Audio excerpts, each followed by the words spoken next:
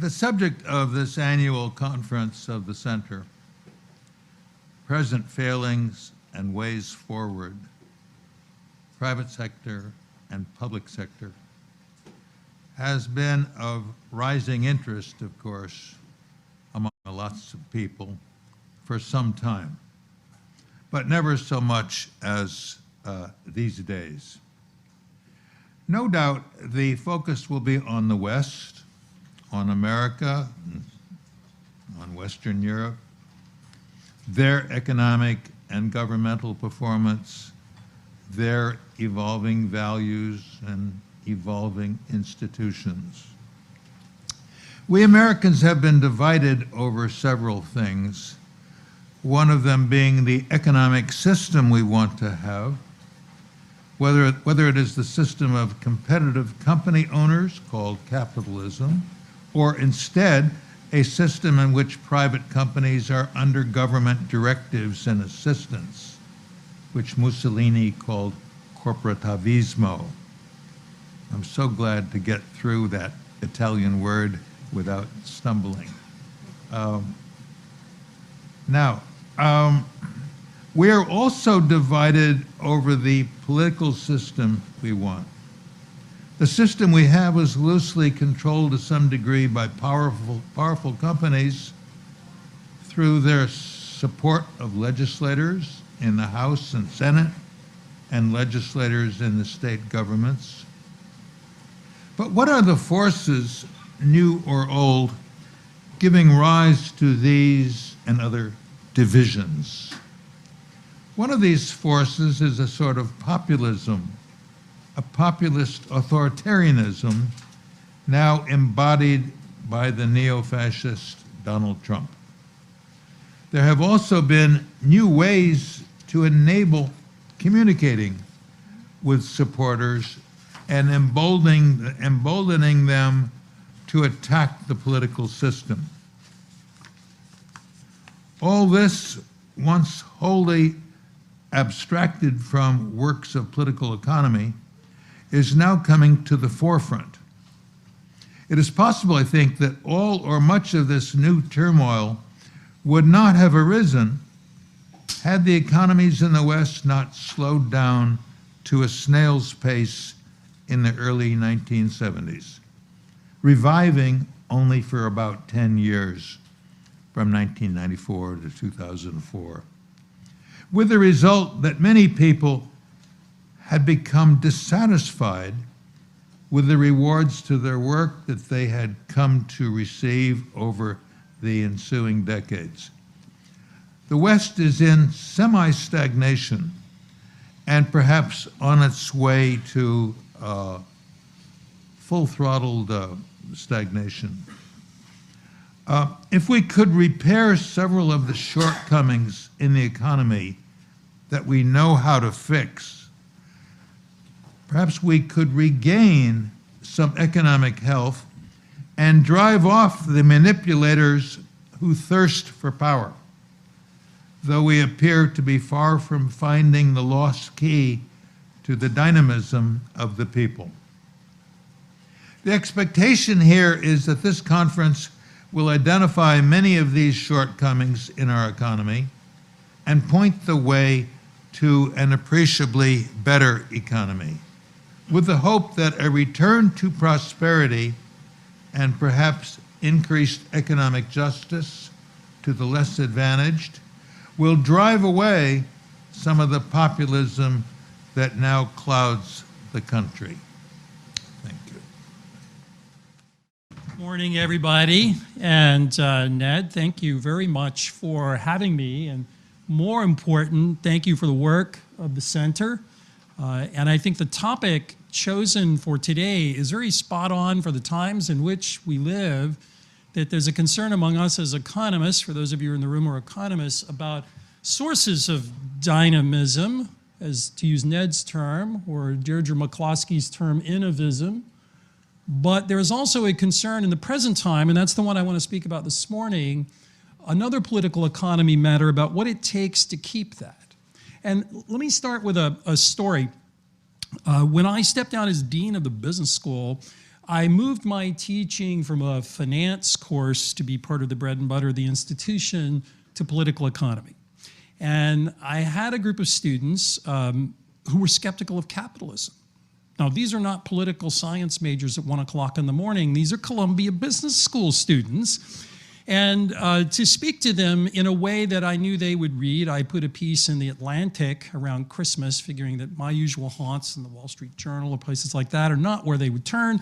But I put it in the Atlantic, and I reminded them in class of the Monty Python movie, The Life of Brian, where the protagonists are saying, what did the Romans ever do for us? And then they list all the many things the Romans ever did for them, and said, hey, maybe it's not so bad. And so I said, that's capitalism. Of course, the problem for me was only half of the students in the room had ever even heard of Monty Python. There was a generational moment at that time. But I raise this story with you because my student skepticism is not what the media thinks, nor is it what politicians think. This is not a serious debate about capitalism versus socialism, which is what you commonly hear about, but rather, to the point of Ned's conference today, things that capitalism isn't doing to bring everyone along for the ride.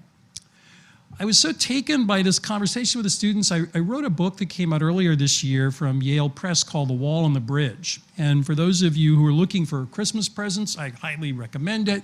Thousands of copies are available for you. The Wall and the Bridge is a love letter, a paean to Adam Smith, in a way I'll make clear the idea that economists really do know what to do here if we move beyond our neoliberal fashioning that we often take on with students. Now, to begin, here's the challenge. The whole dynamism agenda of Ned and this center, in fact, relates to growth, as Ned said in his opening remarks. And it's not a surprise that many economists, including me and some of my work, have focused a lot on growth. Bob Lucas, like Ned, a Nobel Prize winner in economics, once famously said that even small changes in growth matter the world. It's why economists spend the time there. The stakes are even larger. One of my teachers, Ben Friedman, made the point in a book called The Moral Consequences of Economic Growth that growing societies aren't just more prosperous. They are more moral, they are more stable, they are less racist, they are less anti-Semitic. We all have a dog in this fight. Here's the problem. It's not just my student skepticism for capitalism.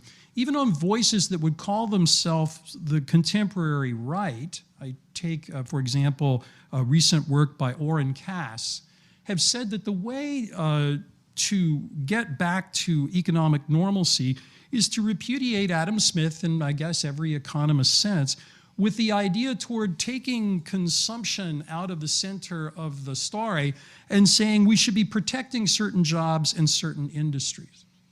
Now, the way in which I think economists must re-enter this debate is to remind the general public what we know, which is think about a coin. Coins have two sides. And so when we talk about growth, that's a great thing. It's the heads of a coin. But no serious theory of economic growth is linear and incremental. It's very disruptive. The tails side of the coin is always disruption and change, and that's where the politics starts. For many Americans, for many people in industrial economies around the world, they have been experiencing the changes in recent decades from two tectonic shifts that we as economists celebrate. The most important, although not always the most covered in the media, is technological advance, and the second is globalization.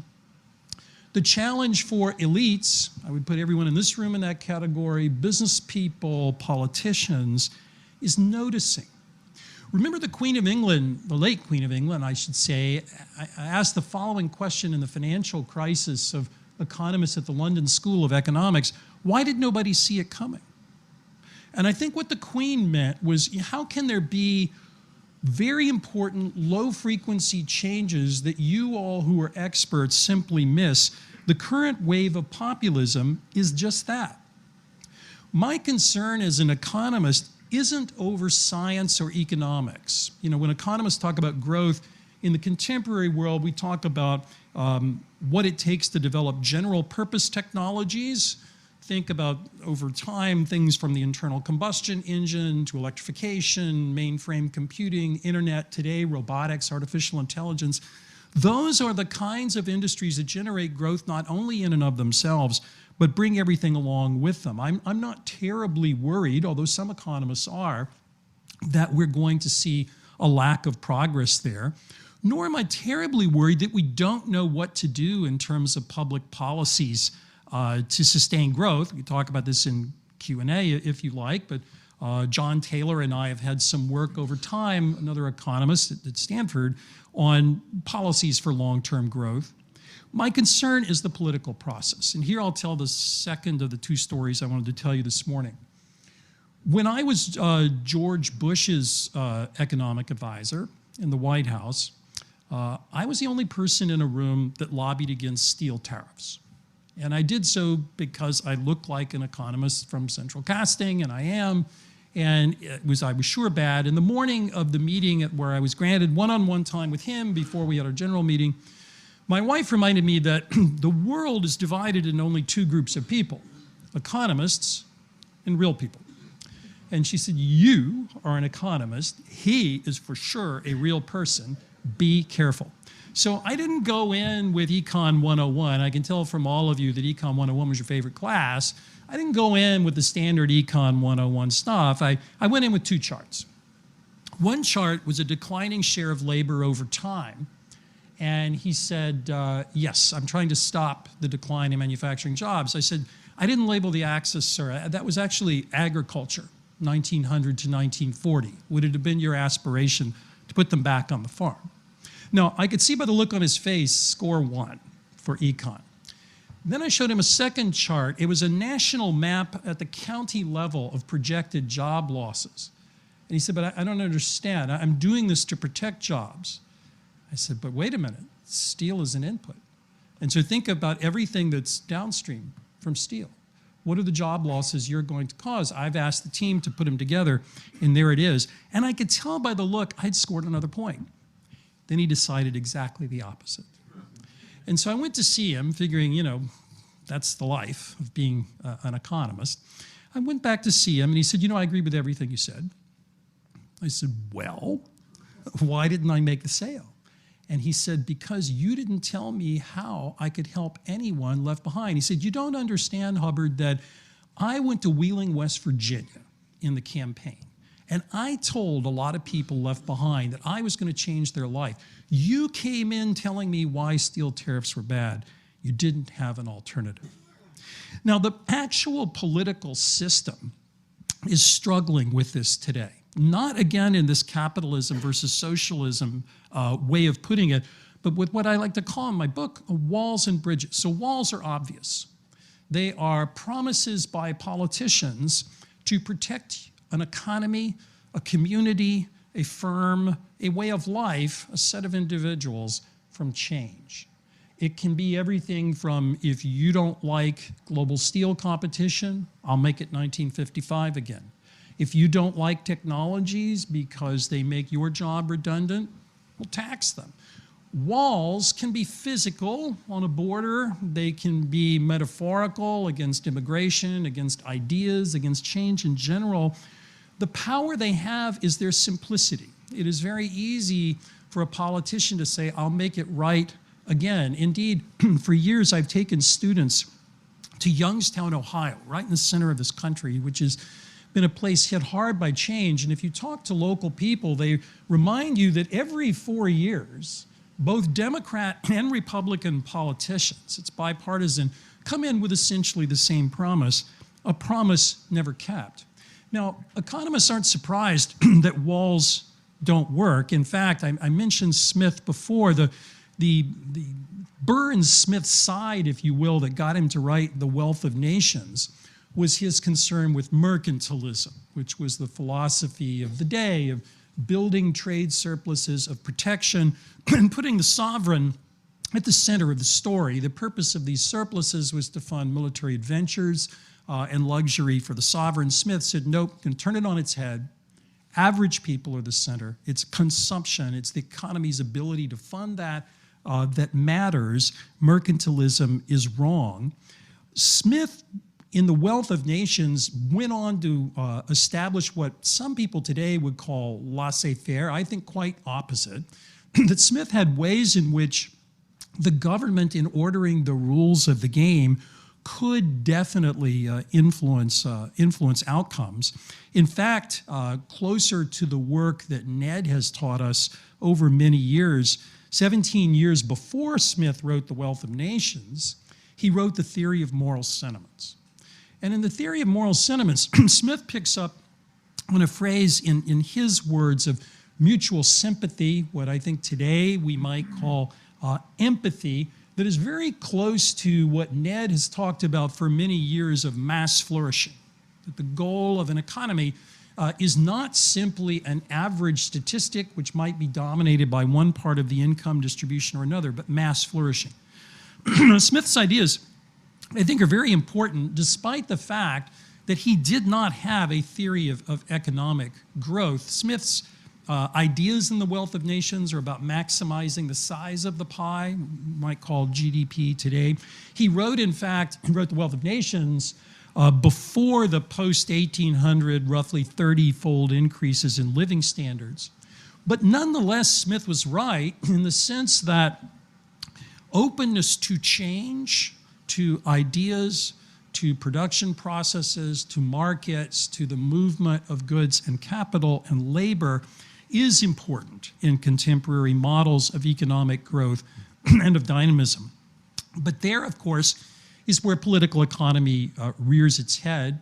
And one guy's corporatism, the fascist agenda to which Ned referred, where companies would try to use the state for protection, but another is political invitations to individuals, to communities left behind to join. In fact, as Raghuраjan and Luigi Zingales have reminded us, the coalition of firms left behind and people and communities left behind can be quite powerful and quite toxic in politics. Now, here's the rub.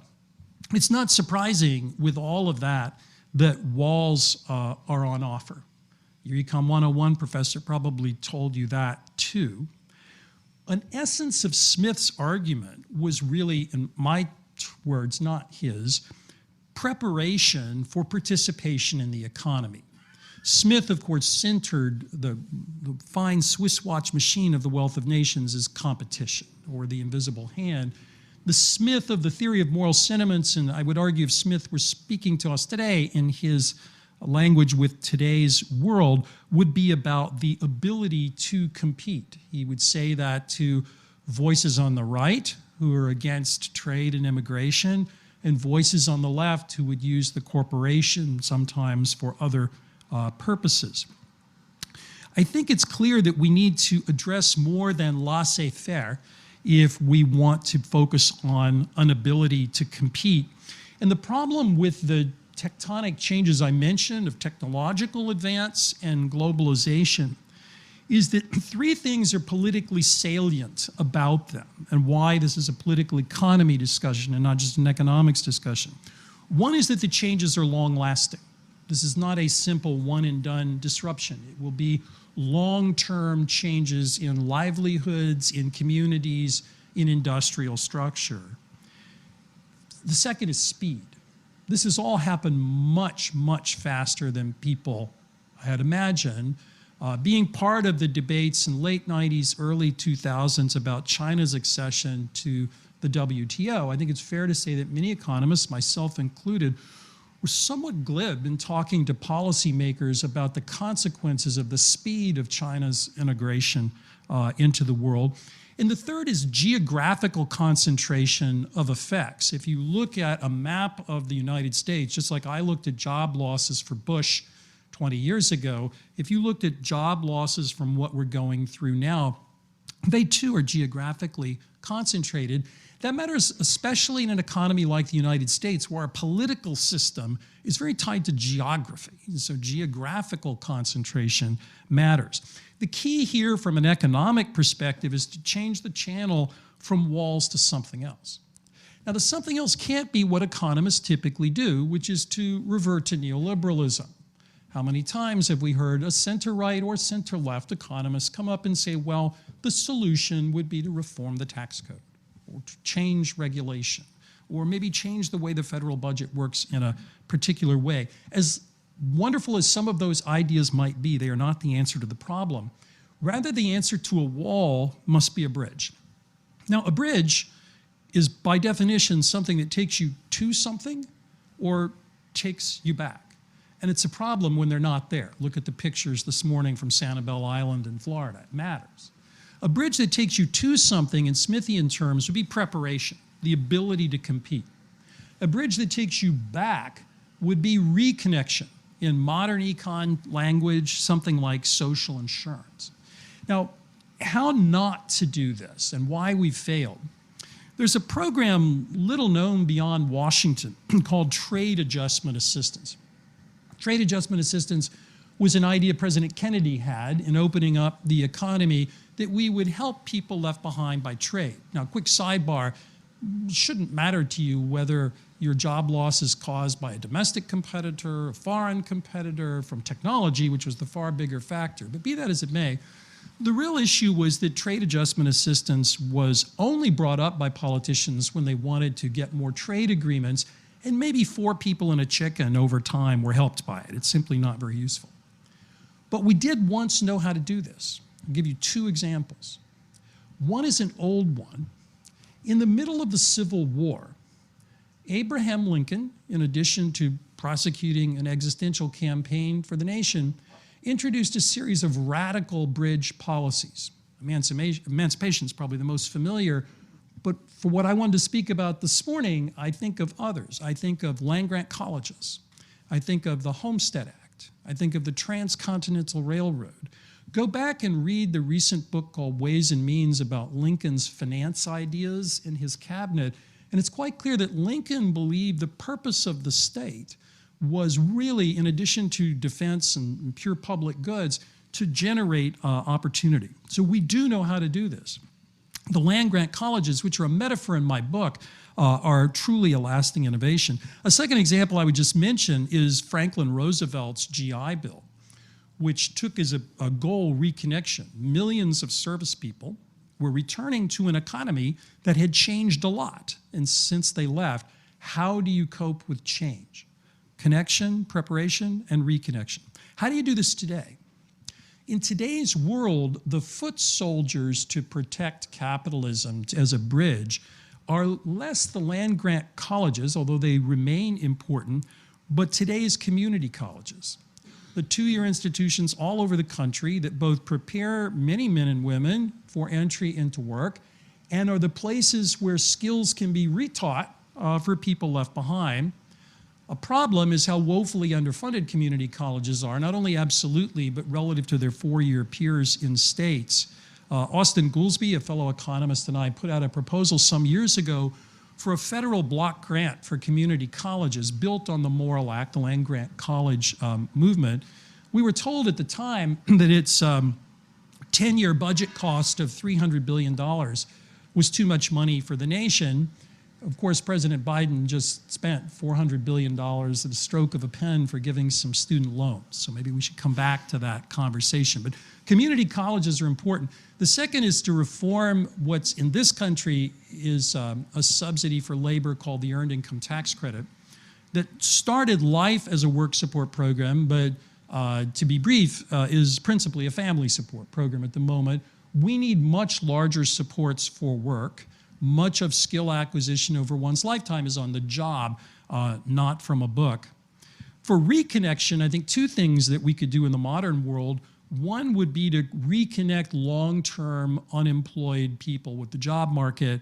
The book I talk about a proposal for so-called personal reemployment accounts, devolving the money we spend on training and reskilling more to an individual level.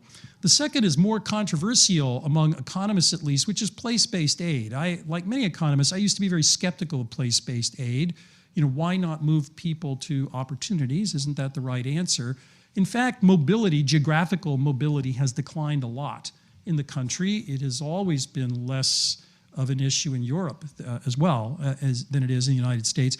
We need to think about smart place-based aid, and there are a number of economists who have ideas there. I would also mention that business has a role to play here. When I speak to business people, business leaders about problems like this, their idea is if government is dysfunctional, why are you talking to me? I can only get in trouble by weighing in on this debate. I disagree. The reason I disagree is I think many business people take support for the system as given. Go back to where I started with my MBA students. They take it as a bedrock that people support the market capitalist system. We're just disagreeing around the edges about the marginal tax rate. I think we're in a debate much more fundamental, and business people have a dog in this fight. And the second is the government itself has to get serious about this. You know, while we do have agencies in the government that coordinate on national security and on defense, we don't have that coordination really for problems like this in the domestic economy. And I think it is important to do so. To go back to where I began, I think that the people like my MBA students who doubt the benefits of capitalism actually do in many ways see that government policy has helped the system's survival. Limits on monopoly power have preserved competition. Government spending during crisis has forestalled greater catastrophe. We've seen that in recent years. But what they see missing, because likely it is missing, is evidence that the system can generate Ned's mass flourishing. I think they're looking for, and we should be looking for, proof that it can work without leaving people and communities to their neoliberal fate. Businesses, I hope, keep pushing for the positive forces for change. Without that, go back to my coin, without that growth won't happen. Business definitely has to support technological advance and globalization. But if business people, and even center-right politicians who may go along with them, want even my MBA students to go along with them, they'll need to embrace a much bolder agenda. So political implications, I think what's facing us isn't a science or an economics problem. On the one hand, that makes it sound easy. We don't have to invent a new general purpose technology. We'll wait for one. But on the other hand, it's hard. Political economy problems, culture problems are hard at their core relative to science and relative to economics. What we mustn't do is abandon pro-growth policy, because if we throw away the disruption, we'll throw away growth. Nor should we focus only on limited government neoliberal answers. What we should do is think hard about preparation for and reconnection to work, a theme that the center, and Ned in particular, has stressed for many years.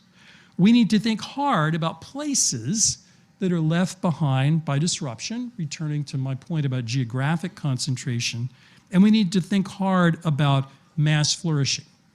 If we don't do this, what follows is either an agenda from the left we may not like, or a corporatist agenda from the right we may not like.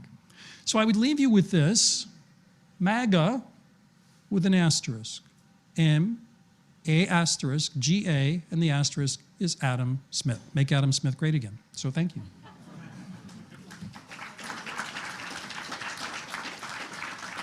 I think we have time for questions, or? I guess we should go by the timer. Can you Okay, do that? it's a little over 5 minutes, so Yeah. Ned has granted me 5:50. Take 3 or 4 minutes. You folks haven't had enough coffee. Yes, sir. Over there.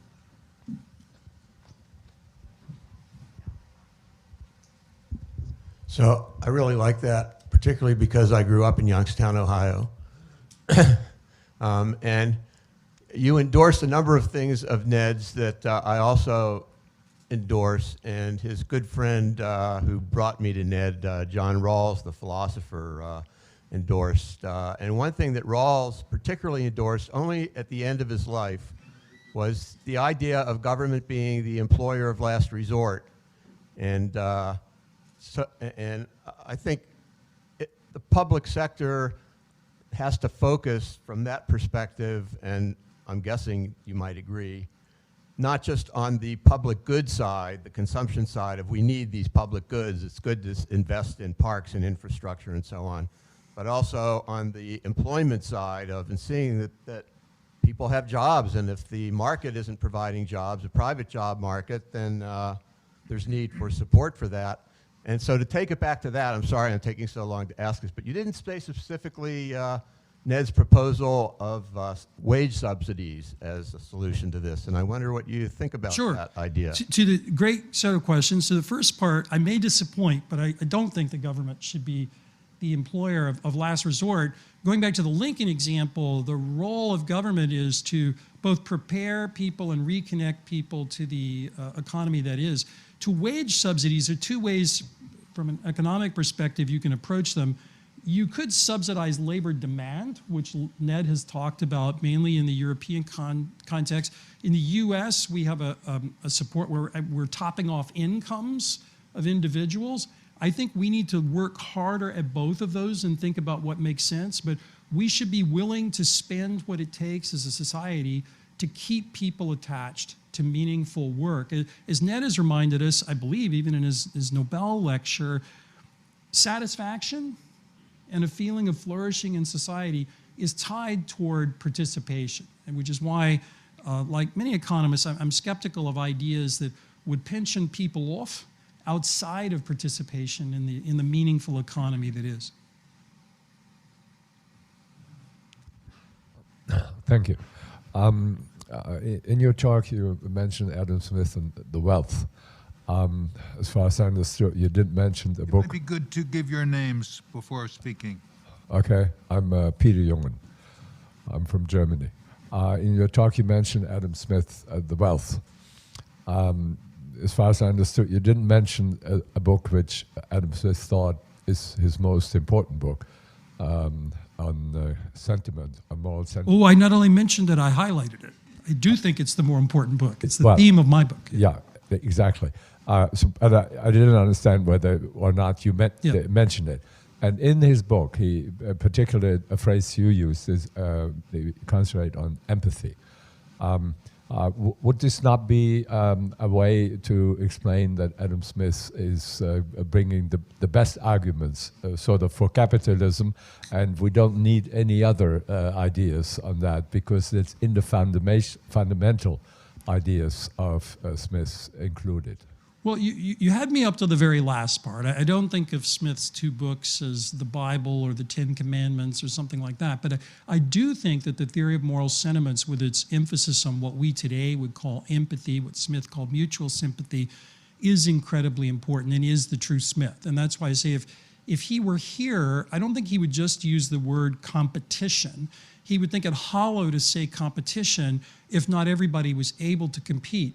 In some sense, the self-taught Lincoln, who I don't know if he'd ever read the theory of moral sentiments or not, got that idea about opportunity. And that's what's missing in a lot of our political debate today, and why I worry if we, as economists, default into talking about capitalism versus socialism, we're missing the real debate, which is about bridges. Yeah. Christine Helmer, Humanities Professor at Northwestern University. I'd love to hear your thoughts on the role of social media and the news in shaping bridges and walls, because I think your model is going to be complicated by the sort of algorithms that are being produced in order to divide the country. It's an incredibly good question. Every politician that I talk to about these ideas starts there and says, you know, I really like it, but you don't have a bumper sticker. You don't have a soundbite. You know, when Donald Trump, who I guess isn't a friend of Ned's, I gather from the opening remarks, when Donald Trump says build the wall, we kind of know what that means, right? It's not just an expression of three words. It is a view, a way of thinking. Bridges have to be explained. So I think that's where the rubber will meet the road. Now, the good news is there are places in the country that have gotten this right. So in the book, I talk about a series of case studies. Youngstown, sadly, isn't one of the places that's gotten it right, but Pittsburgh has. Much of the state of Massachusetts has. And we can learn from how those leaders and business people are communicating, what channels they're using. to get at this. So I agree. It's a huge question. Part of what has whipped up our current frenzy in politics is the ability of social media to allow people to exist in very small groups, unlike the world in which I grew up, where there were a handful of television stations, handful of major newspapers, and people were closer together. Thank you very much. Okay, looks like I'm being given, at least numerically, the boot, so I'll take that from Ned. Thank you for having me.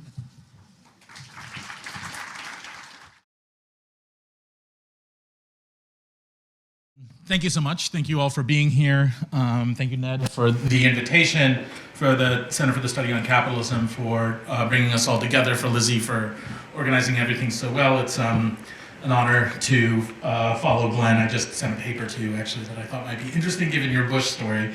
And I'm going to be speaking on similar themes, but from a radically different perspective. And so in some ways, you may get a sense from me what it would be like to be in the room with some of Glenn's students as they think about the problems of capitalism and certain sets of things that we have to answer for. Here, I'm going to speak from my position, both doing historical work and sociological work, and thinking about some of the ways in which capitalism has been implicated in some of the great harms of the last 300 years.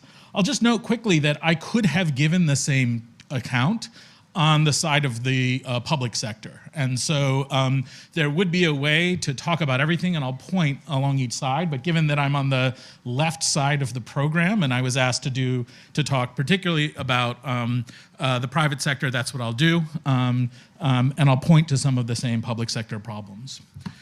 So the first thing I'll note, and this relates to some of Glenn's points about growth, is capitalism's intimate role in the climate crisis. And how, if we were to think about what has happened over the last 300 to 400 years, one analogy we could use is that we dug up a bunch of things that had previously died, turned into fuel and other kinds of things, and we threw them into the air. And in throwing them into the air, we had catastrophic effects upon climate.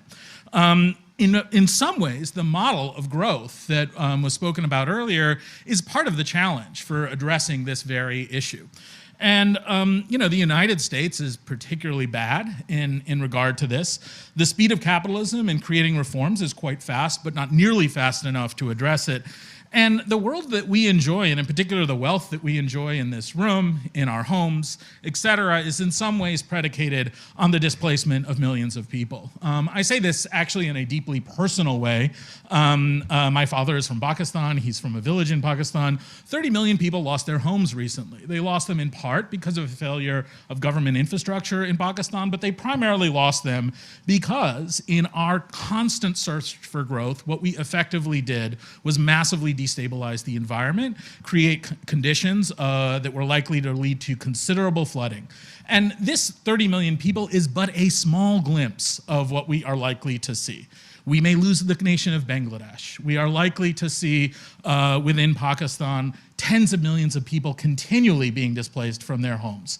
And the scale of this is difficult for us to conceptualize, in part because I think, and this returns to a little bit of the question of Adam Smith, a failure of empathy or what the scope conditions are where we think we have obligations. Well, I'll leave it on this. It's not going to get any better. Just as a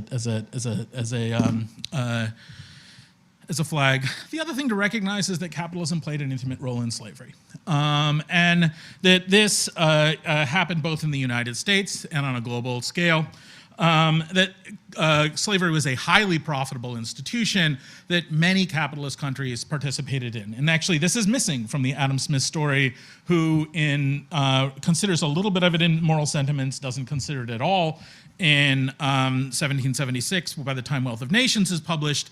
And yet the English economy has profoundly transformed by 1800, basically around not just the slave trade, but the consequences of the slave trade. If you look at the percentage of English GDP that was basically exchanged with Europe, it was around 60% in 1700.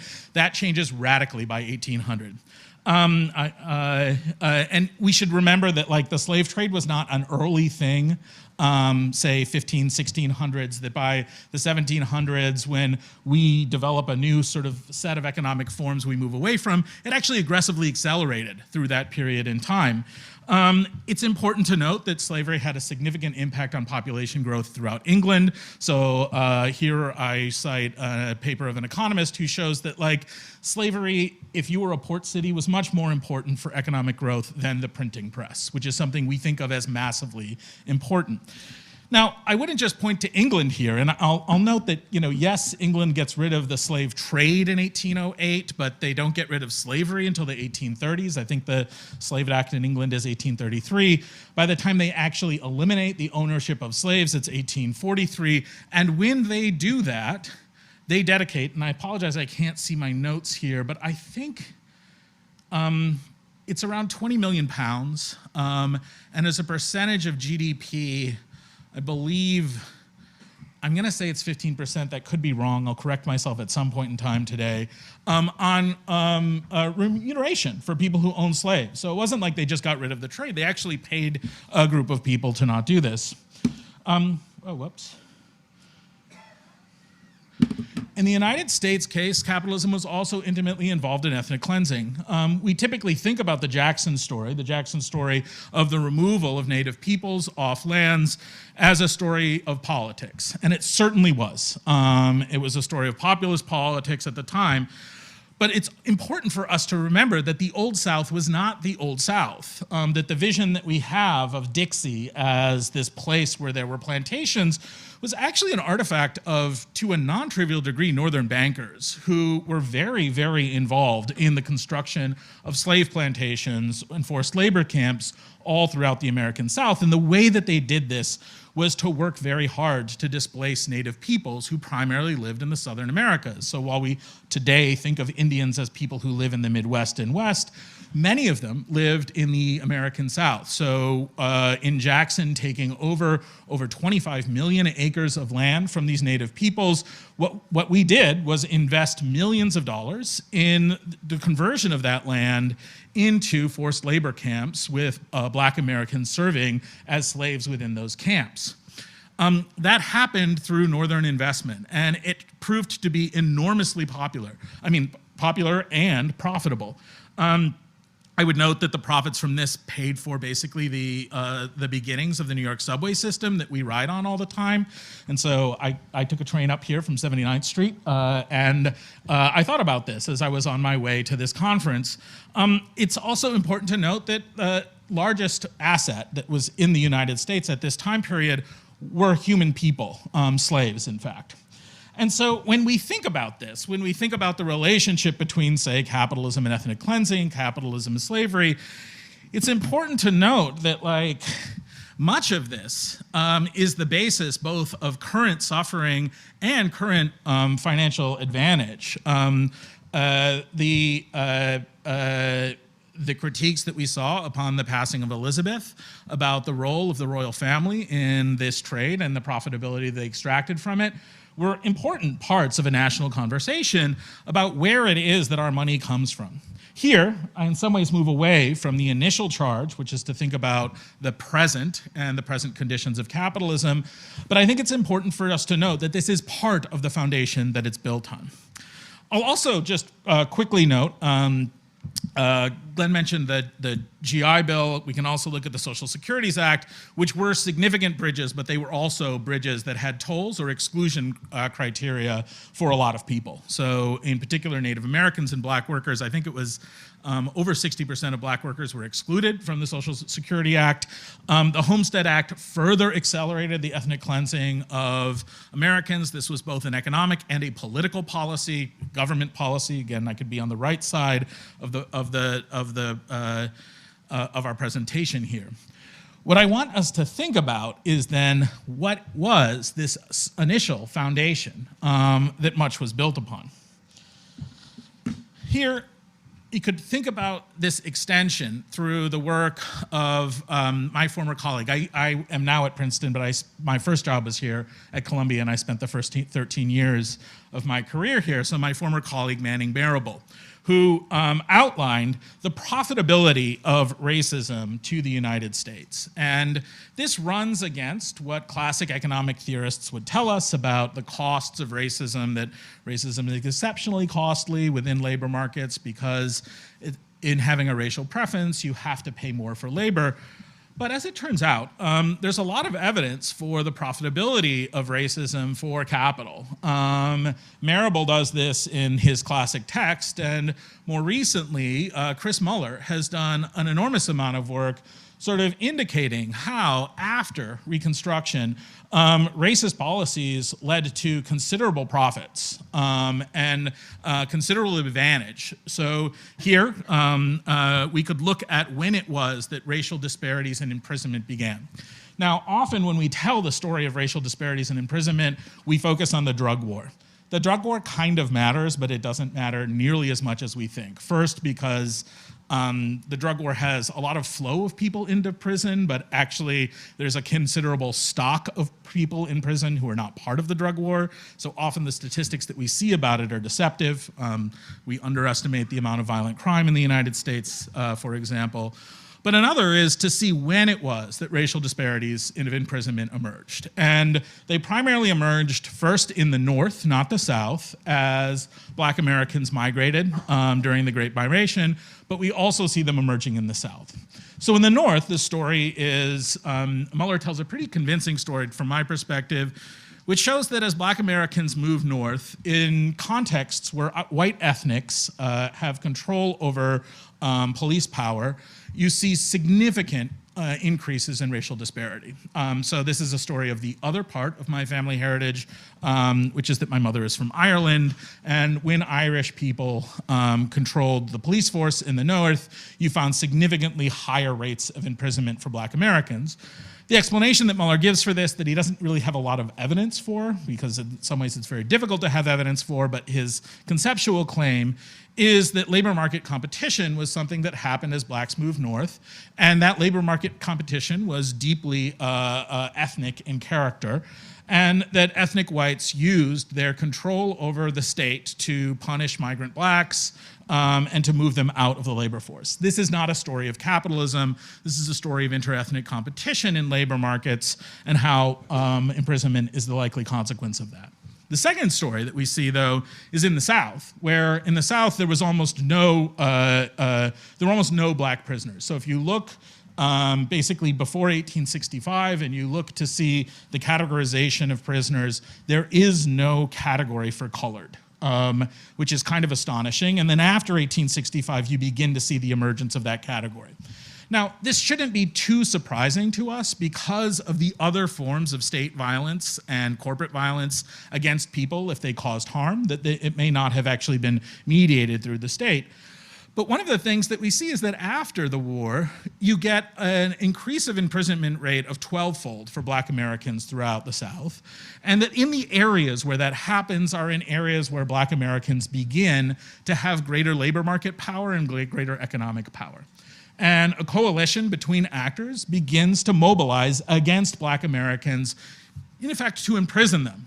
Now, this is a labor market story that involves working class ethnic whites, elite Northerners, elite Southerners, the role of the state, but also an interest in cheap labor, which these racial stories are an important part of.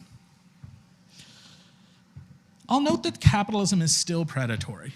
And that when we think about this account that I've just given you, you could be like, it's very easy for us to be like, yes, we engage in ethnic cleansing. Like there used to be 5 million Native Americans. We got that number down to 250,000.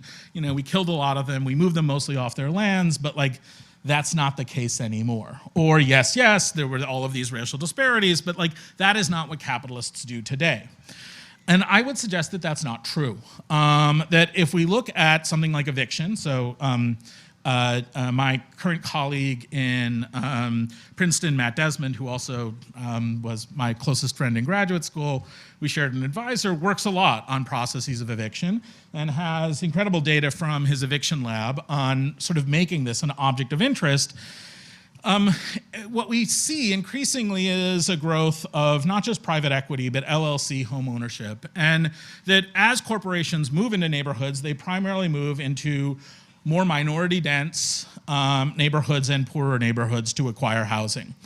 And there's a lot of evidence of the negative harms of this. Some of the negative harms suggest, and I'm just going to have to read from here, I apologize to look down, significant rent increases over time, significant increases in fees, increases in eviction rates on considerable orders of magnitude. The number of tenants who fall behind increases, and a recent set of research not done by Desmond but done by Travis showing that there's a significant decrease in investment in homes as corporate entities buy them. So this is just looking to see, in some ways it's an ecological account, but it looks at how many permits people look to gather as they in different neighborhoods, and then looks at the proportion of not just private equity, but LLC-owned homes in those neighborhoods. And what you see is significant declines in permits for doing renovations to homes as LLCs buy these things. And so here, again, we have a kind of story of predatory capitalism in primarily poor and minoritized neighborhoods. The story, some of this information comes from a recent House Finance Committee report. That report focuses primarily on illegal evictions during the eviction moratorium during COVID. And that tends to be sort of the major part of the conversation right now. And, yes, it's terrible, 77,000 to 125,000 people who were evicted in this time period when they shouldn't have been. That's obviously a problem. But actually there are some larger problems with the way in which this institution tends to be considerably predatory. I'm going to go here through some really well-trodden things. This is a recent CBO, Congressional Budget Office, account of, if you look at family wealth in the United States and what's happened since, I'm going to look today from both 89 or 87 and 76, I think. This basically shows that the bottom half of the United States only owns 2% of the total wealth in the country, and that it's dropped from 4% in the 80s, and that the top 10% has grown considerably in that time period. More specifically, and I would say that the CBO's report is actually pretty bad here because they look at averages, and we shouldn't be looking at averages. We should be looking at medians. It's not conceivable that the top 10% average is 6 million. That's clearly wrong. Or rather, the tail is really pulling this considerably. But we see a dramatic story here in what's happened. And I would say it's important, because I suspect, even though there's a lot of economists in the room, Suresh Naidu's work has shown that, I think the econ profession is 80% Democrat. So, most of you are pretty liberal. This is a bipartisan story, and I'll show that again and again. It doesn't matter who's president, it doesn't matter who's in Congress. We can't just say, oh, the Republicans and what they've done to the tax code. It's been a range of actors that have produced this fairly consistent outcome. And in fact, I'll show you that wealth disparities increased the most considerably under the Obama administration. And if we look at the Obama recovery from the economic collapse in 2008-9 through 2014, we basically see that 108% of the recovery goes to the top 10% of earners, which is to say that not only did they get all of the recovery, they got some from other people as well. The other way of looking at this is the classic Piketty-Sias distribution. And there's all kinds of issues with this. I'm going to address one of the issues, which is conditional tax transfers and other things within it. But if we just look at the top, the median, the middle 40%, the average person, the bottom 50, the top 1, the top 0.1, the story is really dramatic. I'd note here that recessions tend to be equality building events. And if we think of recessions as equality building events, we might then wonder a little bit about equality as a measure all the time. But nonetheless, it's important to recognize that that economic growth since the 70s, really since 1974, has been disproportionate in income growth. And you might be interested, well, what about wealth? Or what if we take into account other forms of tax transfers? So what happens to that number of the bottom 50%? It doubles. So you can look to see a different kind of thing for income growth, taking into account taxes. I'll just note that actually the income of the top 0.01% increases from 528% to 533%. That's because if anybody here owns your own home, and you have a mortgage, in all likelihood, you get more housing support from the government than anybody who's poor. I certainly do. I own a home in Princeton, and the tax benefits that I get from that house are considerably more than what any poor person gets for their housing benefits just out of a mortgage interest deduction. Until the Trump administration got rid of SALT, there was also additional ways that people who lived in liberal areas were able to claim considerable shares of taxes and tax transfers, often more than what poor people receive. But this tells a fairly consistent story here, and that consistent story, from my perspective, is a story of unequal development. Now, you may say to yourself, well, this is growth, right? And what we can expect under conditions of growth is something like this.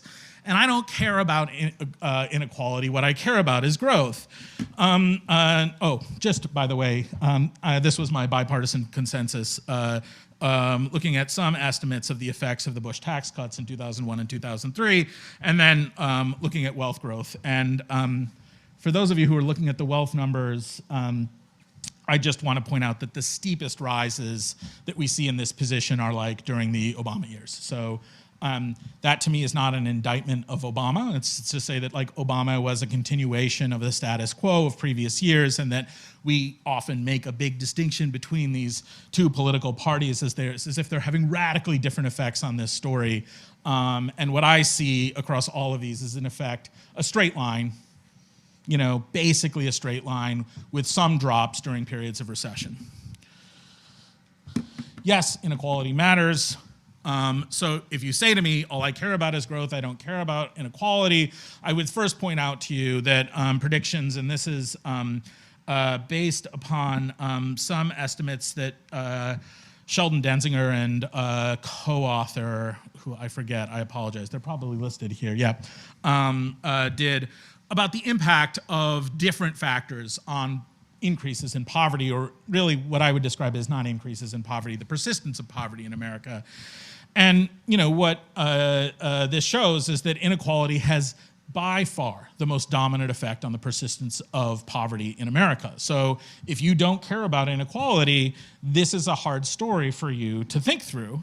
I would also say that if you only care about growth and you think inequality and mobility are things that are unrelated to one another, I would note that if we look in different areas and we look using Chetty data about the impact of the Gini coefficient on mobility, there's a really clear story here for those of you who don't have a background in this. What it basically shows is that as inequality increases, mobility declines.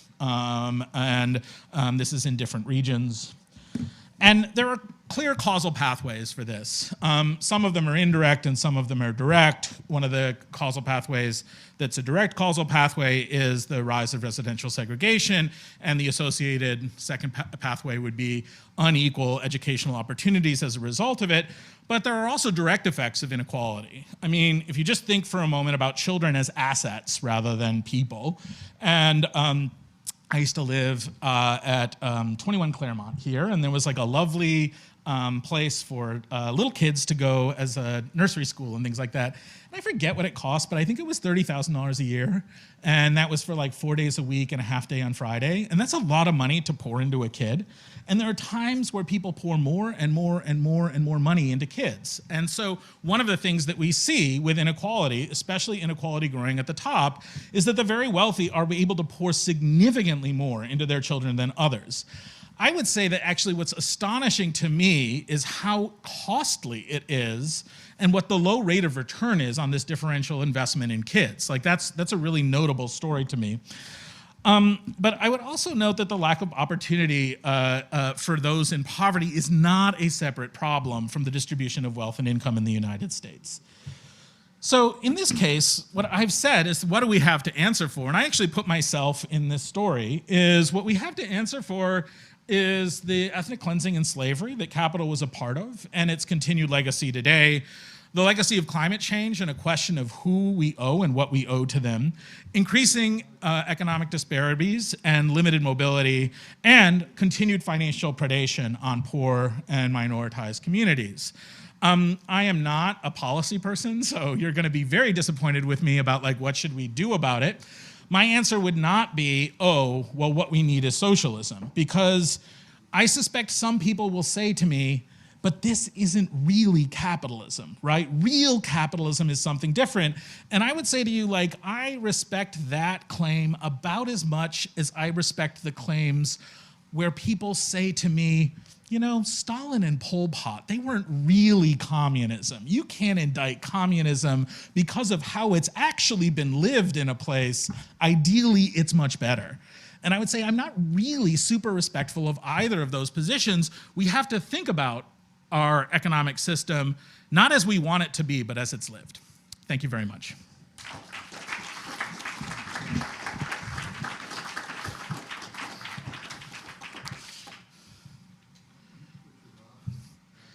I can't quite hear you, but I can repeat. Okay, there we go. Yeah. Thank you. Richard Robb, let me try to give some brief answers to your questions. Yeah. Although we don't set ourselves out to be apologists or defenders of capitalism, but I'd like to try. First, I think ethnic cleansing has been a feature of human life, even before human life, as Homo sapiens wiped out competing species.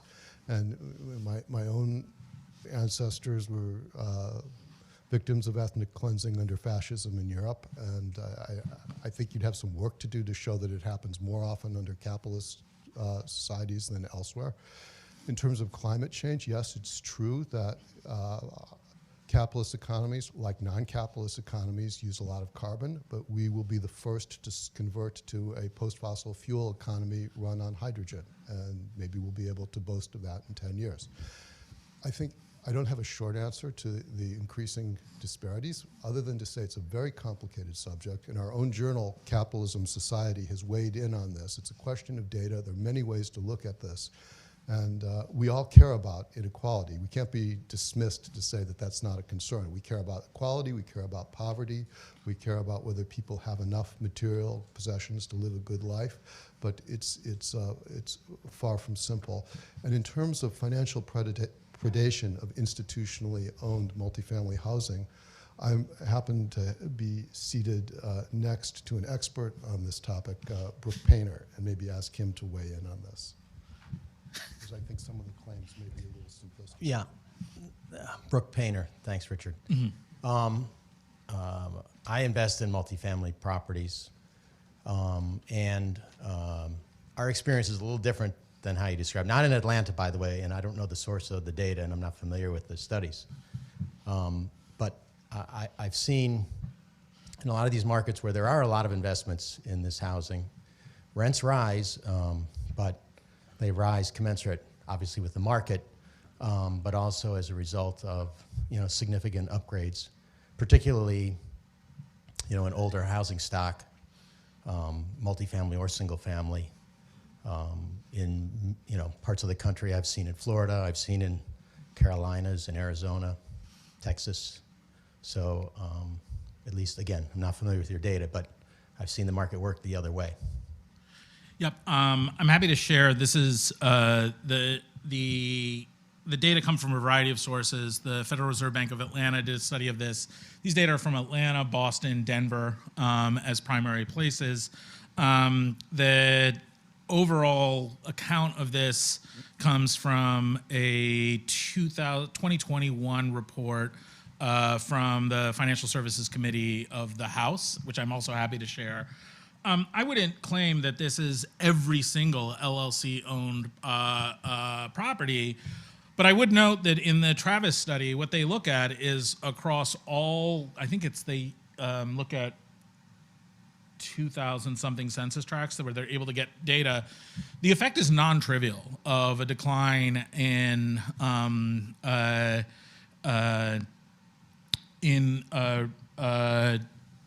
applications for permits to do changes. I would also say that not all LLC ownership is the same, that much of this story has been focused on, in particular, private equity acquisitions and 5 large firms that are doing it. I don't know that I want to reply to the sort of, because I think it's just a difference of opinion, right? Or a different of perspective.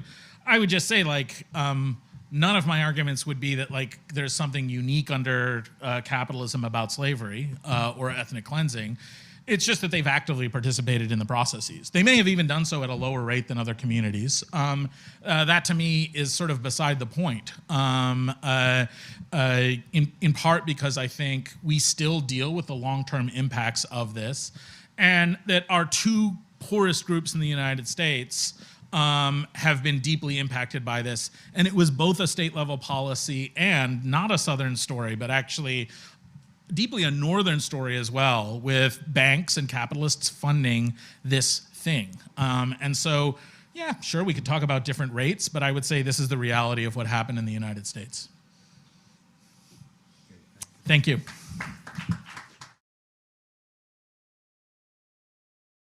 Thank you. I'm very pleased to be here and pleased to see so many of my students in attendance. This is a very fancy title for a 10-minute presentation in the history of, it's called, it's a brief history of attitudes towards work leading to Phelpsian modernism. So I should be careful to talk about ideas of this scope in such a learned audience. However, it's a subject I've wanted to explore and present to this group for a very long time, and there's no time like the present. So let's begin at the beginning with Aristotle, who, as we know, observed that humans are unique and engaged in rational thought. That was our specific purpose. It distinguished us from the animals. And he said citizens must not lead the life of mechanics and tradesmen, because such a life is ignoble and inimical to virtue. It was the life of the animal, dealing with base needs. The second stream in the ancient anti-work movement was from Christianity. In paradise, you didn't work. As punishment for original sin, you had to work. And I believe that that is not a feature of the Judaism or Jewish theology, which would see work as an opportunity to fulfill God's purpose in the world. It's unique to the Christian tradition. Now, that was carried forward into Western civilization, not because people read Aristotle's Politics or studied the book of Genesis, but through the vehicles of the church and of the aristocracy that looked down on work. And then fast forward to the influence of Kantian freedom. Anything that you do because you're responding to an outside force, it means that you're, to that extent, not free. And maybe that anti-work hit rock bottom with Rousseau in arguing that any engagement in commerce was a corruption of our natural innocence. Okay, now it's time to turn to Adam Smith. I think it was a partial turning point when Smith observed that no, it's not, work is not something we do that we have in common with the animals, but in fact, we differ from the animals. He famously said the propensity to truck, barter, and exchange one thing for another is common to men, and not to be found in any other race of animals. Nobody ever saw a dog make a fair and deliberate exchange of one bone for another with another dog. So it's part of our nature, but it was non-judgmental. It was just something that we did. And as economists, we carry forward the neoclassical view, many of us do, who are not under the influence of Ned and his ideas that consumers maximize household production. They work in order to gain resources that they combine with leisure and consumption, and therefore increase their welfare. Now the turning point was the early Marx. And I've been reading this Marx and Engels over the summer, and there are moments where I feel like it comes right out of mass flourishing. Marx pointed out, unlike the animals that only work in response to some immediate and physical need, humans consciously engage in production. And as he said, Smith had no inkling, and this is the Grundrisse, whatever, that overcoming of obstacles is itself a liberating activity, and hence a self-realization, hence real freedom, whose action precisely is labor, freely chosen.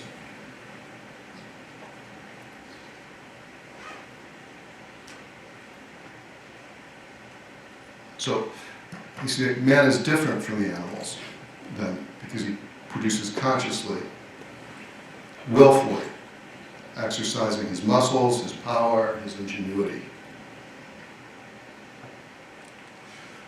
But in its historic form, as Marx diagnosed the problem, labor in the 19th century, labor on the production line, did not deliver the good life, as we would call it. That he identified 4 forms of alienation.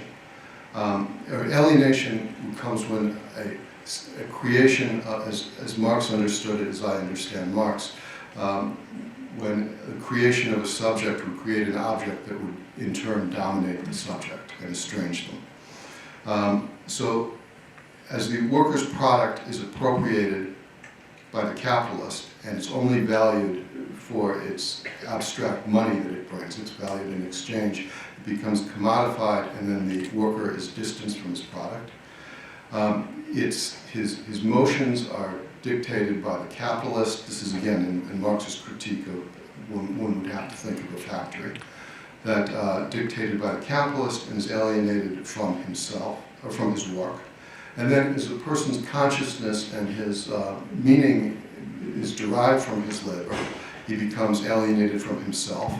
And as his work as a social activity becomes alienated from other people. Now, Smith actually had one time where he commented on this. It was pretty extraordinary. He said, in the progress of division of labor, production line, he said, the man who spent his whole life in performing a few simple operations will this will naturally corrupt the courage of his mind. Now, this is not necessarily a problem for the worker in Smith's analysis, but it means that he will be unfit, to serve in the military, to do anything other than these few simple tasks. And he actually did say, I don't remember the exact words, but he said the government should take pains to prevent this from happening. But it was just one remark in the Wealth of Nations. And, the solution was certainly not for the workers to own the means of production. That was not what Smith had in mind. It would be fixed by changing the nature of work.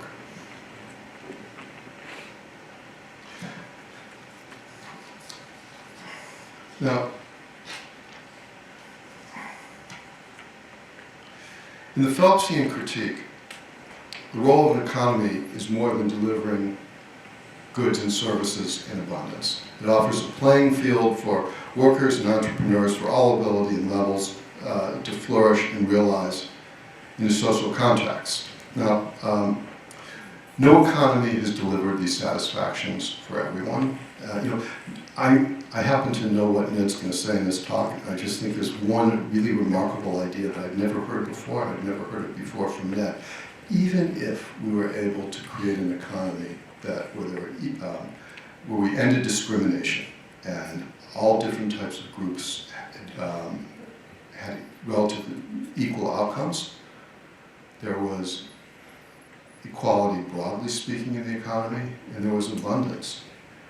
And rewarding work for broadly for workers, where they could derive meaning in the workplace, it still wouldn't be, there's still one group that would be left out, those who are less able.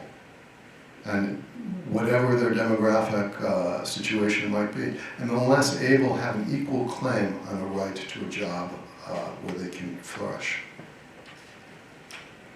Sorry, Ned, that's just too good to keep it in. You know, part of Ned's contribution is to analyze what are the conditions that lead to a dynamic economy that creates these opportunities for meaningful and rewarding work. And there's also plenty of evidence that this also leads to innovation and greater abundance, but that's really besides the point. Even if it didn't, it would still be desirable for its own sake. So I would, to make the point that I want to make is the Phelpsian critique ought to occupy its place if we get right to the early Marx and then recognize that we can that we can provide work that will be valued in and of itself, but it doesn't require the Marxian solution of workers overthrowing the capitalists. That there's another way to do it, and that it can be done through the propagation of modern values and all of the other policy recommendations that we discuss here. You know, I think some of the evidence is not bad right now. Here's the use of the term inclusive work environment. So some of this is catching on. I think people understand now that work ought to be more than just sacrifice of leisure in exchange for wages. But neither is the evidence all good. There's a modern anti-work movement which is blossoming. And, you know, I think it's a dead end. In contrast to the hopeful vision of Phelpsian dynamism, it instills values that will serve its adherents poorly. And it doesn't even hold out the promise of a communist revolution that everyone knows by now is not going to work. So instead, it just degenerates into kind of nihilism. So, returning to a hopeful stance, I'd like to introduce Grace Nguyen. Grace is completing her PhD in sociology at the University of Wisconsin. Her fascinating dissertation covers a lot of ground, but one aspect that's relevant to us is an up-to-date, on-the-spot characterization of how service businesses today can provide a rewarding work in which workers can flourish and find meaning on the job.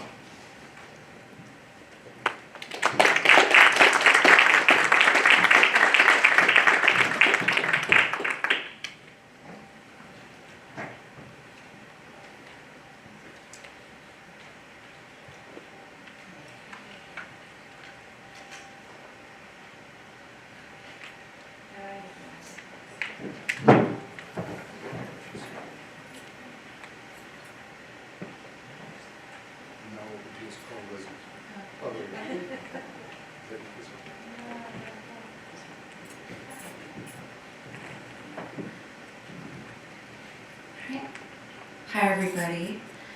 I am very happy to be here to share with you all my work on the construction of the regular in a service setting. This will be a microanalysis of social interaction in the workplace. So first, I'd like to outline what I'm going to discuss in the next 15 minutes. First, I'll share with you how I became interested in the regular. Then I'll briefly describe my methods. And next, I'll outline the process of co-construction, of the regular. And then I'm going to focus on one of these processes in more depth. So I currently live in New York City, where I spent 6 years working in a fine dining restaurant. And in this restaurant in the study is what I refer to as downtown. I started as a host when I was first hired and became maitre d' 3 years later. A large part of the job as maitre d' is managing guest relations, which is everything having to do with how we interact with guests over the phone, via email, and face-to-face. When I started to work at the restaurant, I began to learn who the important guests were. Most restaurants call them VIPs, Another name for them is PX, or person extraordinaire. They can be chefs or others who work in the food and beverage industry, friends and family of the chef, actors, politicians, and regulars of the restaurant. And every restaurant has their VIPs. So I became interested in one particular group of VIPs, the regulars, because I noticed how much energy the staff devoted to them every time they returned to the restaurant. They're economically important because they're consistent revenue for the restaurant. Through word of mouth, they are great ambassadors of the restaurant's philosophy, bringing in their friends to dine with them. And regulars even increase the morale of the staff when they come in because the staff loves seeing regulars return. So I started to think about regulars and how one became a regular, and that became the central question of this study. What is a regular and how is one constructed? So I theoretically ground my argument in symbolic interaction theory, and which I'll discuss a little bit later. And I argue that a regular is not a fixed, predetermined category of patrons, nor is it a label given to oneself based on number of visits. Rather, a regular is a status that confers special benefits, privileges, or recognition, and one that is enjoyed by repeat customers and jointly constructed out of a series of interactions between different actors within a service setting. There are a few social science studies that examine regulars as central actors within the establishment. And those that do explore regulars view them as a category of individuals that help scholars understand other sociological phenomenon. For instance, examining structural inequality in the workplace, as in Rachel Sherman's work on luxury hotels, or understanding masculinity and desire, as in Kate Frank's study of strip clubs. In the marketing literature, regulars are categorized as repeat customers, who are distinct from first-time customers. These studies identify attributes such as emotions, trust, or commitment as independent variables and study their effects on customer loyalty and future customer behavior. And within this literature, regulars are generally understood to mean a group of patrons who frequent a business regularly. They are a definitive, predetermined category of individuals. This literature has not examined processes that lead to how regulars are constructed in the first place. And my study attempts to do just this. So I took field notes over the 6 years I spent as a participant observer at the restaurant. I conducted semi-structured interviews with two groups of people, those who worked in the hospitality industry and then those who frequented the restaurant regularly, or the regulars. In total, I interviewed 17 employees and 17 diners. So I outline a process where workers and diners co-construct the status of regulars, and I will briefly go over here. The first is making the connection. Second, recognizing and acknowledging guests when they return. The third is learning and maintaining expectations.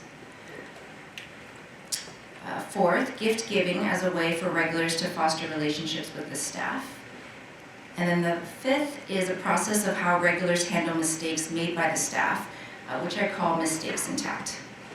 So today I'm going to focus on one process, the process of learning and maintaining expectations, mostly because it's foundational to my main argument of how regulars are co-constructed.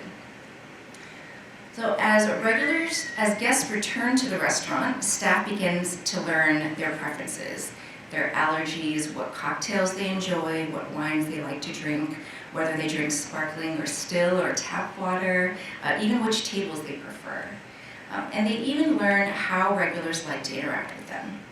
So despite being a fine dining restaurants, the regulars at downtown prefer to interact with the staff in a casual manner.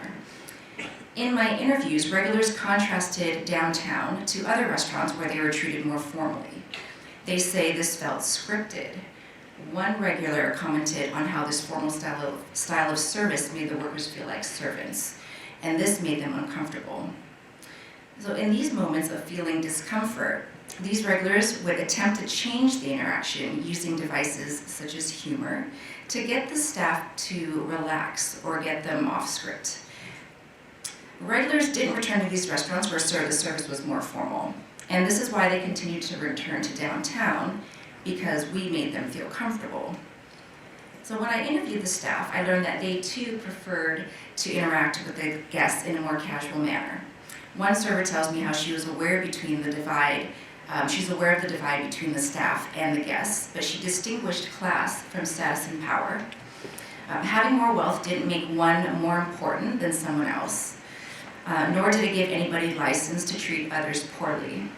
And this was the general sentiment of all the workers in the restaurant.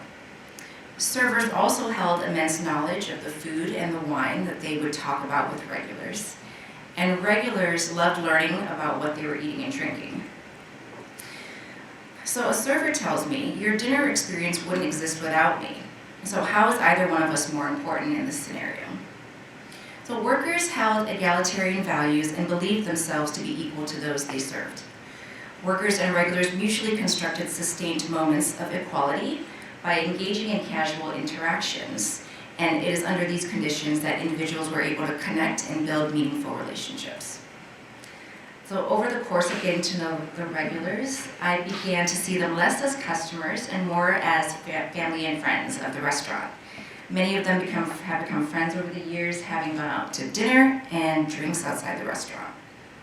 So grounded in symbolic interaction theory, I explore these processes through which the relationships are created and maintained.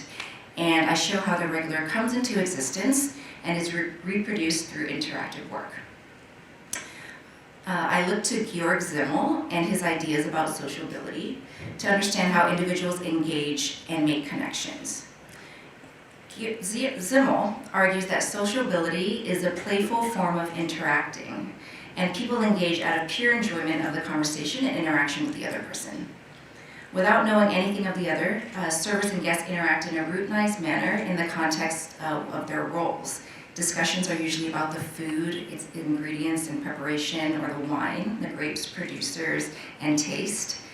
And this sociability can only be maintained when individuals see each other as equals, a bubble of equality in which participants leave social status, education, and background aside. So as regulars and servers, as much as regulars and servers interact in ways that make everyone feel equal, it is workers who understand that things are far from equal.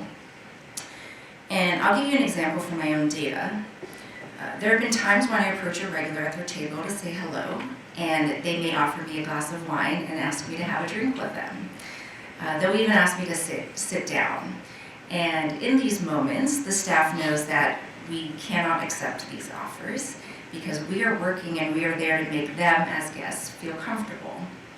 So there's a hierarchy embedded within these relationships that workers have with regulars. And it is through these egalitarian interactions, like acting casually with one another, that gives the appearance of bridging the social distance between workers and diners. And it is under these conditions that this bubble of equality, that workers and diners are able to build meaningful relationships. So the important part of the study is that making connections are more likely under conditions in which those involved in the interaction feel equal. Regulars and workers jointly construct these conditions through interactions, creating an environment that obscures class boundaries and allowing workers and guests to pretend that hierarchies don't exist when in fact they do.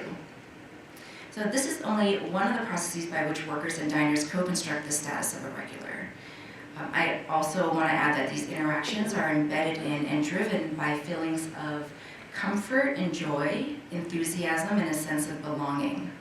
Interacting in this way makes everyone feel good. Guests, particularly regulars, feel like they're a part of a community. And for workers, casual and friendly interactions make workers feel good about service work. Mostly, because at the end of the day, this is all work.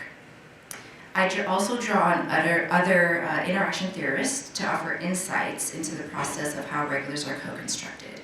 So I mentioned Simmel and sociability. I looked to Randall Collins and his concept of emotional energy to understand how emotions help create feelings of solidarity among workers and diners. From Marcel Mauss, I incorporated his ideas about gift giving and how the act of offering a gift signifies a relationship between individuals. Then I draw on Irving Goffman and his work on interaction rituals to understand how participants use face-saving strategies such as showing tact, to help sustain the interaction and thereby maintain the relationship. Lastly, I'd like to point out that co-constructing regulars isn't just a transactional relationship in a service setting. It is a process through which individuals from different social standings and class standings come together and create a new set of relationships that transcends individual differences. Thank you.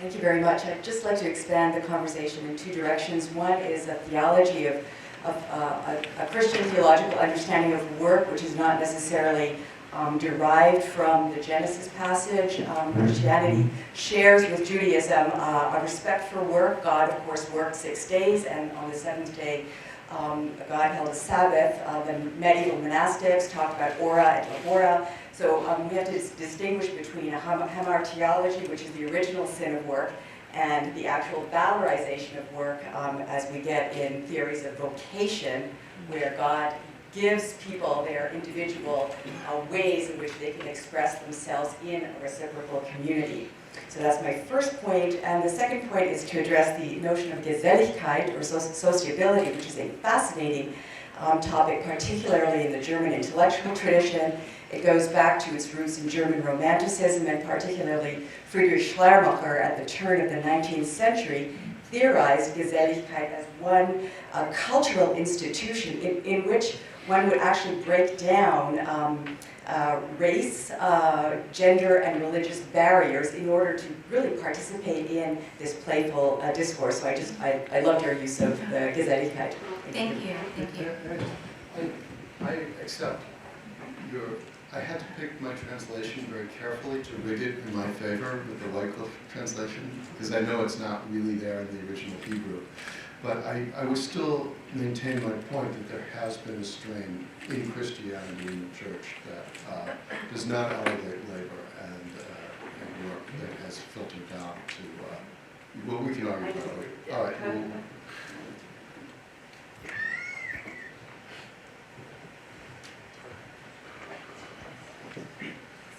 Thanks. Hi. John Haidt, NYU Stern, and I'm also a regular at Downtown. So a question for you, Grace. We've heard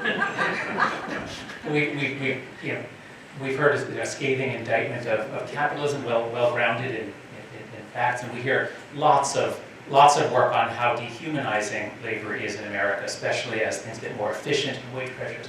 And it sounds like, well, here, if the issue is really just like, are we equals, or are we just kind of like, it sounds like a great place to work. It sounds like relationships. It sounds so humane. So my question for you is, to what extent is the kind of situation you're describing, the kind of culture, unique to these relatively small, high-end places? Or do you think that this same sociability occurs in just your regular sort of mid-tier restaurant all over America?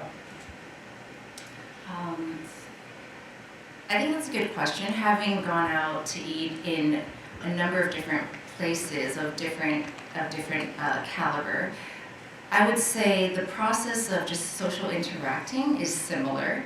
The rules that workers have to abide by vary per restaurant. I would say that people engage, even when you call customer service over the phone and you interact with somebody. I would say the way that the customer service agent is personable and warm. It follows many of the same processes. Like there's some empathy. There's they ask you how you're doing. So I think it happens. This process happens in many different locations. At our restaurant, it's unique in that the managers encourage us to be ourselves. There are other fine dining restaurants, for instance. I know that the workers are not allowed to give hugs to their guests. And I mean, you've been to the restaurant. It's all about hugs and welcomes and things like that. And that's why we have a culture that fits that regulars are attracted to. And other restaurants with the no hugging policy, they have their own regulars. It's just a different style of service. But at this restaurant, the workers are encouraged to be themselves. They hire a particular group of employees who have diverse experiences. This other restaurant, this no hugging policy restaurant, I actually applied there and I wasn't hired. And it was because I mentioned that I was doing a PhD, and the CEO said, we don't hire /servers, which meant a dancer /server, a student /server. They wanted somebody who was committed to the industry.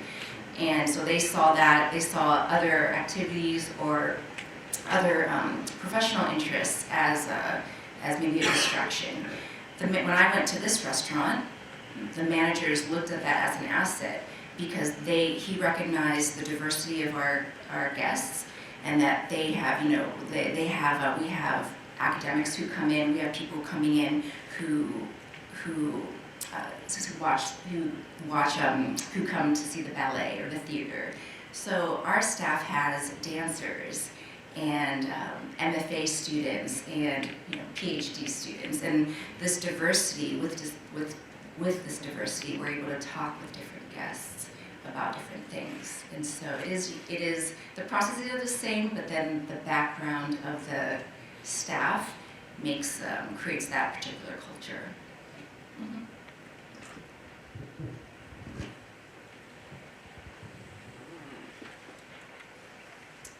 Thank you for that talk, Grace. I'm Margaret Levy, Stanford University, and it's a follow-up really to Jonathan's question.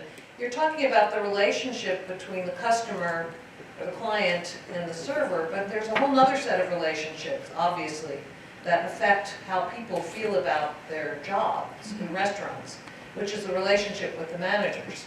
And we know from the fact that workers are unionizing, that they're engaging in sexual harassment suits all over the place. We've got documentation from people like Barbara Ehrenreich, recently deceased, about how demeaning many of those jobs are, not necessarily in the high-end restaurant that you're talking about.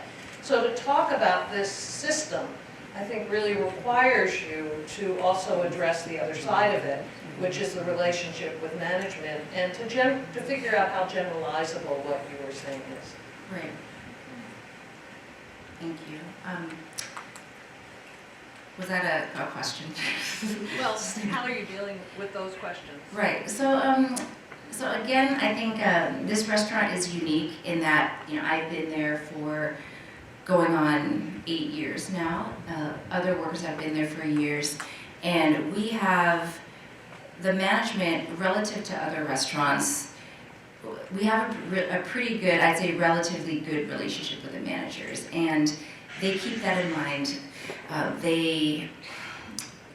It's very unique in that when workers come, they look at money, how much money they would make, and the schedule, because we work long hours, and then the flexibility. So what's important to restaurant workers, I would say, are those things, and then also the restaurant culture. The managers hire people who exude a genuine warmth and who are friendly. And we think about, I know this is a broad, maybe a low term, but the culture of the restaurant. Everyone at the restaurant is really warm and kind and to one another. And so I would say, relative to other fine dining restaurants, we have a really good relationship with the management, and so it's not employee. Although we also have similar disputes as most employees do have with managers in terms of maybe moving up and promotions and things like that. But I don't think it's a traditional work setting. My other point was that I think what's different in fine dining historically is that there has been, perhaps in the past 10, 15 years, the professionalization of the hospitality industry. has shifted such that now workers want to work in hospitality. There's culinary schools. Culinary schools like the CIA used to have just a culinary program, and now they have a front of the house business 4-year program that focuses on front of the house hospitality. There are people who go into the wine industry, and the track is a sommelier. And so people come into the industry, if people want to focus and have a career in restaurants, they do tend to go to high-end restaurants. And then all the other things, but particularly money makes a big difference too. I don't know if that answered your question, but sorry. It is very unique because my case study is 1 and my sample is 1. So.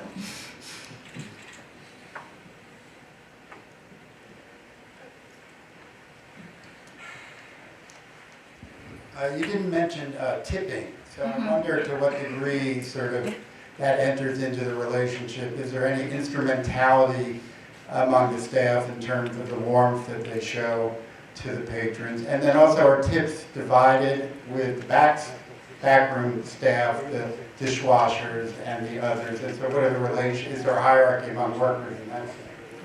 Right. So the tips at downtown are not shared among the back of the house workers.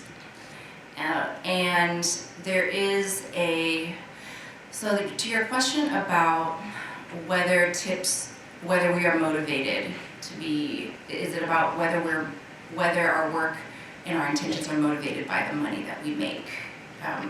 Is that right? Well, partially. I mean, to what degree is that a factor? Right. It enters into defining the Sure. What I found in my interviews is that it's really hard to predict who is going to tip well and who isn't. There are times when you spend a lot of time with guests and you have a great interaction, and then inevitably, you look at the bill, the servers look at the bill, and they tipped, very little, 5% or so. They may be visiting from Europe and perhaps they don't understand the tipping system here. And then there are others where you have a very informal interaction. Maybe the guests were somewhat cold, and they end up leaving 30 or 40%. So what I find is that, at least in my interviews, the staff they can't be motivated by tips, mostly because it would just be, they wouldn't enjoy their work. So the workers at downtown genuinely like hospitality and service work. And it is also one of the main reasons why they are hired. It's whether you want to give people a great experience. And so I find, at least in my interviews, is that tipping is not a motivation. I'm not at this caliber, and mostly because the workers want to be in fine dining, or many of them want to have a future in fine dining and hospitality. So this is career driven.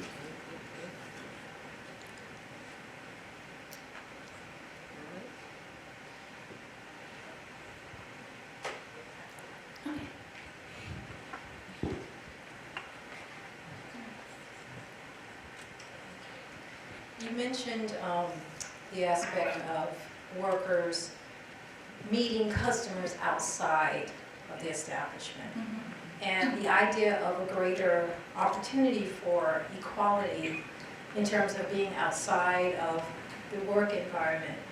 It can lead to perhaps further job opportunities, or even where a client may say, come work with me, let's start our own club. Mm-hmm. I mean, there is an opportunity for equality to manifest itself. Is that true or not?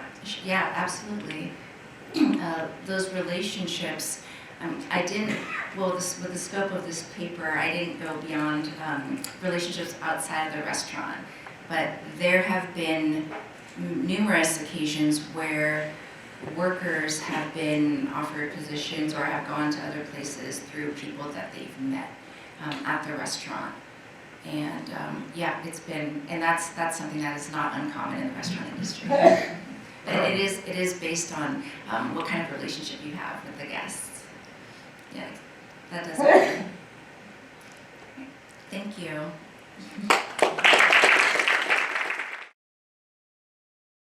I'm John Haidt, as I said, from NYU and Downtown Restaurant. So I've been coming to this conference since about 2015. I love it. I love the variety of perspectives that we get here. Always learn something new, and just to be refreshed on the vision of a good capitalist society as one that creates abundance, mass flourishing, widely shared prosperity, new opportunities, more decency, less discrimination. So to have that vision refreshed every year is something I really enjoy. And my talk today is going to be on two major threats to that. I'm a social psychologist, and my takeoff point is this major technological change that happened basically in the 2010s.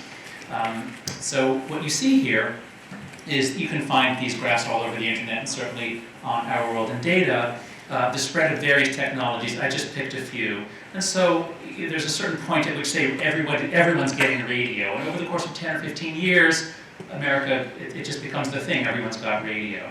And same for color TV. But what I wanted to show here is that the online world that we now live in came in two waves, two very different waves with very different effects. So in the 1980s, people started buying microcomputers, but there's not a lot you can do with them until you connect them up. And once we get the internet, so you see those the blue and the gold bar there, microcomputer and internet, so that's the first wave. And by the end of the 1990s, Americans are very largely, they have a computer at home, they're online through some service. This is a big, big change. Connecting everybody to everything is amazing. And what happens? Mental health is fine, it doesn't drop. Democracy is, if anything, getting better.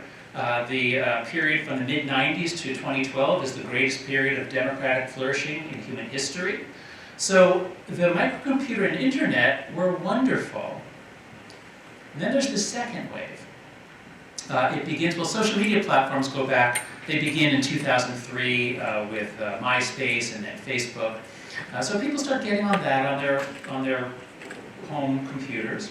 But it's not until we get the smartphone, of course, beginning in 2007, but it's not really until like 2009 to 12, that's the period where suddenly now people have given up their flip phones. So it really is in the early 2010s that everything changes, that now pretty much everyone, or most people that you know, have a smartphone with social media on it. This is incredibly new, and as you see from the steepness of that smartphone adoption curve, there's never been a technological change in human history that happened as fast. And when you combine the smartphone with social media, I would say there's never, ever been a change that so radically rewired our thinking, our social relationships, our consciousness, and everything. Now, in a room full of economists, most people look at things like this and they see progress, they see possibility, they see innovation, and of course that's all there. I'm a social psychologist who studies morality and politics and the culture war. And I've been alarmed since 2004 that we're coming apart. And now I'm terrified. I think that what we've gone through is a radical transformation within which it's not clear that liberal democracy is compatible.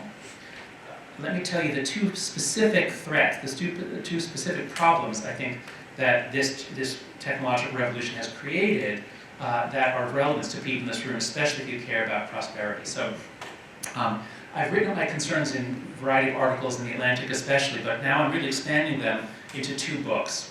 The first is about what social media did to teen mental health, especially that of girls, and the second is about what it's doing to liberal democracy. So I'll start with this one. And it's funny, when I was preparing this talk, I sat down a few days ago, what should I say? And I said, you know what, didn't I say something about the coddling American mind? And I went back to my first talk at this conference in 2015. Here was my title. And I was beginning to get concerned about what I was seeing among college students in 2014. It wasn't like this in 2012. In 2014, I started seeing some things that were very alarming about the future of Gen Z. We didn't really know at the time, but Gen Z. And so here's what I did. I started with these images that many of you know about, from the World Values Survey, about how values change as societies get prosperous. And the values move, countries move from sort of the bottom left, they move sort of up first towards secular rationalism as they industrialize, and then later they go to service industries where they worry about equality and things like that. So there's a general movement up and then to the right, and as that happens, the values change, and they change in a very consistent way around the world. So this is, I think, one of the most important findings in the social sciences right here. And so what the authors of the World Value Survey say is that fading existential pressure, you don't have to worry about war and starvation, and you can sort of like look to the future and plan for it. Fading existential pressures open people's minds, making them prioritize freedom over security, autonomy over authority, diversity over uniformity, and creativity over discipline. Now this sounds wonderful. Particularly if you're politically progressive, this is heaven. This tells you, you know what? We should just really hope for making every country prosperous because people move to the left. They'll start caring about human rights, gay rights, women's rights, animal rights, the environment. This is what happens all over the world. So this is great, right? But what I began to see in 2014, 2015 is that as you move to these new values, the way we raise children changes radically in ways that my friend Greg Lukianoff and I began thinking like, whoa, this is doing some really weird things to kids. So in general, what we know is if you get wealthier and you start investing more in your kids, strangely you have fewer and fewer kids. So you begin to have very few children. They become economically worthless but emotionally priceless, in the words I think that was from Jen Senior's book. We change our child rearing, it becomes much more humane. There's much less discipline, and now it's much more helicopter parenting. It's all about getting the kid into college, protecting them from threats. We stop letting kids out. Kids are not allowed outside unsupervised because we think they'll be kidnapped. So we literally stopped letting kids play outside in the 90s until around the age of 10 or 12. We don't let them out until 10 or 12 in America, Britain, and Canada. But there's this basic psychological principle that kids are anti-fragile. What doesn't kill us makes us stronger, and if we protect kids from all unpleasant circumstances, they will not grow. They do not grow. They cannot grow. And that was the theme of our article, The Coddling of the American Mind, in 2015. Now, it just so happens that so we published this article in August of 2015, and then I gave my talk here on, I think it was November 9th or 5th or something of 2015, it's 2015 we're talking about, of 2015, and it was literally a day or two after the big Halloween protests at Yale, which some of you heard about. I won't go into detail, but this was sort of like the opening national salvo of a change in college culture. This attitude spread, student protests demanding all kinds of changes and protections from word speakers, books and ideas, and speech codes, and bias response teams, and microaggression training, all this stuff. It wasn't there in 2012, it was everywhere by 2016. Greg and I connected this to some interesting sociological work on the rise of victimhood culture. And people have talked about this since the 70s. There's certain sort of psychological patterns that go along with an attitude of seeing everybody as oppressors and victims. So this is not a new thing, but it really spread once everyone was on social media. Social media was the biggest, it was like putting oxygen on a fire and boom, it just blew up. Because ideas about oppression and victimhood and vocabulary, they all spread very, very rapidly. And the point I made when I spoke here in 2015 was that victimhood culture is incompatible with individual initiative and with the dynamism agenda that many people here in this room have. It gives you a group-based view of the world. You see it's us against them, it's group versus group. When people accept the status as being a victim or being marginalized, it tends to give them an external locus of control that makes them more passive.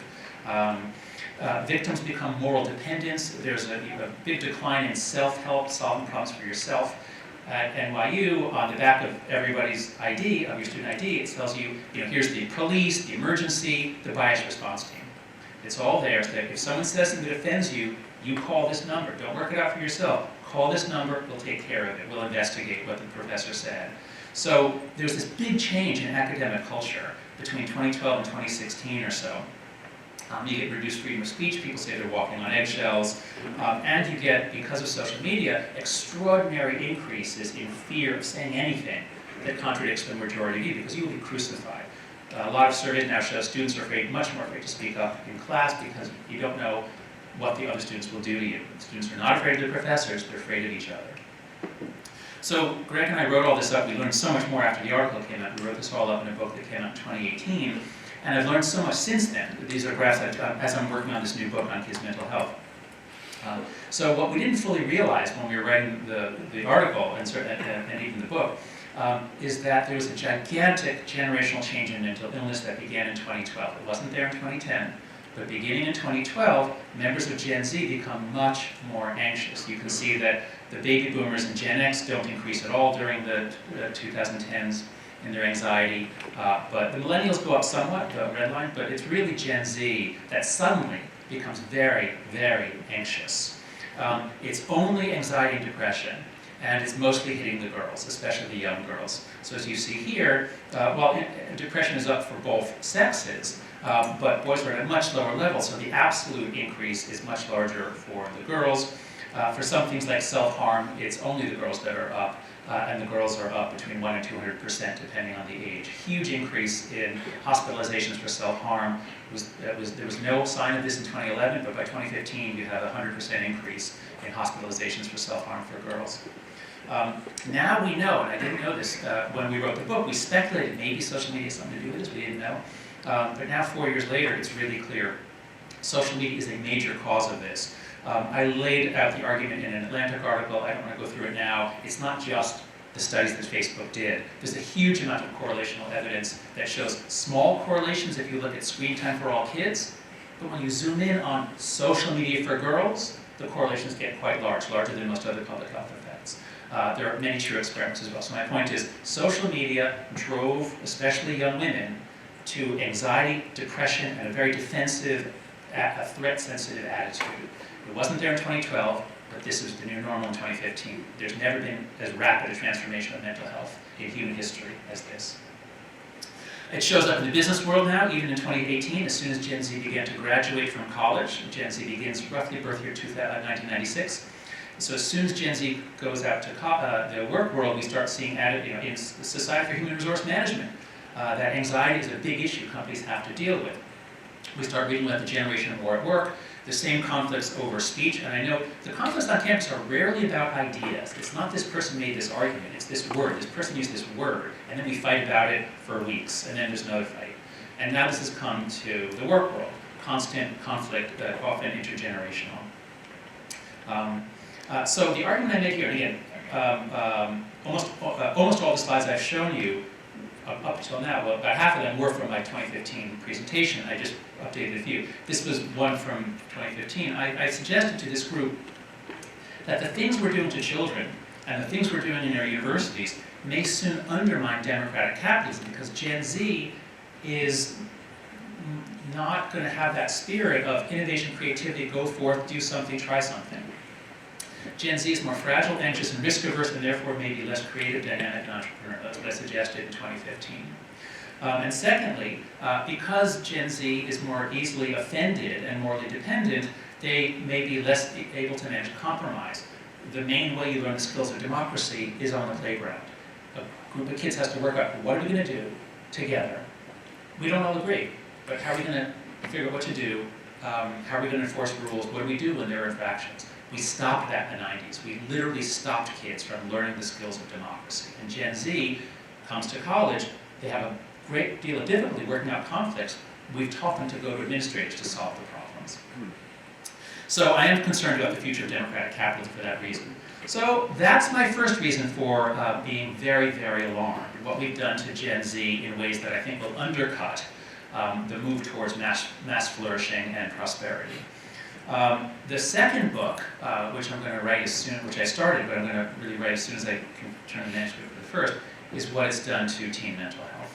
Let me just check my time. That's a counting down. Oh, good. Okay. So, life after Bao. So, I want to take you through a story. Most of you in the room remember this story. Others of you have read about it. That there was this long 20th century with all kinds of horrible things in it. I missed the worst of it, but grew up under the threat of nuclear war, the Cold War. And then all of a sudden, one day, it was the most amazing thing. That threat was just lifted. The Berlin Wall fell, the Soviet Union fell, and there was this ecstatic time, one of the best decades ever, of the 1990s when we thought, wow, the nightmare of history is over. And of course, stuff's going to happen, but now we know its direction. It's liberal democracy. If you just let people get some property and prosperity, they want rights. And so if you just wait for China and North Korea and Iran, just wait, let's invite them and give them a little bit of a middle class, they're going to become liberal democracies too. That's what we thought. And that was the early 90s. And then the internet really comes in. And we think like, wow, now everyone's connected. Everyone has a voice. Yeah, good luck, China, keeping out the internet. Good luck, dictators, standing up to people who are connected and empowered. So we were even more confident. This was the era of techno-democratic optimism. We thought liberal democracy is the only way. Now, with social media, with technology, everyone's going to have it. Smooth sailing from here on in, we thought. And the peak year of this techno-democratic optimism was 2011, an extraordinary year that begins with the Arab Spring, and we think, wow, what happened in Eastern Europe is finally coming to the Arab world. It's going to be liberal democracy everywhere. It ends with Occupy Wall Street. Many people think, wow, this social media-enabled movement is going to finally bring down the plutocrats and push for legislation and change that's going to give us more equality. An incredible year for techno-democratic optimism. Mark Zuckerberg is Times Person of the Year in 2010, and in 2012 he takes Facebook public, and this is a very important passage from his letter to potential shareholders. He says, "Today our society has reached another tipping point." And he was right. This was the tipping point. He says everybody has access to phones. Facebook aspires to build services that give people the power to share and help them once again transform many of our core institutions and industries. Now, if you're progressive or libertarian, this was the promise of the future. Yes, let's rebuild things. But if you're a social conservative, if you've ever read Edmund Burke, if you are conservative by disposition, then you're probably not in this world, you're not in Silicon Valley, but you're saying, wait a second, let's just let 23-year-olds rebuild institutions that we've built gradually over centuries. This is a recipe for complete disaster. It is so easy to tear things down, it's really hard to build things. So what do? Social media comes in, spreads widely, and my argument is that everything is collapsing. Our institutions are collapsing and cannot be rebuilt in the present environment. So I laid this all out in an article in The Atlantic in April. The title I gave it was Life After Babel, but they gave it, they A/B test titles. Everybody's now focused on social media, so the A/B testing found this title was superior, why the past 10 years of American life have been uniquely stupid. And I won't go into the whole argument. I just want to give you the central metaphor is the story of Babel, which is an extraordinary story, a very short story. A few generations after Noah and the flood, the human population is expanding, the people are spreading out. They come to the plain in Shinar, and they build themselves a city with a tower, and they want to make the tower reach the heavens so that God can't flood them again. Now this is hubris, this is resisting God's authority. God is not pleased. He says, "Behold, the people is one, and they have all one language, and this they begin to do. And now nothing will be restrained from them." So he says, "Let us go down, and there confound their language, that they may not understand one another's speech." And while in the story, God doesn't literally knock over the tower, he just makes them unable to understand. Everybody speaks a different language, and so it's chaos, and they spread out. But in the common understanding, we've seen images of like God, a mighty wind comes and the tower gets knocked over and it's rubble. So what I want you to imagine what it would be like if you and all of your cousins who are descended from Noah, you built this incredible city with this gigantic tower. Imagine the pride and safety you would feel. And then imagine that one day, it all goes to hell and you can't even talk to each other. Everything is confusion. What would that be like? And my argument is we know what that would be like because that is America today. We cannot understand each other. We will never again understand each other in large quantity. We will never again have shared stories, is my argument. Widely shared stories. So how did this happen? To get a bit more specific, the internet is great. I love the internet. There are some bad things that have happened, but overall, and when I ask this of audiences, everybody loves the internet. Social media comes in, it's just one of those internet things, a new kind of thing you can do. enabled by the internet. Amazing. You can post pictures of your dog and your vacation and people can see it. And it's easy to keep in touch with people. So early social media was not toxic at all, not harmful to democracy. Connecting people is generally a good thing, okay? So no problem, but everything changes beginning in 2009, because that's the year we get super viralized, hyper-viralized social media. First, Facebook introduces the like button, and now you have all this data on engagement, and now they've been playing with algorithms before. Now they can algorithmicize everything to maximize engagement. Even more importantly, Twitter introduces the retweet button. It used to be you'd see stuff, and you could, you could by effortful, you could put it in your own timeline. But now, click and you send it out to all your followers. And as we all know from tracking the coronavirus, we all understand the difference. Living in a world where something has an R0 of 1.0, an R0 of 1.0 versus 2.0.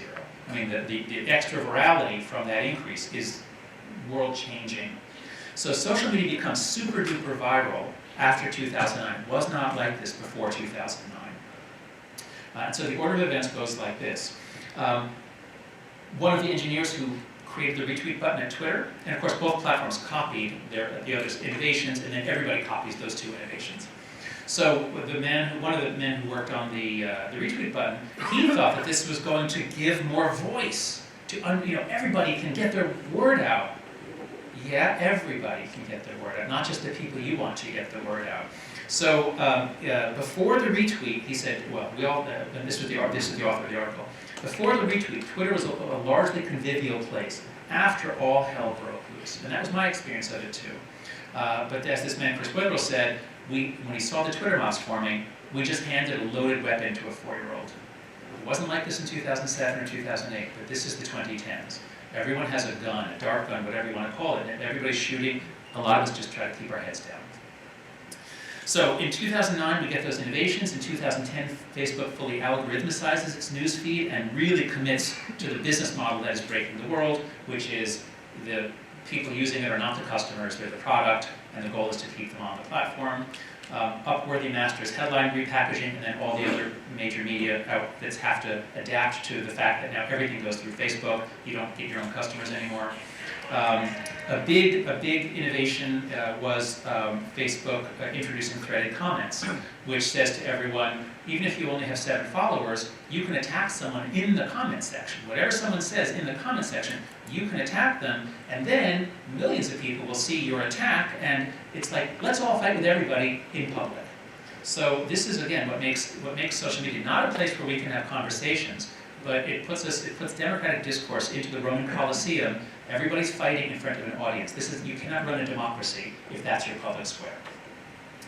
And my argument is that this did not, Mark Zuckerberg always says, how could it be wrong to give more people more voice? But he didn't. What he did was he ended up super empowering 4 groups, the far left, the far right, trolls, and Russian agents. James Madison in Federalist 10 our founding fathers knew the problems of democracy. They knew about our tendency towards faction, that we're much more likely to vex and oppress each other than to cooperate for the common good, and they designed systems that would dampen that down, that would force the necessity of compromise in Congress and elsewhere. That's what it used to be like. And Madison knew that we're prone to triviality. This is the next sentence after in Federalist 10 is this: so strong is this propensity of mankind to fall into mutual animosities, that where no substantial occasion presents itself, the most frivolous and fanciful distinctions have been sufficient to kindle their unfriendly passions. This is a description of Twitter. This is what Twitter has done to political discourse. It's all about some stupid little thing that we wouldn't waste time on beforehand. But now life is a succession of stupid little things. Martin Gurry pointed out that social media is great at tearing things down. It fragments us. The public isn't one thing. It's highly fragmented and basically mutually hostile. Because of the digital revolution, it's now people mostly yelling at each other and living in bubbles of one sort or another. So we are now living in James Madison's nightmare. This is not a world in which you can have a liberal democracy, I believe. We're going to have to make major changes if liberal democracy in the United States is to survive. Our politics becomes very, very different in the late 2010s. This is not just a few anecdotes. by all the measures I've seen of the number of democracies and their quality. It's going down in the late 2010s. I'll skip this article except to say that countries that have really dropped in their democratic quality are precisely those countries that have most increased in political polarization, that is, hatred of the other side. Because when you hate the other side, your activism, your violence even, is necessary. People begin to justify violence because it's necessary given how terrible the other side is. So to conclude, I believe we are now in the post-Babel era. I think this has enormous implications for the private sector and the public sector. This incredibly rapid change that transformed our social lives and our consciousness, which I'm writing about in these two books, has radically changed the business world. So we first saw it after Donald Trump was elected. We saw CEOs getting much more political, responding in part to pressures on social media. We've seen generational conflicts caused in part by changes in social media. And we're just seeing a lot more conflict in companies. I mean, talk to people, not in all sectors, but certainly in journalism, media, the arts, tech, the more progressive sectors of the economy. Talk to them about what corporate life is like now. And it's just like academic life, walking on eggshells, fear of being publicly shamed. It makes it hard to cooperate, makes it hard to trust, makes it hard to enjoy work anymore. And so that's what I began to suggest in 2015. I think things have gotten a lot worse since then. And that's why I think that social media has fragmented everything and made it harder to run and staff organizations. Thank you.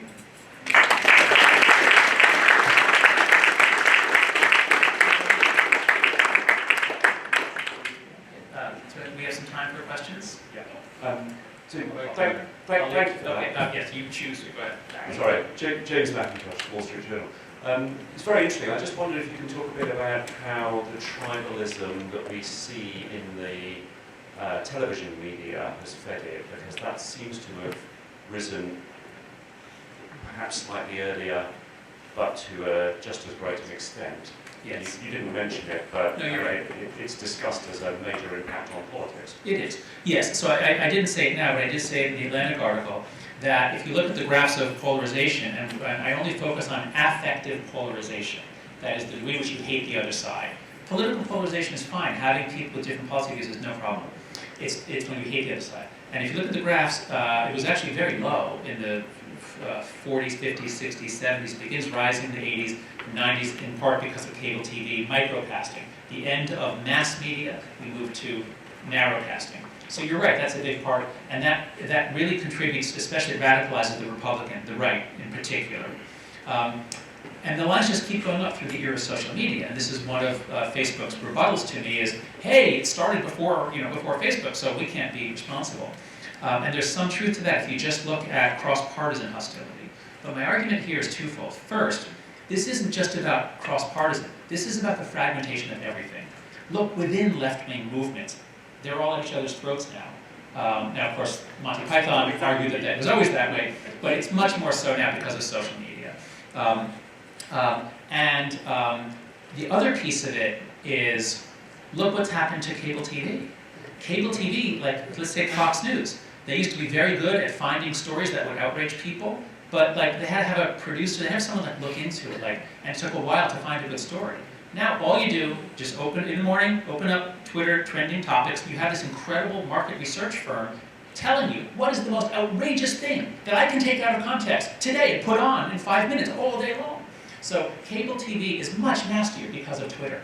Everything is much nastier because of Twitter. Microphones, this guy here, and then, okay, then I'll go over there. Okay, yes, you go ahead. Sorry to repeat a second.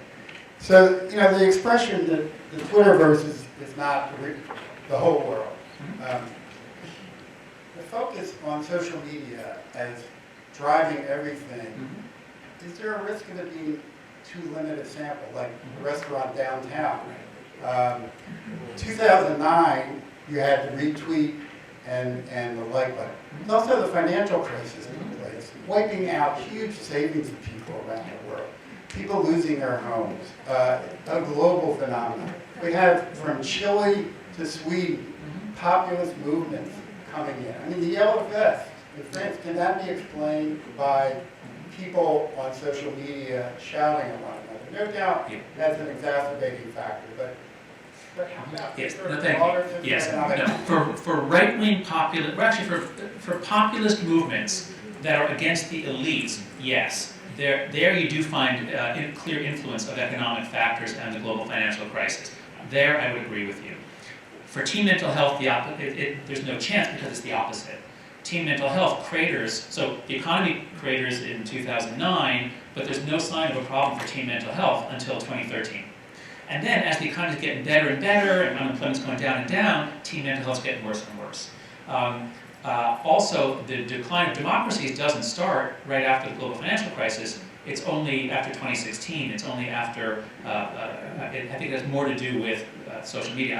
If you go to jonathanknight.com/social media, I have several collaborative review docs where I've collected hundreds of studies on all sides about what is the culpability of social media here. So I'm debating with other scholars. Economic factors surely play a role. But I think that social media, with each decade through the 2010s, social media plays a bigger and bigger role, and economic factors play less of a role. Also because everything is now filtered through social media, so even we don't know what economic reality is, hard to find, but stories about it are now stuffed down your throat all the time. So let's go, I guess we'll... Okay, let's see, this woman here in the front row. Thank you. A lot of food for thought there. My name's Diane Hoyle, University of Cambridge. I've got a question about the kids part, and it's whether the problem is the parenting more than the social media. If you look at a country like the Netherlands, where there's a very different style of parenting, are the outcomes different?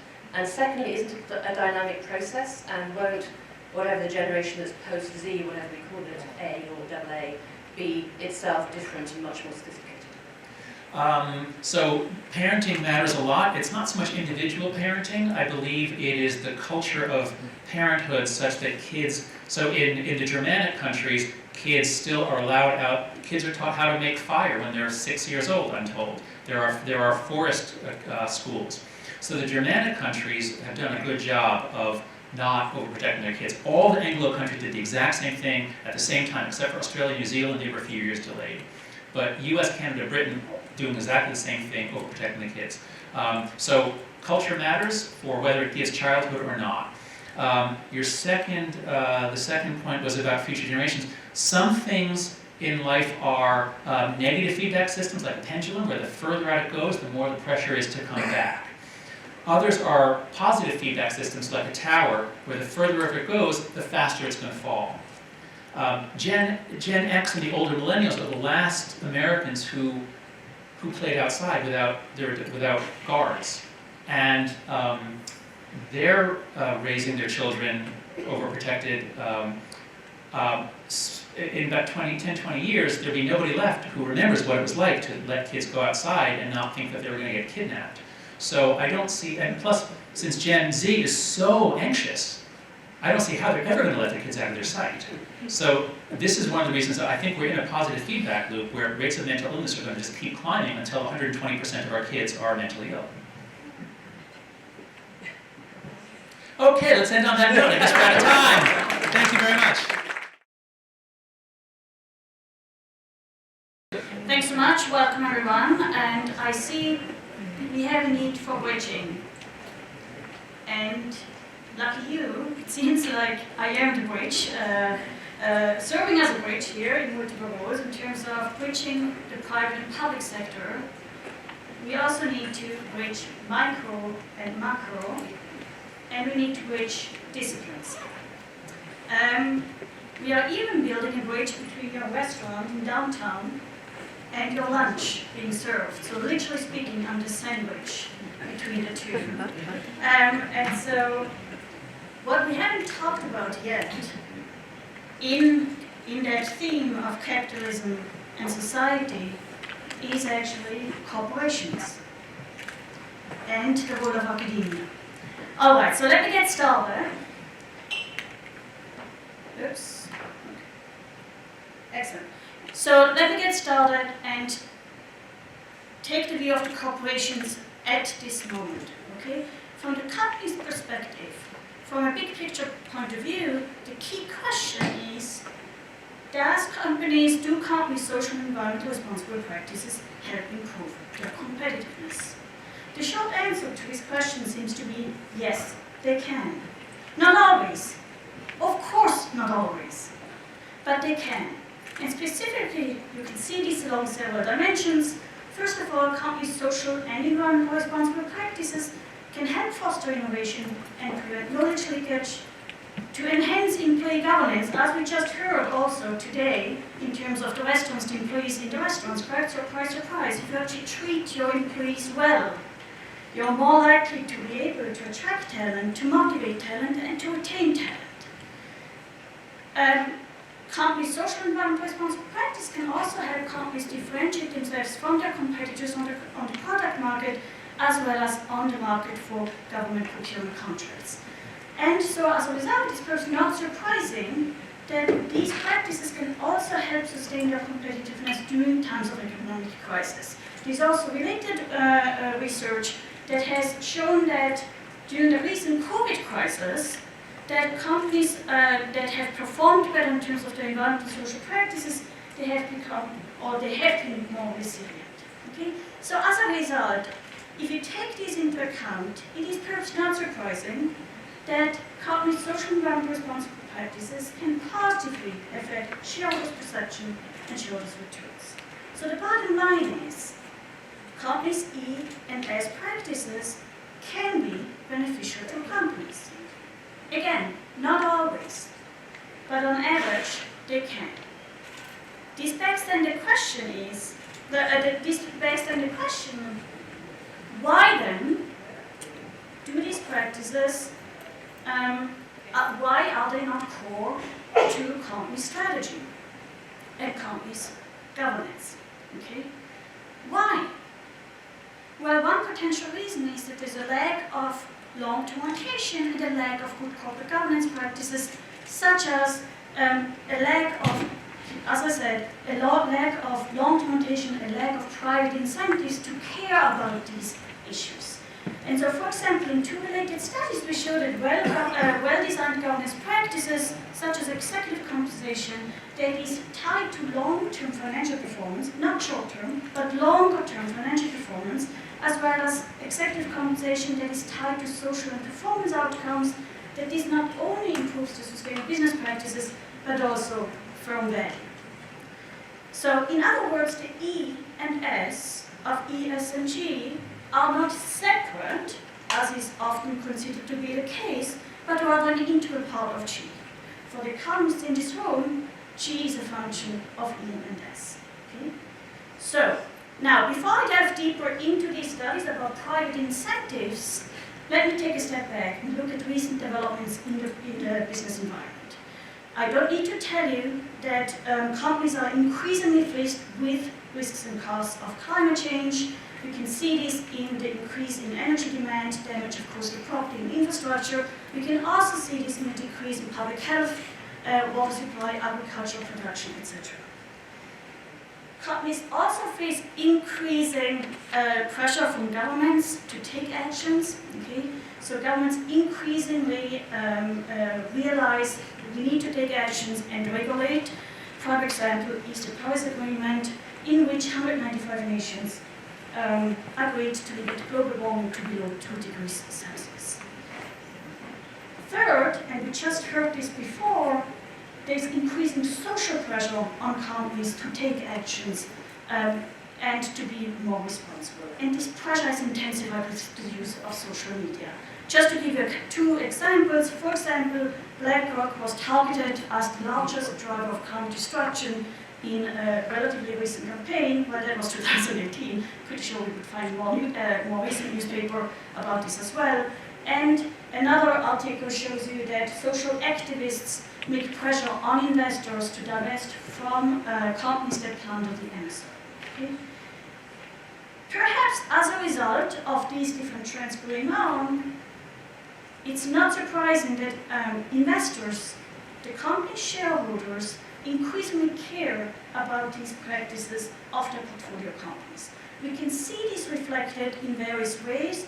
For example, shareholders increasingly want their portfolio companies to adopt a longer time orientation, to improve their sustainable business practices, to disclose their exposure to climate change risks, for example, and etc., etc.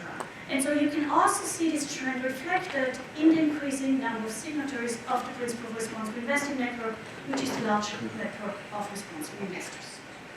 Now, just to give you a sense of this increasing interest among shareholders and investors in these environmental and social practices of their portfolio companies, let me show you a little bit of data. So I'm looking here at E&S proposals, so CSR proposals related to environmental issues, sustainability report, the addition of minorities agreement to the board, animal rights, health issues, human rights, labor issues, etc., etc.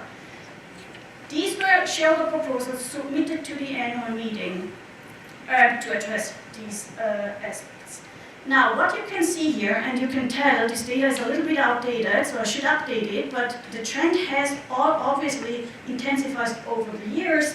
So between the years 1997 to 2012, there has been a tremendous increase in the number of shareholder proposals submitted to companies, and the percentage of approval and the average vote outcome, yes, they are desperately low, but they have improved over time.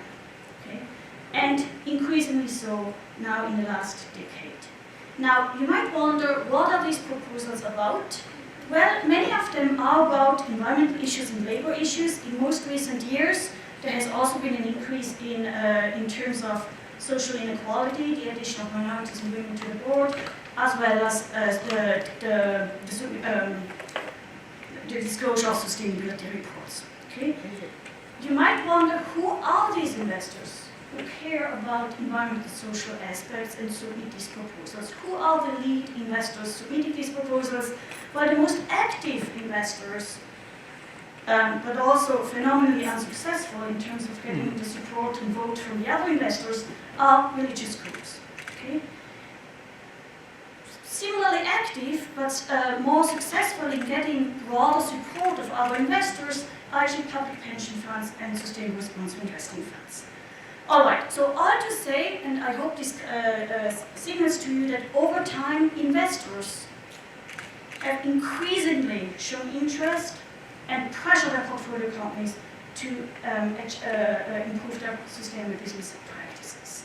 And just as a side note here, so what I do find is those companies that actually adopt better practices show better financial performance, meaning it helps increase their fund value. All right, so, okay, let's take this all together. Increasing costs and risks of climate change, increasing government regulation, increasing social media pressure, increasing investor pressure. Well, I think it's fair to say that the advocacy and the pressure for improved business practices has intensified over the years. As a result, this may have triggered some boards of directors to reconsider their corporate governance practices and to adopt new corporate governance practices to improve not only their sustainable business practices, but also their firm value. And two of these practices are the linking of executive compensation to long-term financial performance, and another one is the linking of compensation to social and environmental performance. And let me briefly touch on those very briefly. So first, let me devote a little bit of time on time compensation to long-term financial performance. Okay? What we need to understand is that in many countries, the disclosure of non-financial information, which includes E&S information, is voluntary. It is not mandated by law. As a result, many companies do not disclose this information, and if they do, in a non-standardized fashion. Now, there has been a lot of progress, a lot of, also at the policy level, which is very exciting, a lot of debate about whether and how governments or stock exchanges could make it mandatory to disclose this type of information, but at this very moment, in many countries around the world, it's still voluntary. Second of all, we also know from a very large literature in economics and psychology that individuals, so not just managers, but individuals more generally, are so-called hyperbolic discounters. Meaning, on average, individuals have a preference for the short term over the long term, And so they would choose to invest in a shorter term project that pays off in the short term as opposed to in a longer term strategy, even if that longer term investment strategy would be beneficial for the company. Okay? We term this as a time-based agency conflict, where especially now for managers, so I just talked about individuals in general, but for managers, this myopic behavior is further enforced through, for example, short-term compensation, quarterly earnings expectations, career concerns, etc. Think about it in the US, you can be fired anytime, right? So of course, it puts your attention to the focus, to the short term, trying to meet your quarterly earnings expectations. So again, as I mentioned, we call this the time-based agency conflict, where managers are even shorter term oriented than their investors, and hence might not act in the best interest of their companies, unless they are incentivized otherwise. For example, by providing compensation that is tied to longer-term financial performance. All right, let me move to the other somewhat newer corporate governance practice, and this is the tying of compensation to social and environmental performance criteria. This is a relatively new phenomenon, so where compensation is tied, for example, to specific CO2 emission targets, employee satisfaction targets, compliance with ethical standards in developing countries, etc., etc. This practice has different names. Some of them call it ESG-linked compensation, even though what they really mean is ES-linked compensation, CSR contracting, or pay for social and environmental performance. Okay?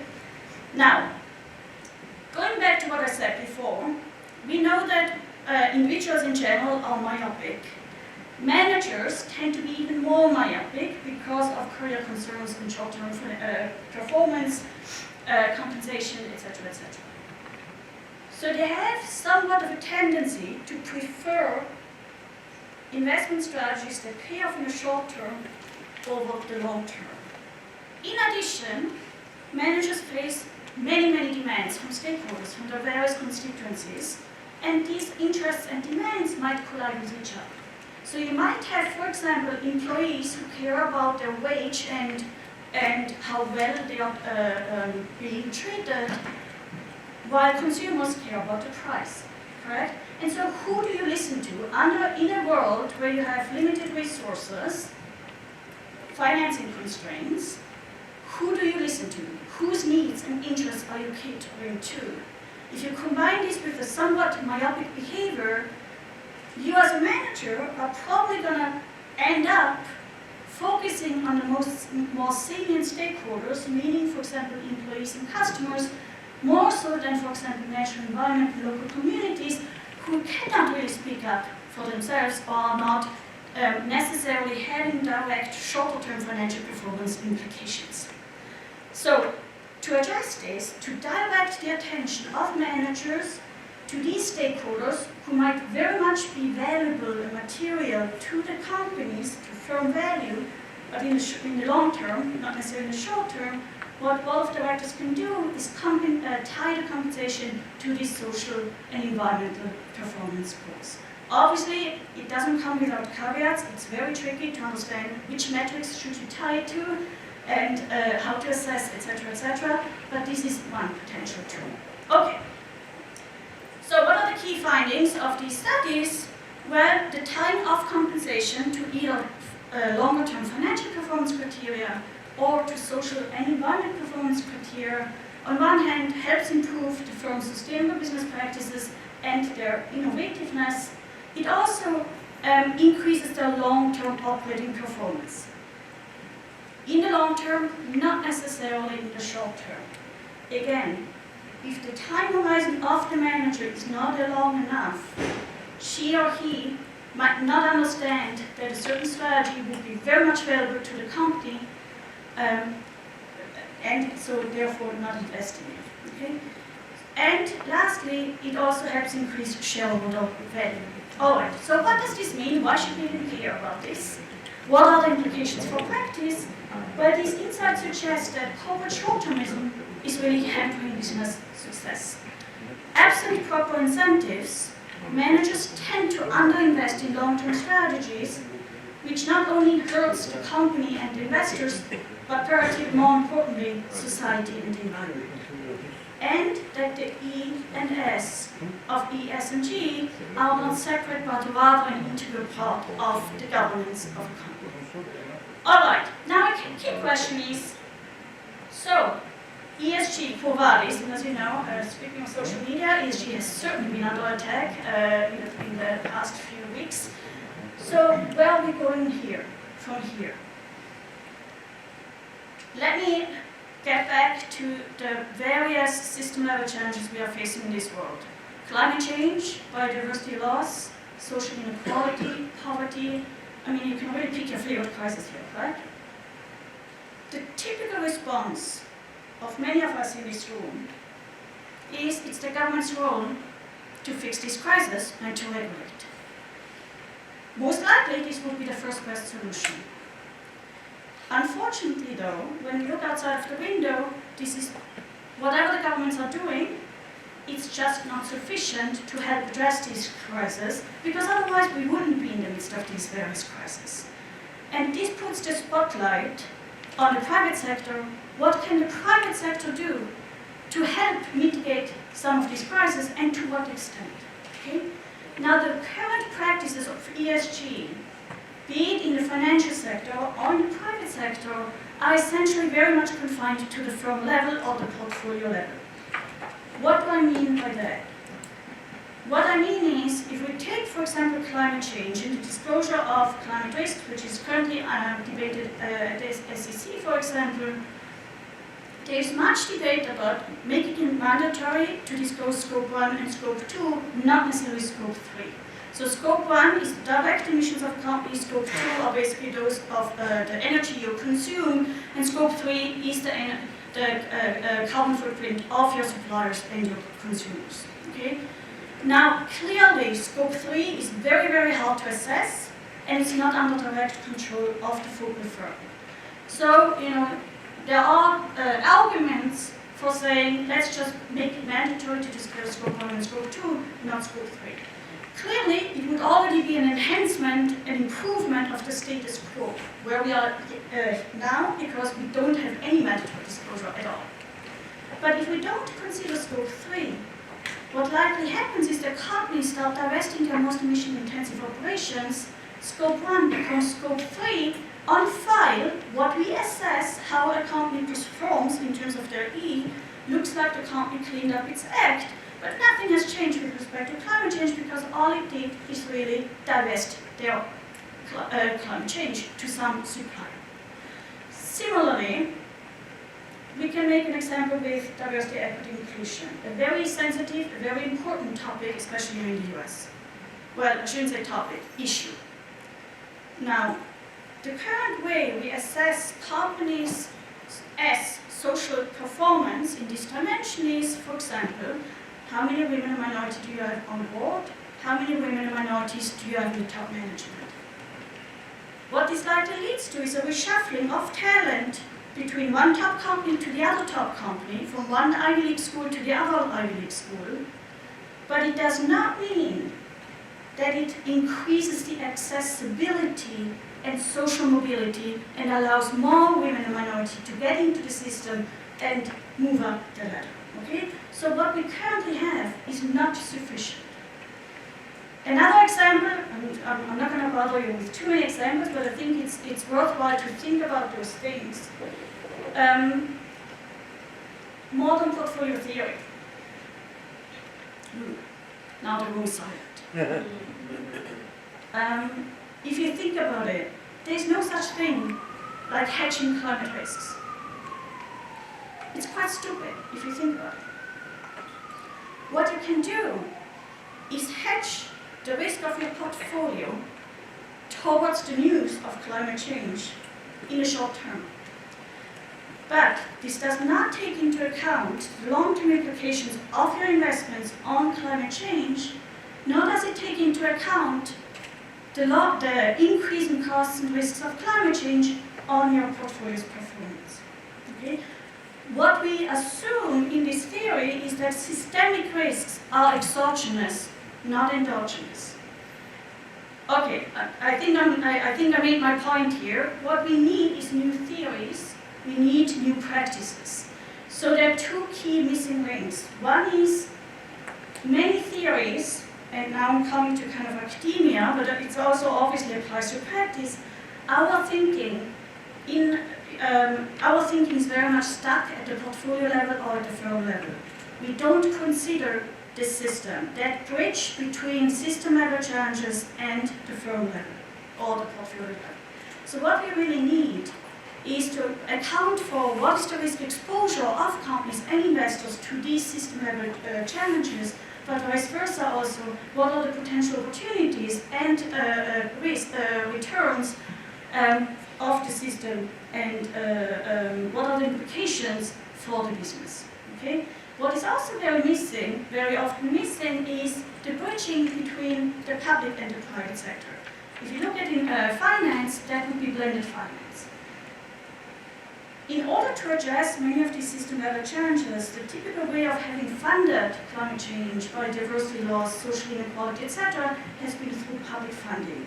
Yet we know to, for example, transition to a low-carbon economy, there's an enormous financing gap. What has kicked in practice is the use of blended funding, where, for example, public funding provides almost like a seed grant, helps attract private capital, and helps mitigate, close this finance gap. We still face an enormous finance gap. Okay? When you look at academia, there's very little work about this blending approach. Also, typically what we assume is, assuming a set of regulations and rules, what is the ideal strategy for companies? What is the ideal investment strategy given a set of policies? What we don't often ask is how can companies and investors positively engage with policymakers, legislators, standard setters, and help shape the rules and trigger systemic change. Okay? So going back to my example about, for example, metrics, what we assess is, for example, how companies treat their own employees, which is important. What we don't really assess is how do companies lobby the government for labor laws. Thinking about the US, the latest LGBTQ era policies that were put in place, correct? So at the company level, very often these are two different divisions that don't necessarily speak to each other. The corporate sustainability officer in their department, and then the lobbying is done in a different department. Okay? So again, there is work on in non-market strategy and research, so-called non-market strategy, but the focus is very much on how can companies, to what extent can companies engage in campaign contributions, lobbying efforts, etc., for the benefit of the company. We are not asking the question, how does that benefit society and the environment? So for all the PhD students in the room, I hope this gives you food for thought, lots of research ideas. Okay, so what do we need? We need to adopt a systems-focused approach where we take into account this interrelationship between the system-level challenges and the firm-level / the portfolio level. We also need to develop better metrics that allow us to assess and track progress towards mitigation of these system-level challenges. And we need to create public-private partnerships. So the exciting thing is, what I'm particularly excited, so the last speech ended on a fairly negative, low, pessimistic note. Let me end on a positive note here. What I'm very excited about is here at Columbia we launched a new initiative with the mission to foster scholarship education and dialogue on system-level investing, consisting of 5 pillars. That is, one hand, development of better metrics, the fostering of academic scholarship, rigorous academic scholarship that takes into account these different relationships, because if we want to change our theories and frameworks that we are teaching in school, so now I'm putting the focus on us and our responsibility, we need a change of theories. And to do this, we need rigorous academic work that gets published in top-tier journals and eventually becomes knowledge, academic knowledge, that hopefully eventually gets translated into our textbooks that we teach in school. Then the organization of conferences, bring together key players from policy, industry, policy investors, and academics to discuss these issues and inform each other. And the last part is education. The education of future leaders in business and investing and policy, as well as the education of the current leaders. I'm going to stop here. Thank you very much.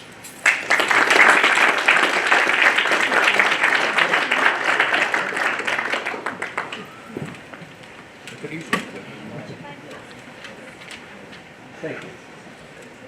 Yes, hello, my name is Alfredo Navarrete. I am currently working for the Ministry of Finance in Mexico, and we're trying to develop right now the taxonomy in order to measure and to have metrics for the financial system. But one thing that we still have to do is to implement this taxonomy. So I have the first question would be, do you in the US have this taxonomy already established for financial products? And my second question is that who is going to give me the certificate that I have an ESG program and that I have a score point and all these ESG things, so that the market can know that I am a key company or whatever, or that I am investing in ESG companies? Thank you. Thank you for the question. If you were to look outside to see who has implemented it, I would not, I hope I'm not, are you recording this? Okay. I would not look at the US. The US is not a leader when it comes to ESG or sustainable business practice. I'm very sorry for saying so. I would look at Europe. It's all in process. It's all in process, but I would say European countries are really taking the lead here. In terms of the certification, you are asking an important question, correct? In absence of public governance, in absence of regulation, how can you differentiate, for example, greenwashers from those who are really serious about it? How can you trust those scores, for example? What has kicked in is private governance in terms of independent third-party certifiers, for example, which helps in terms of the governance and helps mitigating greenwashing, but greenwashing is clearly an enormous concern. Okay. But I'm also happy to connect you with some networks. Great. Okay, Thank you. Let's talk offline.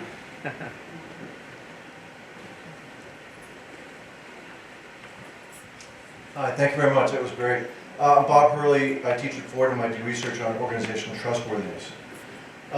If you were to look at Wells Fargo, Boeing, Goldman Sachs, all these major massive trust violations, what you'd find is that it was generally the root cause was exogenous pressure. Stock price, right? And so if you look at the activist numbers, it's pitiful how many people are voting in favor of this. So what that tells me is that the relative power of the exogenous pressures has an asymmetry.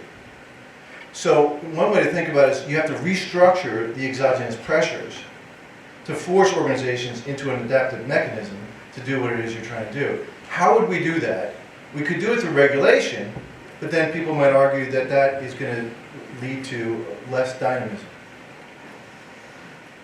Oh, I thought you gave me the solution here. No, it's a good question. No, I don't have an answer. I don't have an answer, correct? But in a sense of there are lots of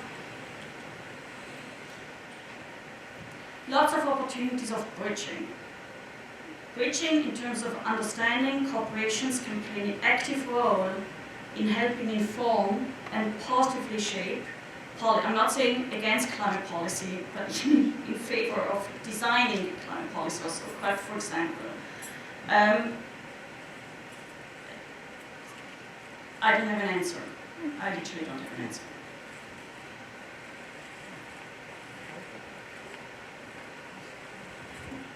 Thank you. You just mentioned at the end that Europe is taking the lead in terms of ESG investing. I'm from Europe. At present, I think they're very busy in trying to get as much energy from wherever, from whichever source, increasing the capacity of coal-fired power stations, bringing them back and gas-fired, and so on. So I'm not sure whether that is going to be true in the next few years. So which countries are you referring to when you say they're taking the lead? It's certainly not the largest economy, the Germans, because they are fighting to get energy wherever from.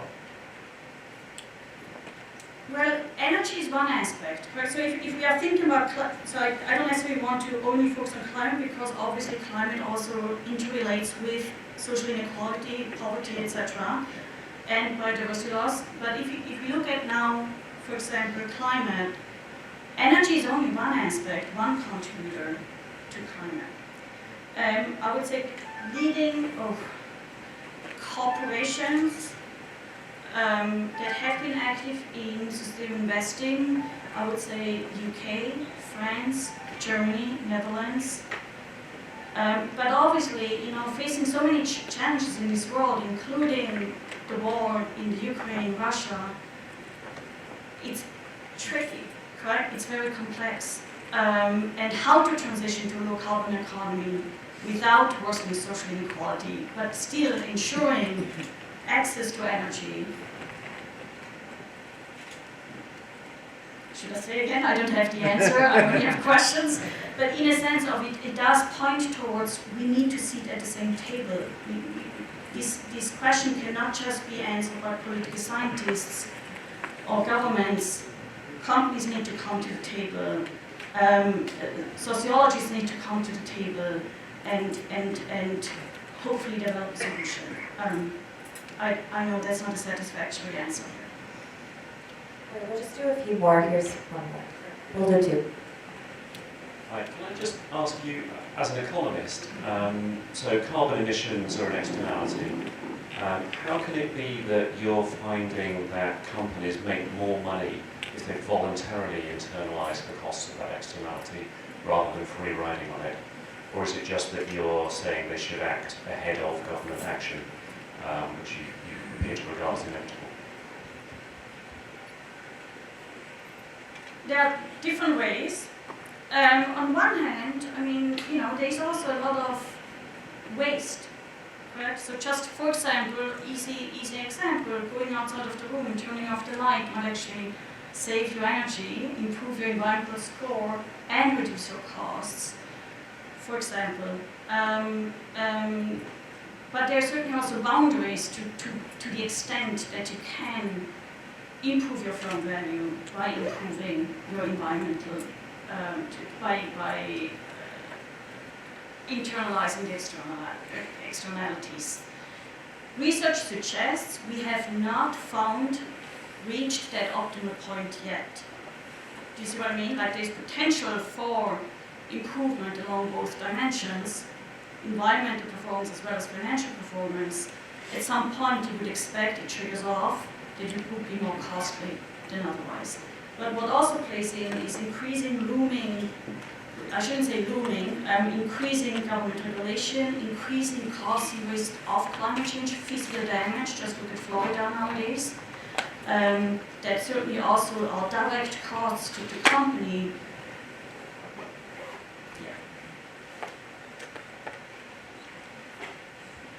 Hi, I'm Monica, I'm a PhD student. I was curious if you've looked at it all, how short-termism affects greenwashing, because I can imagine short-termism not only prevents companies from looking at environmental and social issues at all, but if they are going to look at it, like greenwashing serves to hedge against any sort of kind of short-term reputational risks. And so if there's a way to both look at how that happens and then what some potential solutions would be. I have looked at greenwashing and I have looked at short-termism. I have not looked at the two in combination. I would expect that the more short-termistic you are, the less you consider reputational benefits from actually not engaging in greenwashing. So I would expect to see a negative correlation between positive correlation between short-termism and greenwashing, but because of paying less attention to these reputational effects and reputation builds up over time. Thanks. My name's Jamie Lester. I'm an adjunct professor at the business school. Aren't you worried that tying ESG to a positive correlation to stock prices is going to backfire? I mean, I think probably in the last 12 months, the data would show that anti-ESG companies have well outperformed ESG companies. And it seems like and there seems to be a bit of a backlash, with Vivek Ramaswamy. The questioning, from Congress. Jamie Dimon got a ovation and saying, yeah, we're going to keep funding oil and gas, and obviously there's an energy crisis globally now as a result of some of these decisions. And I do think that there was a reflexive mechanism where, as people divested ESG stocks and created new vehicles to put ESG stocks into, there was a self-reinforcing mechanism that drove prices up, but that's kind of maybe done now. And so I guess the question is it necessary for the movement to have that predicate, that ESG responsibility does lead to higher stock prices? When I think, Mr. McIntosh's question is, intuitively you might think it might not, but does that really matter? And are you just kind of creating this potential risk to the whole movement by kind of promising that it will, when in fact the data may very well show that it won't? Okay, that was a lot in one comment. Let me try to unpack it in kind of. Where should I start? That's a key question. So let me take first one comment about the media, and we also know social media has amplified all this conversation. There is a lot of, on one hand, it's exciting to see there's more and more ESG practices.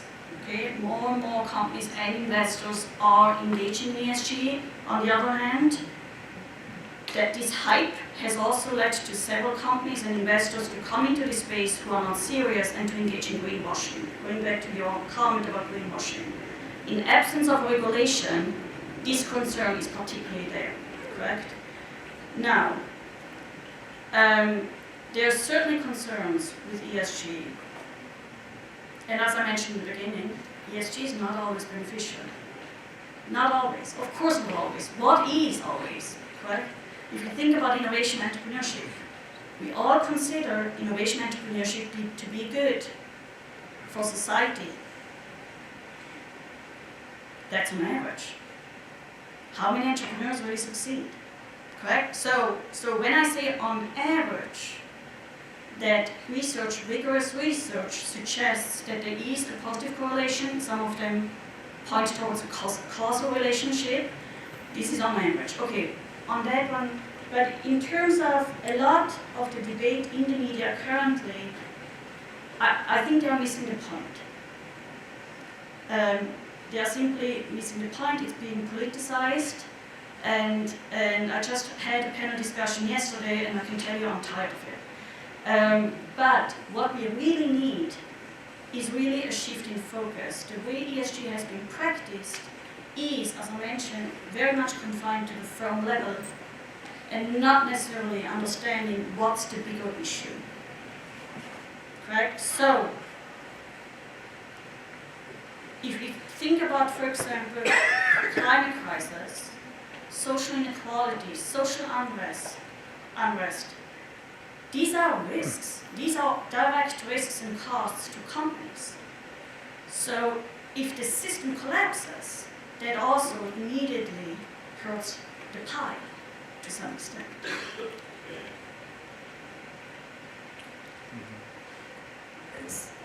So I think we actually have just one more question here. Hi. I'm curious if you have any comment on the role of private equity.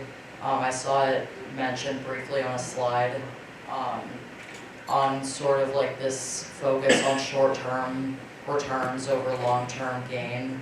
And I'm wondering if you have any comment on kind of how do you regulate private equity and these firms that like rapidly acquire companies and like slash employee benefits, etc., and have massive lobbying capabilities. Like, what is there to be done about that, do you think? We know relatively little, correct? Much of the research is on public markets, public capital markets. We know relatively little about the private equity market, so to speak, and private businesses in general.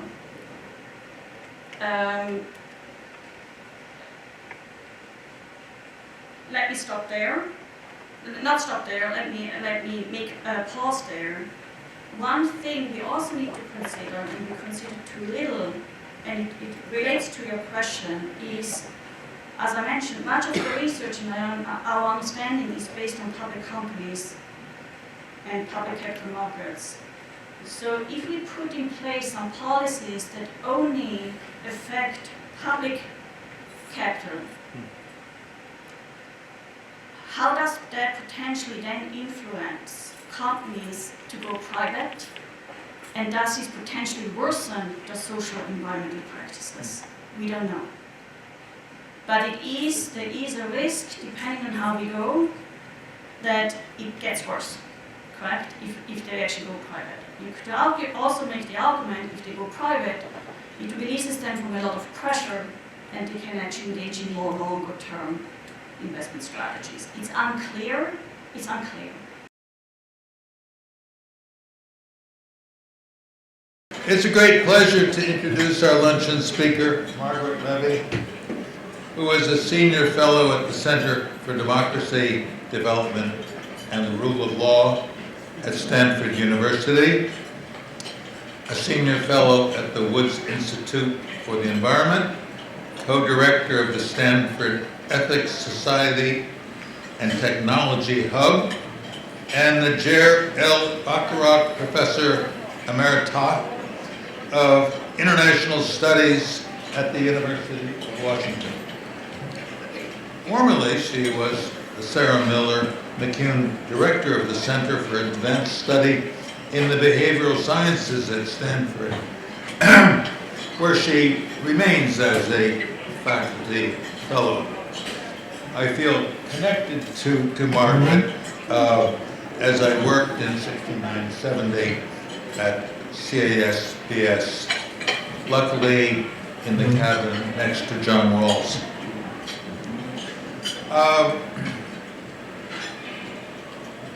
Margaret earned her BA in political science from Bryn Mawr in '68 and her PhD in government from Harvard in '74.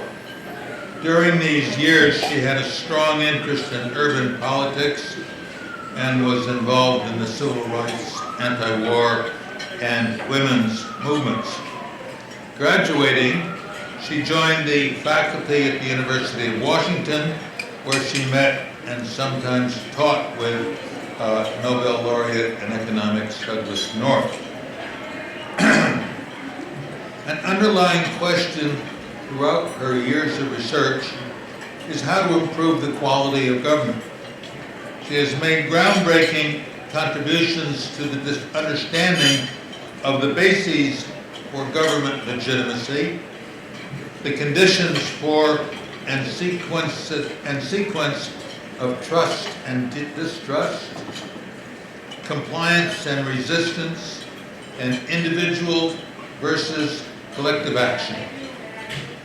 How perfect for this afternoon's examination of the government. Professor Levy has authored and co-authored several books, including A Rule in Revenue, Consent, Dissent, and Patriotism, Analytic Narrative, Cooperation Without Trust, and In the Interest of Others. I give the floor to Professor Levy.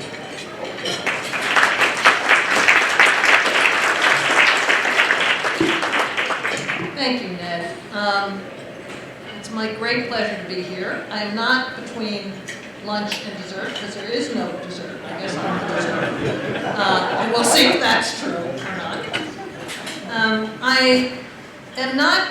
I'm a political scientist. I'm a professor of political science at Stanford. And one of the things that interests me is not just the economic side of what makes for a good society, but also the political piece of what makes for a good society. So for me, democracy and capitalism, which is the subject of today, are very intertwined.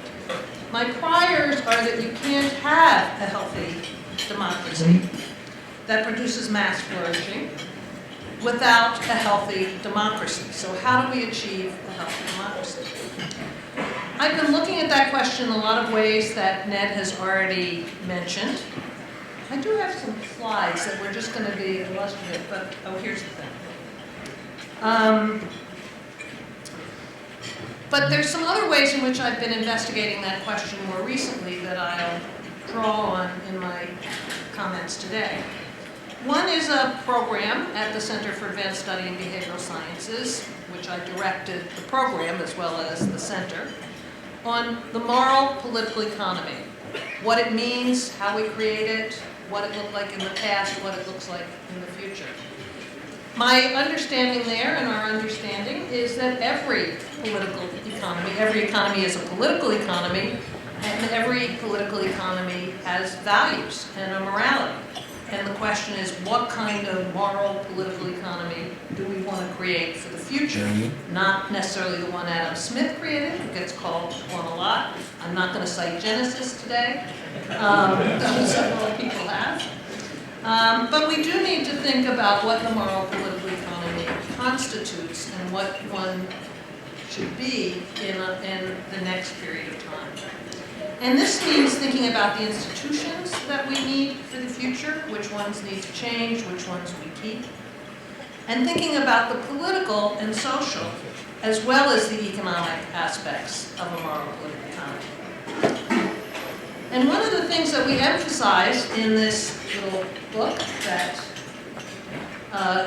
the co-director of this program, Federica Caricati, now at King's London, and I emphasized, was that we had to create institutions that helped to generate what I called with John Alquist, another co-author in the book In the Interest of Others, and an expanded and inclusive community of fate, F-A-T-E, not fate, fate.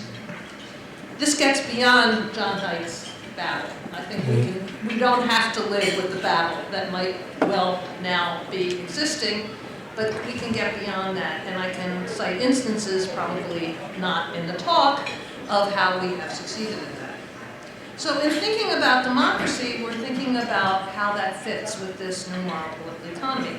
And that leads to the other work that I've been doing in collaboration with Tim Besley at LSE and Pablo Bermendi at Duke, which started as a paper for the Deaton Review, the Angus Deaton Review, which is really about economic inequality, and we were asked to do something on political inequality.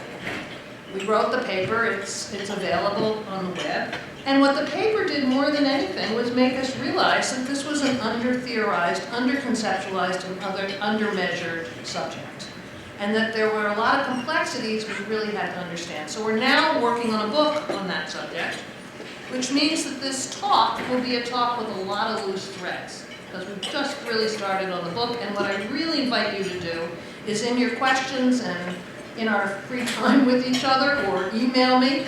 As you hear me talk, if this raises questions for you, ideas for you, thoughts of how we should proceed, we're really open to it, because we're at that moment when we're really trying to figure out how to do this right. Or at least make some progress on it that then opens this space for even better future work. Okay, let me start with a graph. So if you think of democracy as a set of institutions is really very short-lived. I mean, it really only started at the beginning of the 19th century, right? We're in the beginning, or the middle of close to the middle of the 21st century now, at least in the first third of it. And what we see in this graph, which is just a simple graph, which is just showing suffrage. And suffrage starts relatively low, and now in almost everything that we might call a democracy, a problem in itself, what we call a democracy, but almost everything that we might call a democracy, suffrage, at least de jure, is 100%, or close to 100%. It's very high, okay? So that particular part of democracy, that institution, at least the promise of real suffrage, has spread immensely. But this leads to a set of questions that suffrage doesn't get to. Because one, we know that suffrage, the vote, even though people legally have it, isn't in fact equally accessible. That there's voter suppression in the US and elsewhere, that there are all kinds of ways in which the political system is manipulated, so that even if you do have the vote, what does it mean? And how effective is it? What kind of influence does it actually express? So we decided to look at this question of democracy by thinking about a concept that is supposed to be, as it were, the structure on which democracy is based, creating a community of political equals.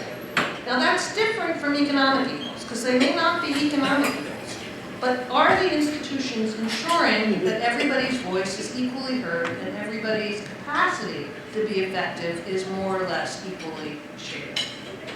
So there's both a normative and an empirical question here, and our intention is to try to answer both. Normatively, we argue that, or believe that political equality is an intrinsic good. It is part of what democracy is meant to be built on, but more importantly, to achieve. If we can adequately conceptualize political equality, we can begin to use it more effectively as a normative standard. So the link is very tight between the two. It's a normative standard, but if we don't understand it, we can't achieve it. If we can but its conceptualization also allows us to measure it. How much of it is there? Where does it vary? And then we can ask questions about why does it vary over time and across place. The conceptualization also will allow us to assess trade-offs. So I always go back to, not Genesis, but John Stuart Mill here, who had a serious concern about voters, one that keeps coming up in various forms. You hear different kinds of arguments about political equality and about democracy. That not all voters are equally informed, that not all voters equally care about the public good. So should everybody be given the vote? Shouldn't you have some test of political knowledge or political commitment or something before you get the vote? That was Mill's concern. I don't agree with him there. I agree with the question. It's an important question to ask about the trade-offs between political equality and other things. And there are other trade-offs. There's the trade-off, as we know, when you grant certain kinds of rights and certain kinds of equality, that might affect innovation, both capitalist innovation and governmental innovation, when you have more voices in the room and more equality of voices in the room. What does it do to the role of experts? What does that mean in all of that? And hierarchy, do those disappear with political equality? We've got to think about those kinds of things. Our argument, at least at the moment, this could all change as we do more empirical research, is that there are multiple equilibria of democracy and of political equality within democracy, and we have to identify several of those equilibria and figure out which one works for political context, political history, political cultures, and values of the current time and place. So let me give you some additional preliminaries, provisos, emphases. The approach to economic equality is generally distributional. Who has more or less? And that was certainly the focus of the Deaton review. The approach to political equality has also sometimes been largely distributional. Who has more or less political power? And distributions of income, wealth, and political influence certainly affect political equality. These are graphs of political equality and economic vote by the suffrage and by participation in voting, and economic equality by some standard measures. And you can see, even visually in this not so great graph, that they're fairly correlated with each other. So we know that there is some, and for lots of other reasons, we know obviously that distributional factors, particularly economic factors and political factors, can affect political equality. But what we want to do, sorry, I lost my place. But what we want to do is to argue that it cannot be reduced to those factors. It's not just a distributional problem. It's also, political equality is instantiated in social relations and interactions. I'm going to quote one of the Deaton Review papers by Deborah Sachs and what's his first name, White, that political equality that what we're looking at when we're looking at democracy and equality is that it is instantiated in social relations and interactions. A society enjoys equality when its social relations are free of unaccountable power, stigma, or groveling. So we're going to look at social relations as well as the distributional factors. We also, as I said, want to claim that political equality is an intrinsic good, valuable in its own right, that it may have instrumental value, but it's still a goal unto itself. So how do we define it? Now let's get to the guts here. We're going to start with some very classic political scientists, political theorists, Robert Dahl and Sidney Verba. They both argue that the starting place is equal consideration. And by that, they mostly mean looking at various forms of participation. We're going to go beyond participation. Dahl says, in cases of binding collective decision, to be considered as an equal is to have one's interests taken equally into consideration by the process of decision-making. One person, one vote. Verba says voices are equally expressed and given an equal hearing. This is all very fine language, but we're going to have to get into how you actually make that happen. But we also want to argue that we want to bring in some notions that come from political philosophy and political theory. Notions of capabilities and relational equality from people like Amartya Sen and Martha Nussbaum, from people like Elizabeth Anderson, who's doing some amazing work on relational equality right now.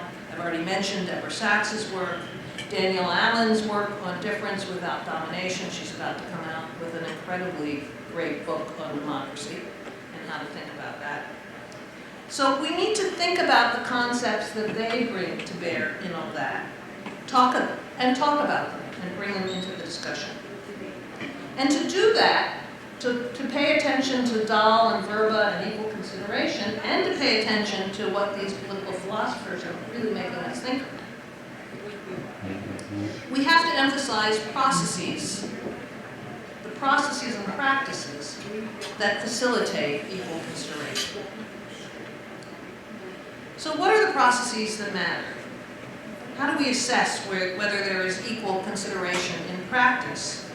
And that is not a straightforward problem. Here we focus on 3 dimensions of what we see as the concept: participation, representation, and responsiveness. Most of the research has been on participation.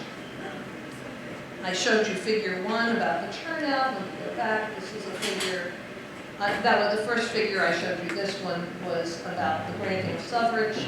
This is about turnout over the period between 1900 and 2000, and you can see that in a variety of democracies that are referenced here, it went up and then it's going down. So these things aren't stable either. I mean, we have to figure out each period, just how to correct them, how to make sure that they actually exist, and how to measure them.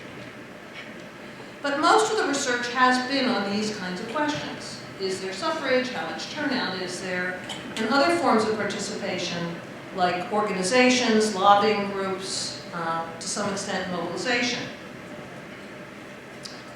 I have an argument, for example, on unions, that the decline of unions in the United States has been disastrous for the polity, because the unions, one, were an important lobbying group for certain interests that are now badly underrepresented, and they were also a voice that created a kind of civic culture and kept certain kinds of extreme opinions that may exist among some of the members of the union under control. That was not allowed in a civil society or civic culture. So the loss of unions has meant a real decline in both political equality, political responsiveness, representation, but also the civic culture. And I think we also need to link this, even more than we have already, Ned, to your argument about participation in your discussion of mass flourishing. So we will be doing that. Being here has been an important reminder of that, so thank you. The second form that we look at is representation, which is also important. So do we only go by descriptive representation? If we do that, clearly very few democracies are representative. Almost all democracies, most legislators are white, male, and lawyers, or rich from some other form. That's not exactly descriptive representation of the population as a whole. But there's another question there. Even if they look like that, and let's hope they don't always look like that, there is still the question, are they really representing their populations? You can do that from whatever position you're in. You don't have to be looking like the person you're representing, but do we have mechanisms that really allow people to represent, and are they taking advantage of that and doing that? And I have to say, this area, there is research on this area, but it's mostly on descriptive representation. It's really very much at the beginning and pretty unsophisticated about other ways in which representation could be expressed and is actually happening. So that's one of the areas where we really have to delve more deep. And finally, the hardest one of all is political responsiveness. So even if you have representation, and even if it's really representing you, even if you're participating, does the society get what it needs and wants to encourage mass flourishing? Is the system really responsive? There's lots of evidence right now in many democracies. I'm looking at Diana, I'm coming from Britain, so it's not just a US problem, and we know all over the world there are many examples where the governments and the people do not seem to be on the same page at all. And certainly groups of the people are not on the same page. The Babel problem that John was raising, which is, again, not just an American problem. The multiples, the plurality of people who we now believe should be represented in a democracy and should be responded to, we do not have mechanisms for doing that. Almost all democracies of the older ones, anyway, started in a period where who they had to be responsive to was a very small subset of the population. Now, it's a plurality and with very different characteristics, and we do not have the institutions or the mechanisms to do that properly. So that's our next problem. Okay, I also, yes, I talked with Doug North for a long time. I think I was an institutionalist even before I met him, but I certainly got confirmed in that stance in teaching with him for 10 years and running a political economy program with him. So we can't talk about any of this without talking about institutions. Because even if you set up all these processes, they still need guardrails. Diana and I were sitting next to each other in the discussion, and we were thinking about the role of regulations in several of the discussions that went on today and how important regulations are. But just having the regulations isn't enough. There has to be enforcement of those regulations. There has to be a culture of compliance with those regulations, which is fed by creating a trustworthy government and other things. So how do we really think about the kinds of institutional arrangements that will provide those kinds of guardrails, that will make sure that democracy, the representatives, the legislators continue to be responsive? We need norms that guide, which are kind of informal institutions, that guide behavior of elected officials, judges, bureaucrats. We need to think about the extent to which government officials are perceived as trustworthy. We do not have to rely on their personal motivations. You mentioned the book, Cooperation Without Trust.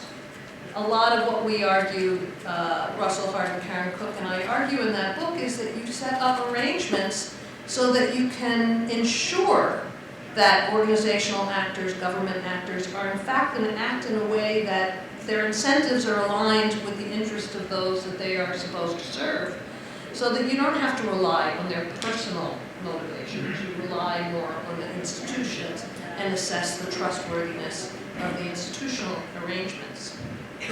But even if we do all that, we may get a kind of Weberian world, a form of equality of treatment in the bureaucracy that's dispassionate and goes by the rules.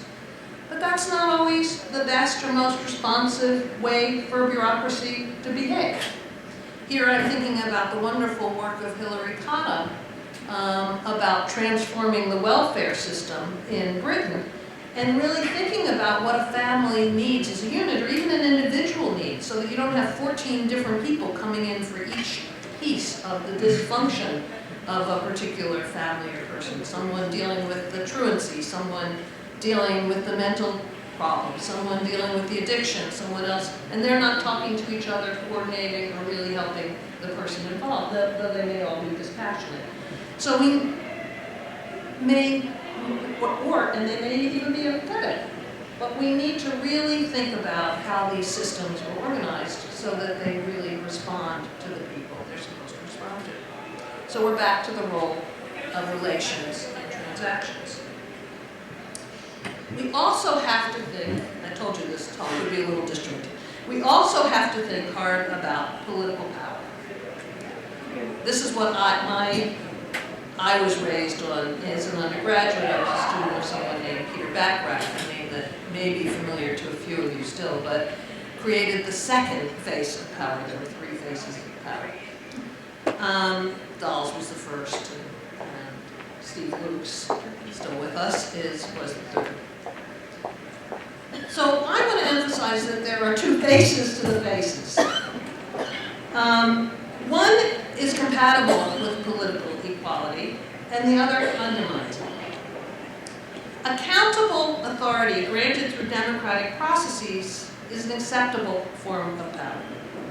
It can be hierarchical. The establishment of hierarchical power and legal coercion are inherent features of a representative system and accountable bureaucracy operating within and upholding the rule of law. The other face, and to be avoided, is government that serves those with sources and forms of influence that should be made irrelevant within democracies. Disproportionate influence over policy outcomes that are the result of advantages bestowed by money or position or superior technology that distorts participation, representation, and responsiveness are not compatible with political equality or with power rightfully used. But they are forms of power. Democracies in principle are designed to counter such anti-democratic influences. When they do not, the effect is to reveal how unfair government procedures and processes are, and thus undermine the trustworthiness of government itself. Many scholars today, I won't cite them all, link a decline in participation with a decline in trust in government. As I've shown, when confidence in government declines, so does willing compliance with its demands and laws, and we see all kinds of problems that result from that. So power contributes to undermining confidence by revealing underlying unfairness, which is a critical piece of trustworthiness. So part of our project in writing this book will be to revive and revitalize the kinds of power that were the discussions of the 1950s, 60s, 70s. It sort of died out in the 80s because of measurement problems, really, and we want to rethink that set of issues, to think about how you can conceptualize power and measure it so we can understand its relationship with political equality. So the first kind of power is coercion. We're going to also have three kinds.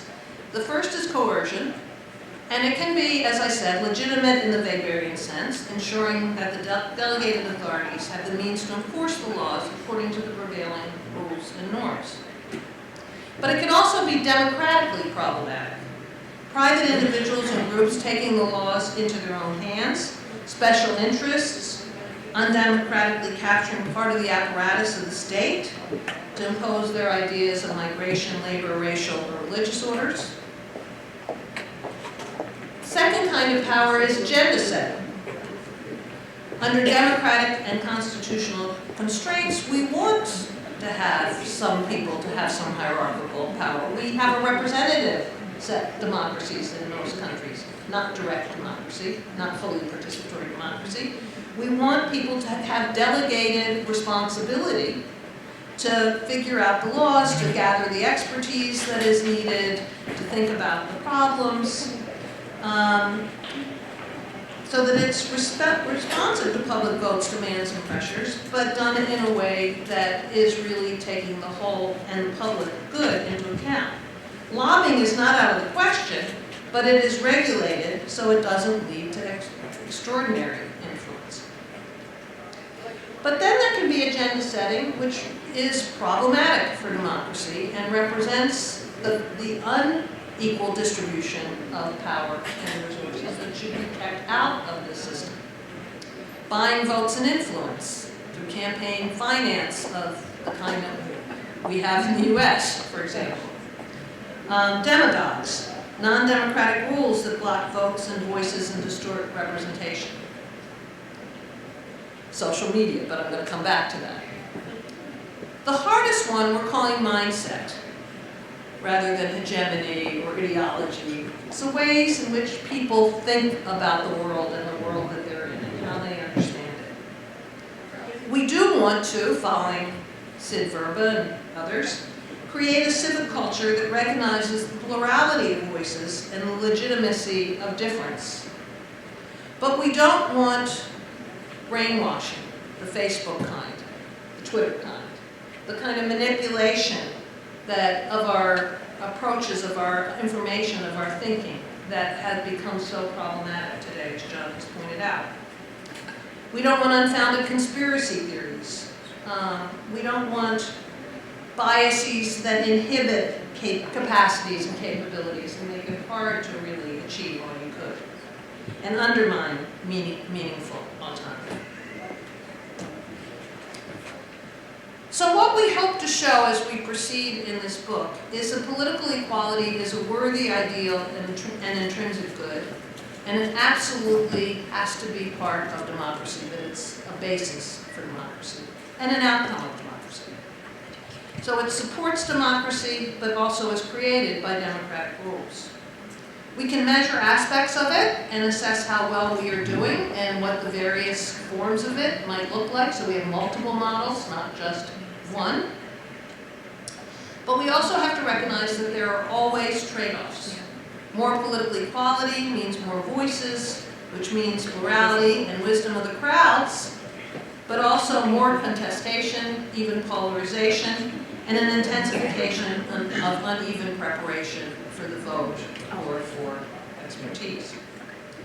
We cannot ever assure that all will use their voices equally, even where voting is compulsory.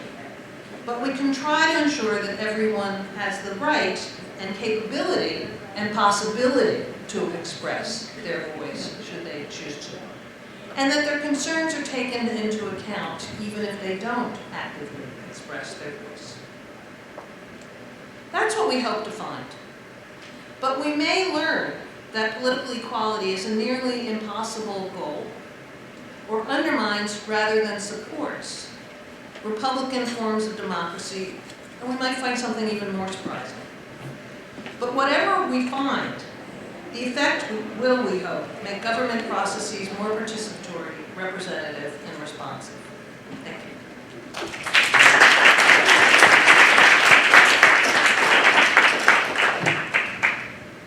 I think we may just have time for like one question. One question. Someone wants to ask a good one. Lizzie, you better call on the question. I don't want to show Who wants to be the one question?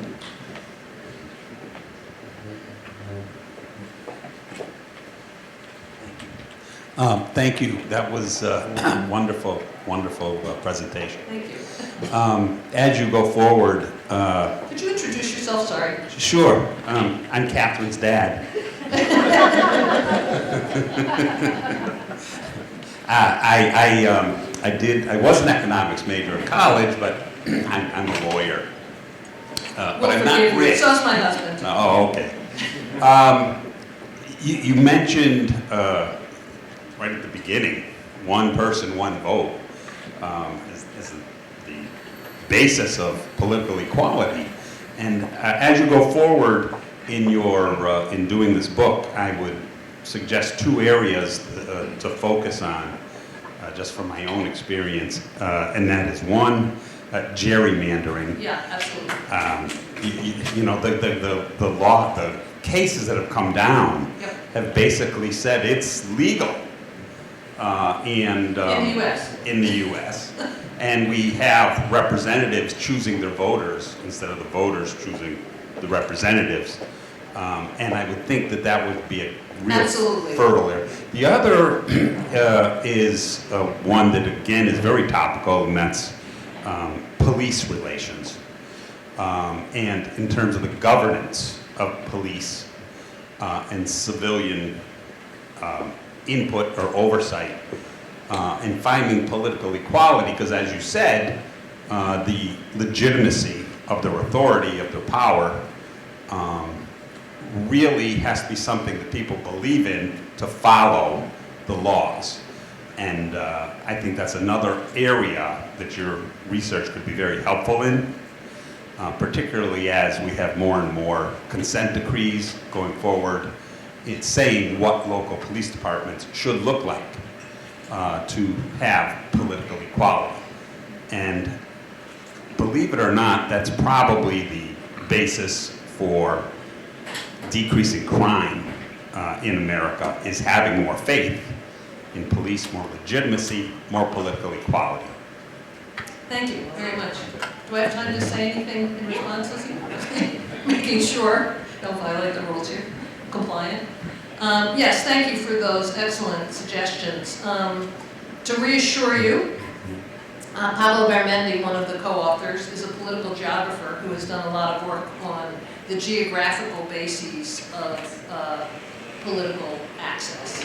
And we're certainly very alert. There are a whole list of things I could have named that are violations of political equality, and we're going to have to make some tough decisions about which ones we spend some serious time on. Let me just add one other thing about the book. It's going to, basically, we created a scope condition around democracies that have some history of relative stability. Mostly they're all in capitalist countries, so these are capitalist democracies. And we're also going to be doing a series of vignettes from about 10 different countries that represent a range of democracies and include places probably like Brazil and India and some other places around the world from different parts of the world, as well as the US and the European countries with their advanced democracies. So we will be using vignettes to illustrate ways in which practices have been problematic or good in those different, or bad, in those different countries as a way to sort of get at some of these kinds of questions that we may not be able to address systematically. On the issue of policing and crime, that's a really important question about the trustworthiness of government, and one that I and many others, as you well know, I'm sure, have explored. And that will certainly come into play, and it's a form of the question of what kinds of authority and what kinds of power are legitimate and appropriate within a democracy, and which ones aren't, and how to ensure that even something like policing, which is put in place for some very good reasons and needs to exist, how you make sure that it's accountable and appropriately responsive. So I think those are really, just keep reminding us of those things. So we either address them or make a list of things at the end that somebody else better address because we just couldn't get to it.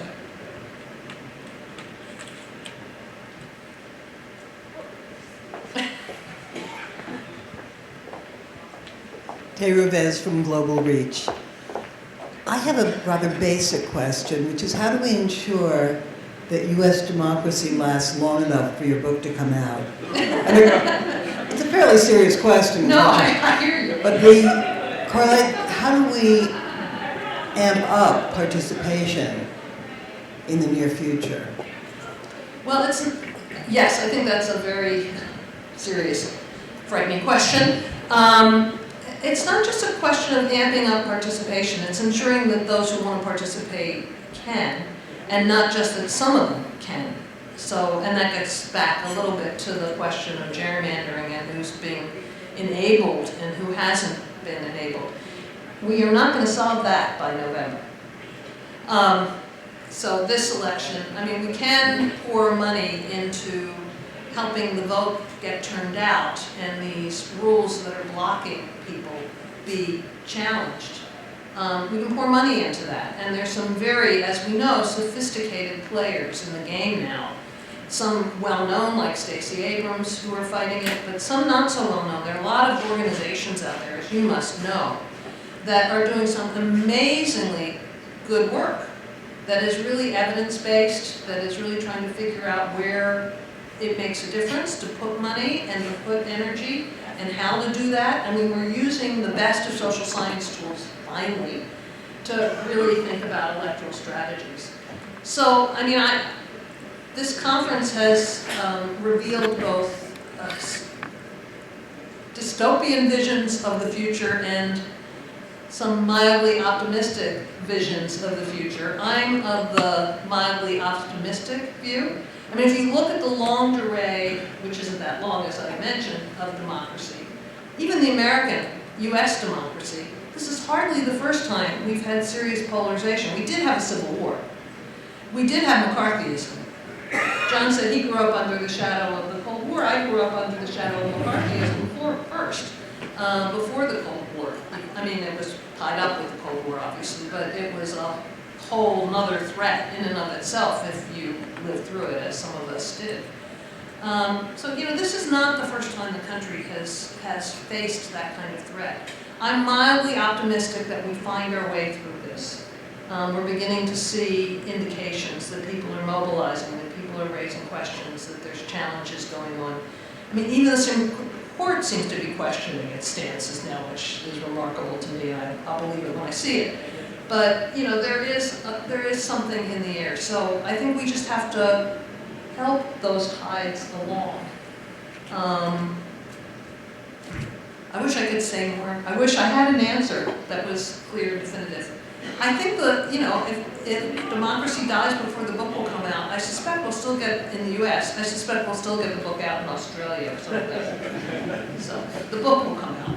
All right, well, thank you very much, Margaret. I'm Alan Murray. I'm the CEO of Fortune Media. I'm not an academic, and I don't do PowerPoint. I apologize for that. You'll have to look at me through this conversation, but I do hope we can make it a conversation. I'm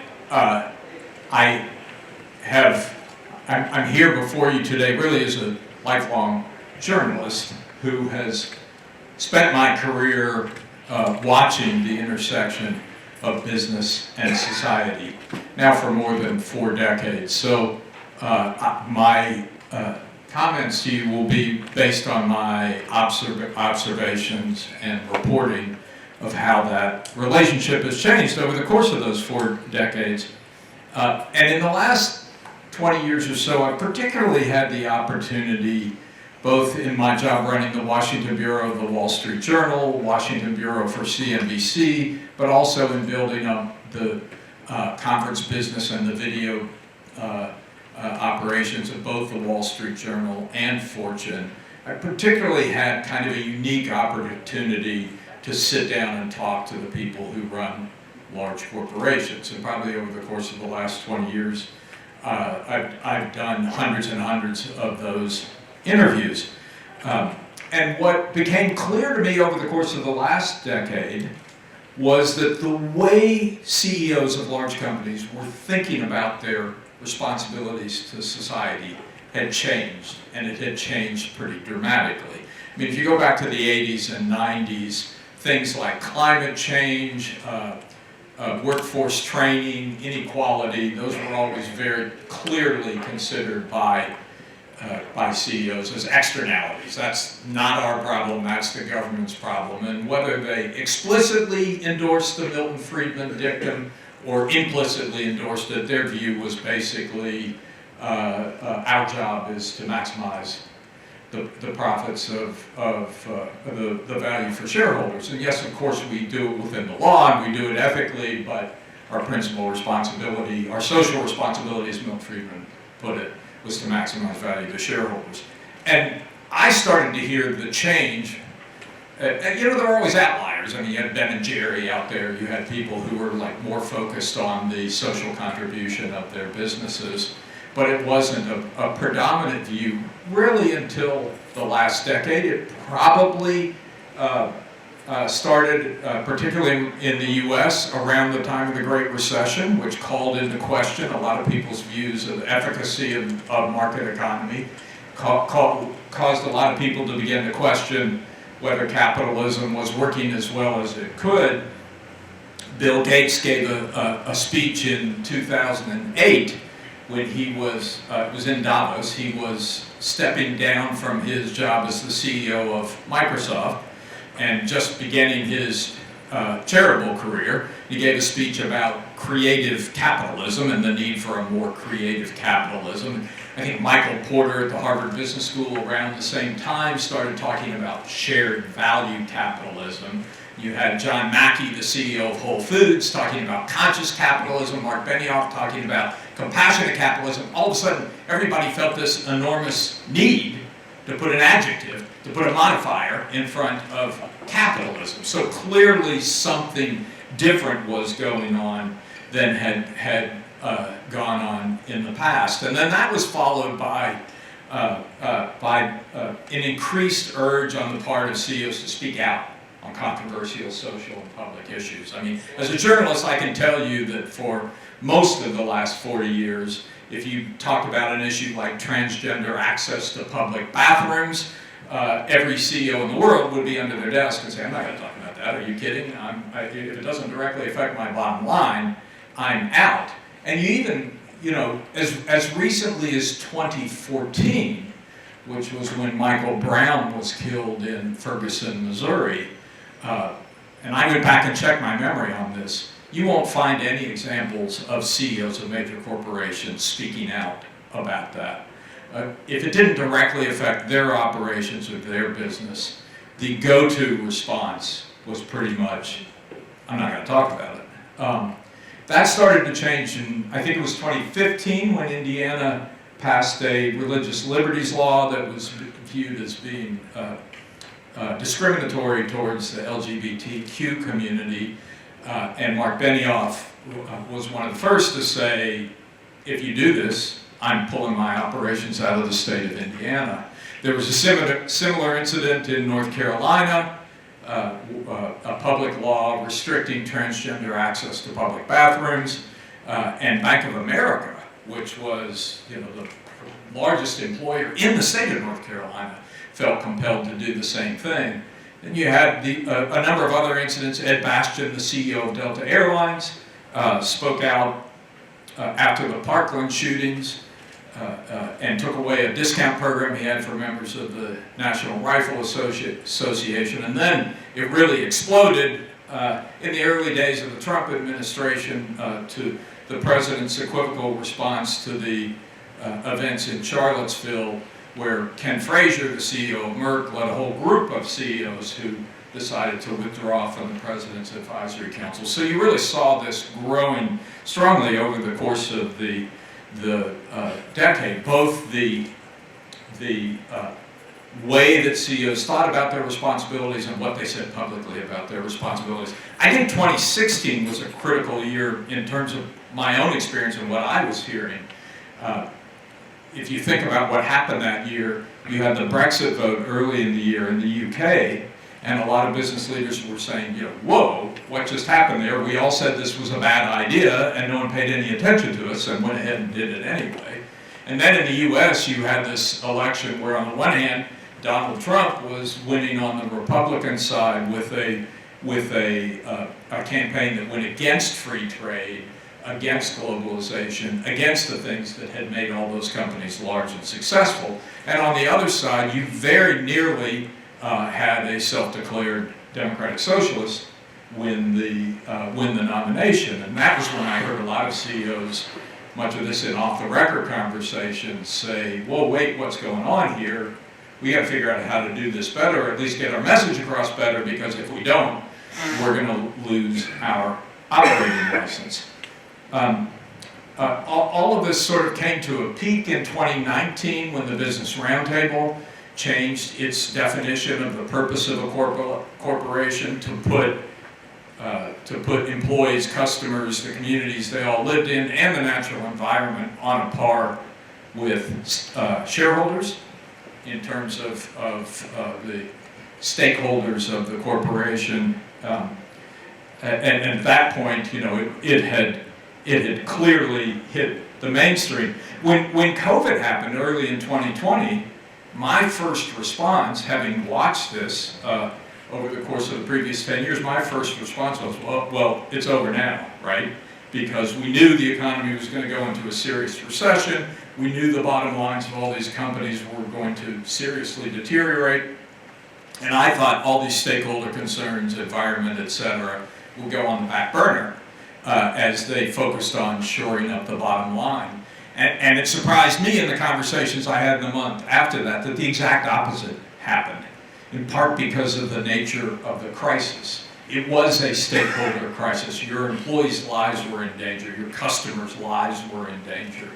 And so instead of diminishing the commitment to social and environmental causes, it actually increased it, particularly the environment. I mean, I think if you look at the number of Fortune 500 companies that have made net zero commitments, it's gone up about 3 times since the onset of the pandemic. So there's been actually an acceleration of all those commitments. And it was at that point that I said, I think there's something going on here that deserves some serious notice and some serious study.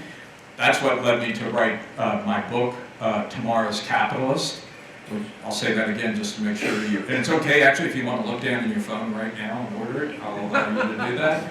It's Tomorrow's Capitalist. I hope you'll give it a read. It was my attempt to sort of understand and explore why this was happening. What are the causes of it? Was it just a temporary fad, or was it going to continue? So let me just spend a few minutes talking about that, and then hopefully we can have a conversation.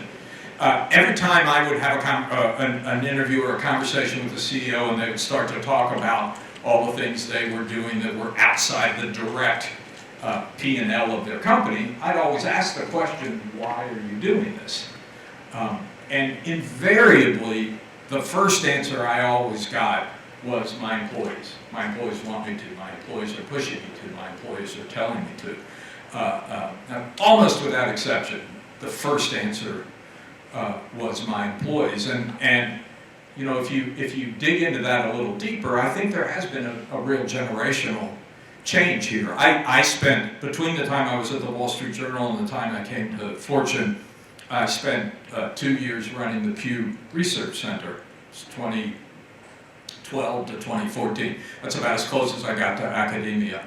But we did a lot of research on the millennial generation at that time. And one of the things that became clear as you looked at the data was this is a generation that was much slower to get married than previous generations, much less likely to belong to an organized religion than previous generations. Really not big joiners in general, you know, Rotary Club, Moose Club, all the things that earlier generations had been a part of. And the more you looked at the data, the more it became clear that the employer was really their most important, and in many cases their only formal connection to non-virtual connection to society. And so you begin to understand why that generation is putting so much of their expectations and hopes and desire for social purpose on on the corporation. I mean, I look at my own family, leave me out of it since I can't objectively view that, but I know my father, who was a child of the Depression, I know why he went to work. He went to work to make money. There was no ambiguity about that ever at all. If he wanted to do good in the world, he was much more likely to do something at the church or do something through the Rotary Club or one of the other organizations he belonged to. But that wasn't the way he looked at work. When I talk to my daughters, who are both, they're 30 and 32, they want the money, for sure. But the additional expectations they have of their employer to give them a sense that they are doing something good in the world is greatly increased. So I do think there's a generational change, but it's also because employees just matter more to the corporation than they did. Diana Coyle, this has been at the core of a lot of the work you've done over the last couple of decades, the change in the way value is created in corporations. My favorite statistic, which came from a study done a couple of years ago, if you look at the Fortune 500, or if you looked at the Fortune 500 in the 1970s, and you said, where's the value coming from at these corporations? What you would find is more than 80% of the value is coming from physical stuff. It's plant, it's equipment, it's oil in the ground, inventory on the shelves, and it kind of makes sense that in that world where you needed the financial capital to accumulate the physical stuff that would give your company value, it kind of makes sense that the high priority would be on the shareholder, the people who are providing the capital to let you accumulate the stuff. If you do the same exercise today, look at the balance sheets of Fortune 500 companies and where the value is coming from. More than 85% of the value comes from intangibles. It's intellectual property, it's the brand connection, the emotional connection that a brand has created with its customers, and all of those things are much more closely tied to people.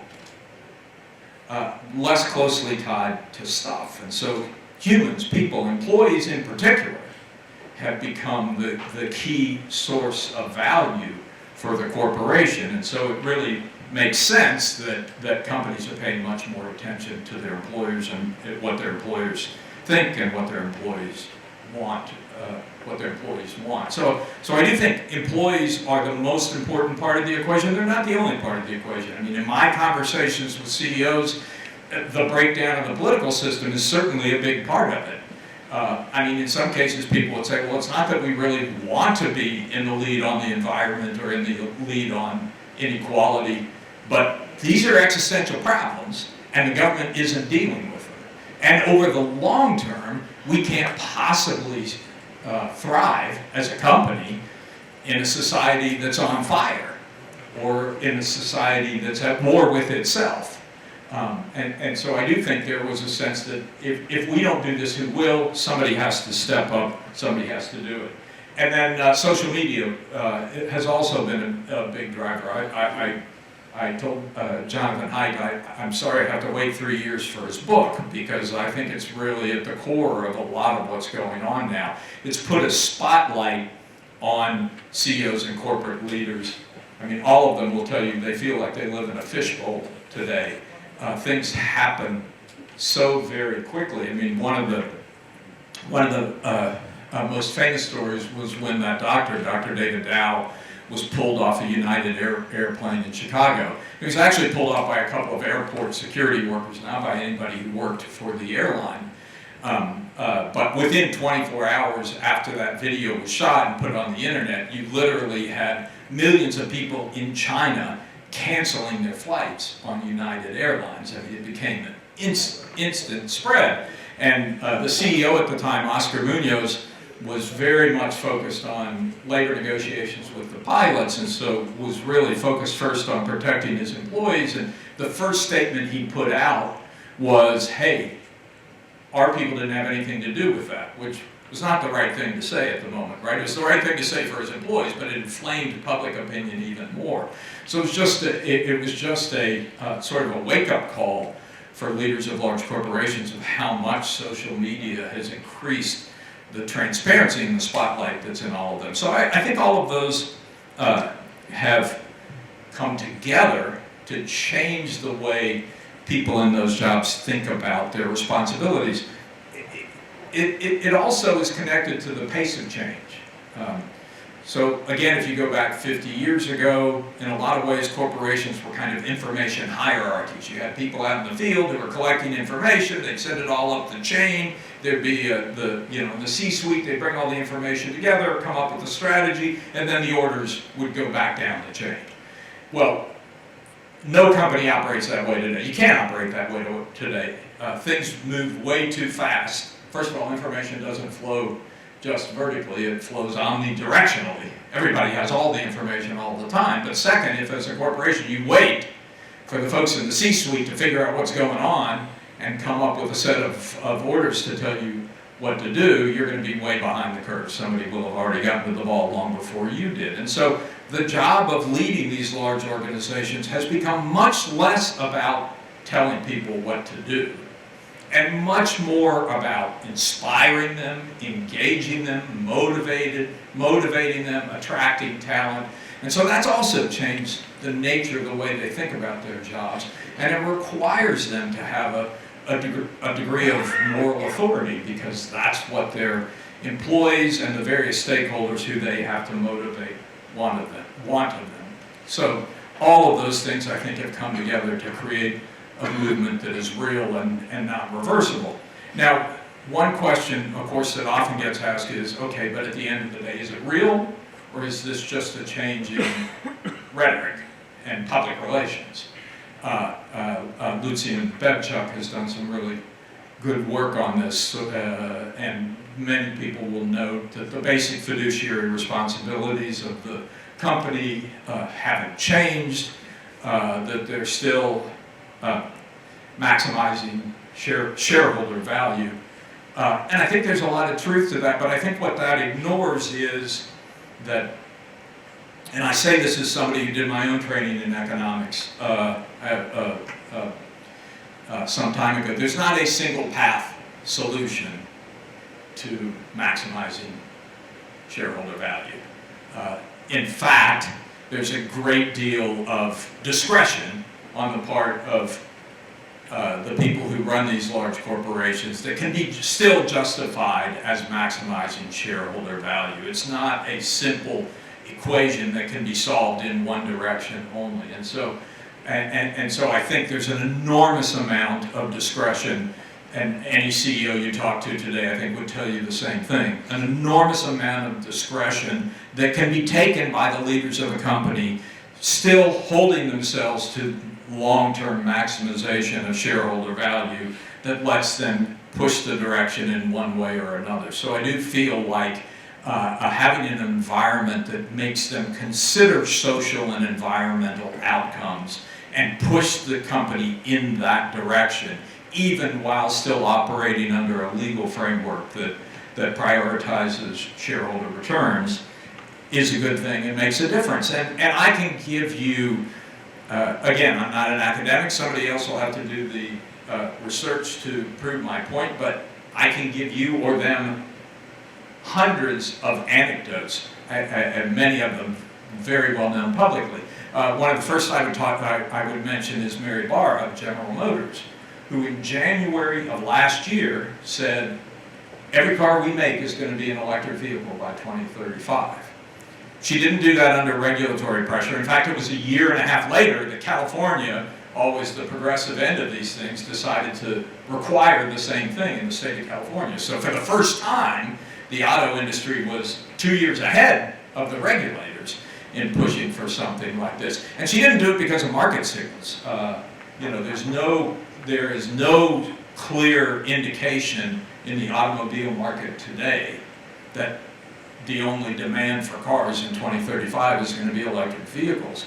But it was a commitment that, according to everybody I've talked to, has totally changed that company. Because in the automobile industry, you make investments over the long term, now every investment decision that's made at General Motors goes through that trend.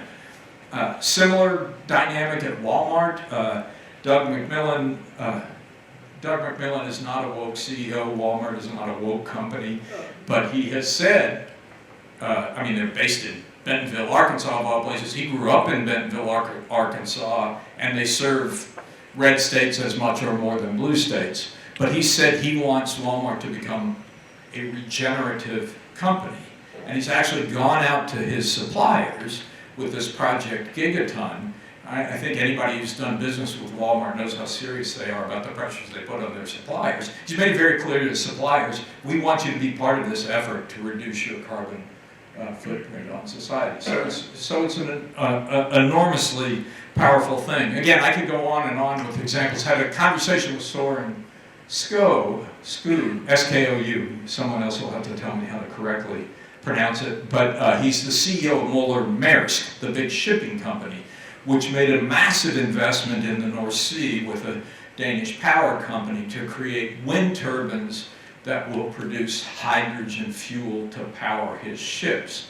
And we are nowhere near the point at which hydrogen fuel will be price competitive with fossil fuel. Nowhere near. But he did this anyway. And so I said, well, why did you do it? And he said, because every day I get a call from, or every week at least, I get a call from one of my big suppliers saying, hey, I just made this net zero commitment that extends to my scope 3. You're my scope 3. I've got to get the costs out of my supply chain, the carbon out of my supply chain, and I can't do that if you don't figure out how to run your ships without carbon-based fuel. Similar conversation with the CEO of Rolls-Royce, which makes fossil fuel-fired engines for planes, trains, boats, and he's put an enormous amount of time and investment in electric and carbon, even though neither of those things is anywhere near being commercial, because he thinks it's the right thing to do. So, I mean, bottom line is something is going on. It is dramatically different from what I experienced for the first 3 decades of my career. I wouldn't begin to say that it's the answer to all our problems. It's certainly not the end of greed and corruption in corporations. I would agree with those who say, ultimately the government has to be involved in fixing some of these problems. But there's different behavior going on in business today than there was 10, 20, 30 years ago, and I think it's worth at least noting and talking about, and I appreciate the fact that you're doing this at this conference today. And I'm happy to answer questions, hear disagreement, push back, one here, one here, one there.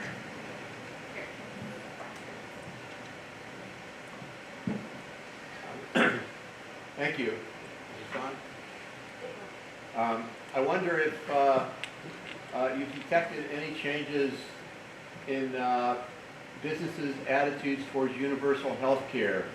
It's often struck me that it seems like American producers having to provide health care for their employees are at a competitive disadvantage with employers in other countries where health care is a national system, but yet there's so much opposition to it. I wonder if there's any change there. It's a great question. It's not something that I've explored a lot in my interviews. I wouldn't be surprised if you could find more business support for the reason that you described. But look, at the end of the day, the people who run large corporations are capitalists. They believe in the free market system, and we've tried for a long time to figure out, is there a way to create a functioning market in healthcare rather than turning it all over to the government? I don't think we've succeeded very well, and step by step we're moving in the opposite direction. The latest step being the provision in the badly named Inflation Reduction Act that allows Medicare to negotiate directly with the drug companies on prices. So I wouldn't be surprised if there's some change, but I haven't explored it. We do a lot of polling, actually. Maybe I'll stick that question in a poll. It's Merritt Fox from Columbia Law School. I recognize what you're saying, that in terms of fiduciary duty, business judgment rule means there's significant discretion. But I'm wondering whether you think that these CEOs think they're making decisions that are not share value maximizing, or rather, that they recognize that the expectation from a share value maximizing point of view, in terms of the long-term cash flow of the company, that to keep an employee team together, to have satisfied consumers and so on, they're really making. They will all, yeah, it's a great question. They will always say they're maximizing long-term shareholder value. Always, always, always. And Caroline Flammer, are you still here? I thought her point about how much of this goes away in the long term is a really compelling one. You know, I had written about this and had focused on this when the Business Roundtable made its decision in 2019. So they called me up early and said, we want to see your research, we want to know what you know, we're thinking of making a change. And ultimately they gave me a lot of the information in their statement so I could write a story for Fortune. And they gave me 4 CEOs to talk to before I did that story, who were drivers of this change at the Business Roundtable. Mary Barra of GM, Jamie Dimon of JP Morgan, Alex Gorski of J&J, and who would the other one have been? Oh, Ginny Rometty of IBM. Now, do you know what links those 4 companies? You probably do. Every one of them has been around for more than 100 years. So these are people who institutionally feel a long-term commitment to their companies and expect those companies to be around 100 years from now. And a lot of I sat in the C-suite of a company, Time Inc., in its final days, when it was under attack by shareholders and was really focused on quarterly earnings. And you could see lots of opportunities for trade-offs, which would increase the bottom line at the end of the quarter, but be bad for employees, companies, society, and everybody else around. So there are ample trade-offs in the short term, but a lot of those trade-offs tend to disappear if you take the long term. You know, if you say what is the right thing to do for this company over the next 100 years, then a lot of the pernicious things that happen when you're focused on the next quarter drop away. So you think that when they say this is for maximizing share value, they really believe it? I think they really believe it, yeah. Yes, Nick. In the back.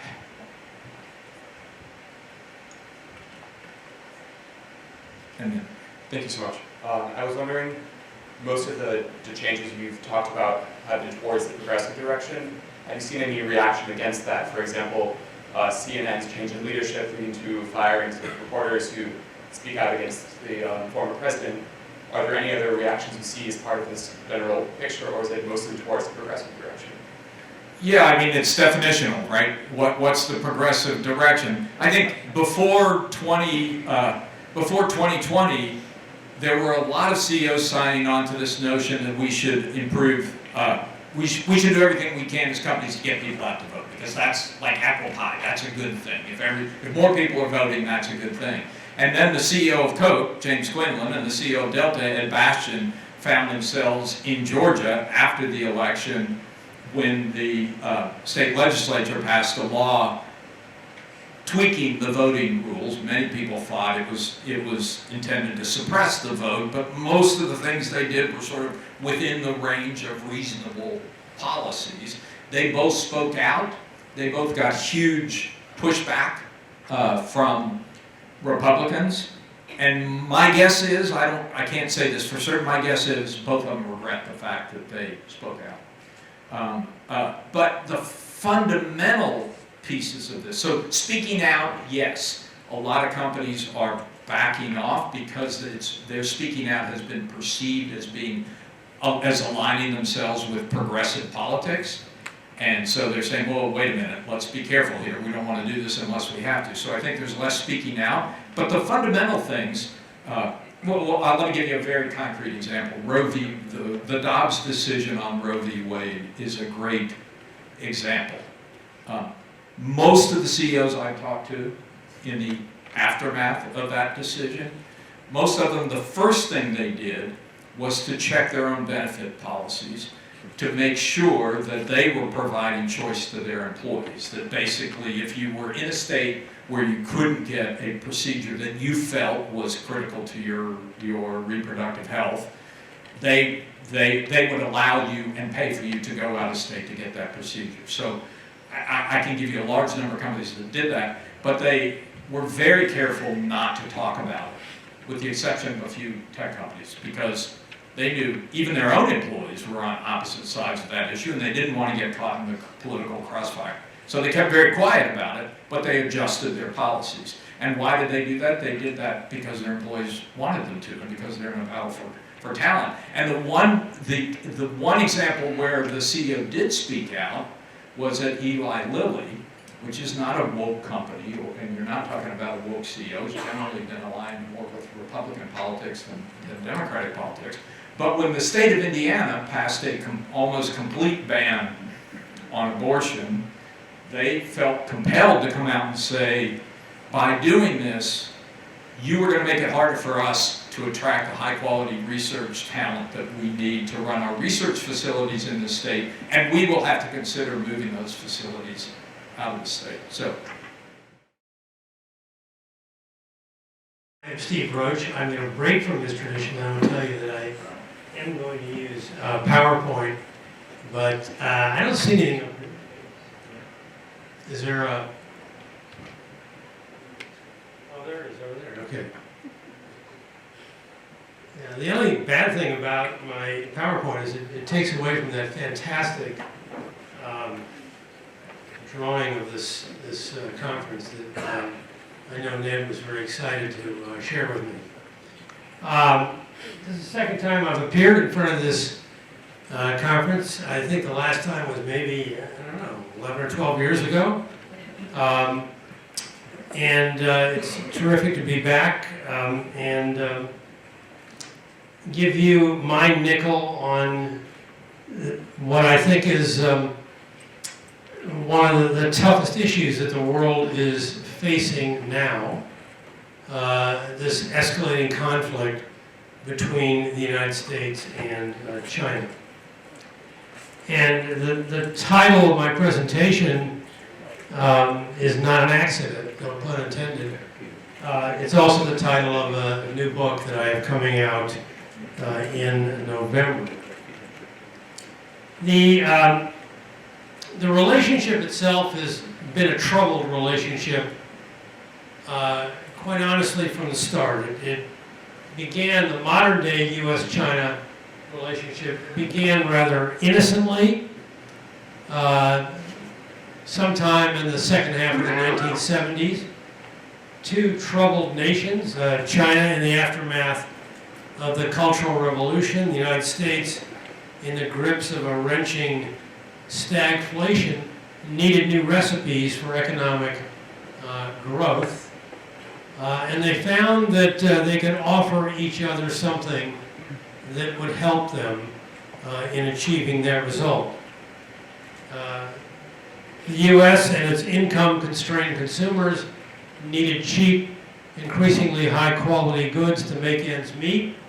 In China, a nation that was struggling in the grips of poverty, a backward, largely agricultural sector, needed a new dynamic in producing low-cost goods for American consumers, was a very comfortable and powerful antidote to its own growth problems. They came together in this marriage of convenience. The ties deepened dramatically in the 90s and the 2000s, especially in the aftermath of China's WTO accession. And the marriage of convenience morphed into a full-blown economic codependency. Both nations needed each other to sustain their economic growth and development. But now, as is the case in the study of human pathology, codependency can lead to conflict if it's not managed well. And in the past 5 years, that's exactly what's happened.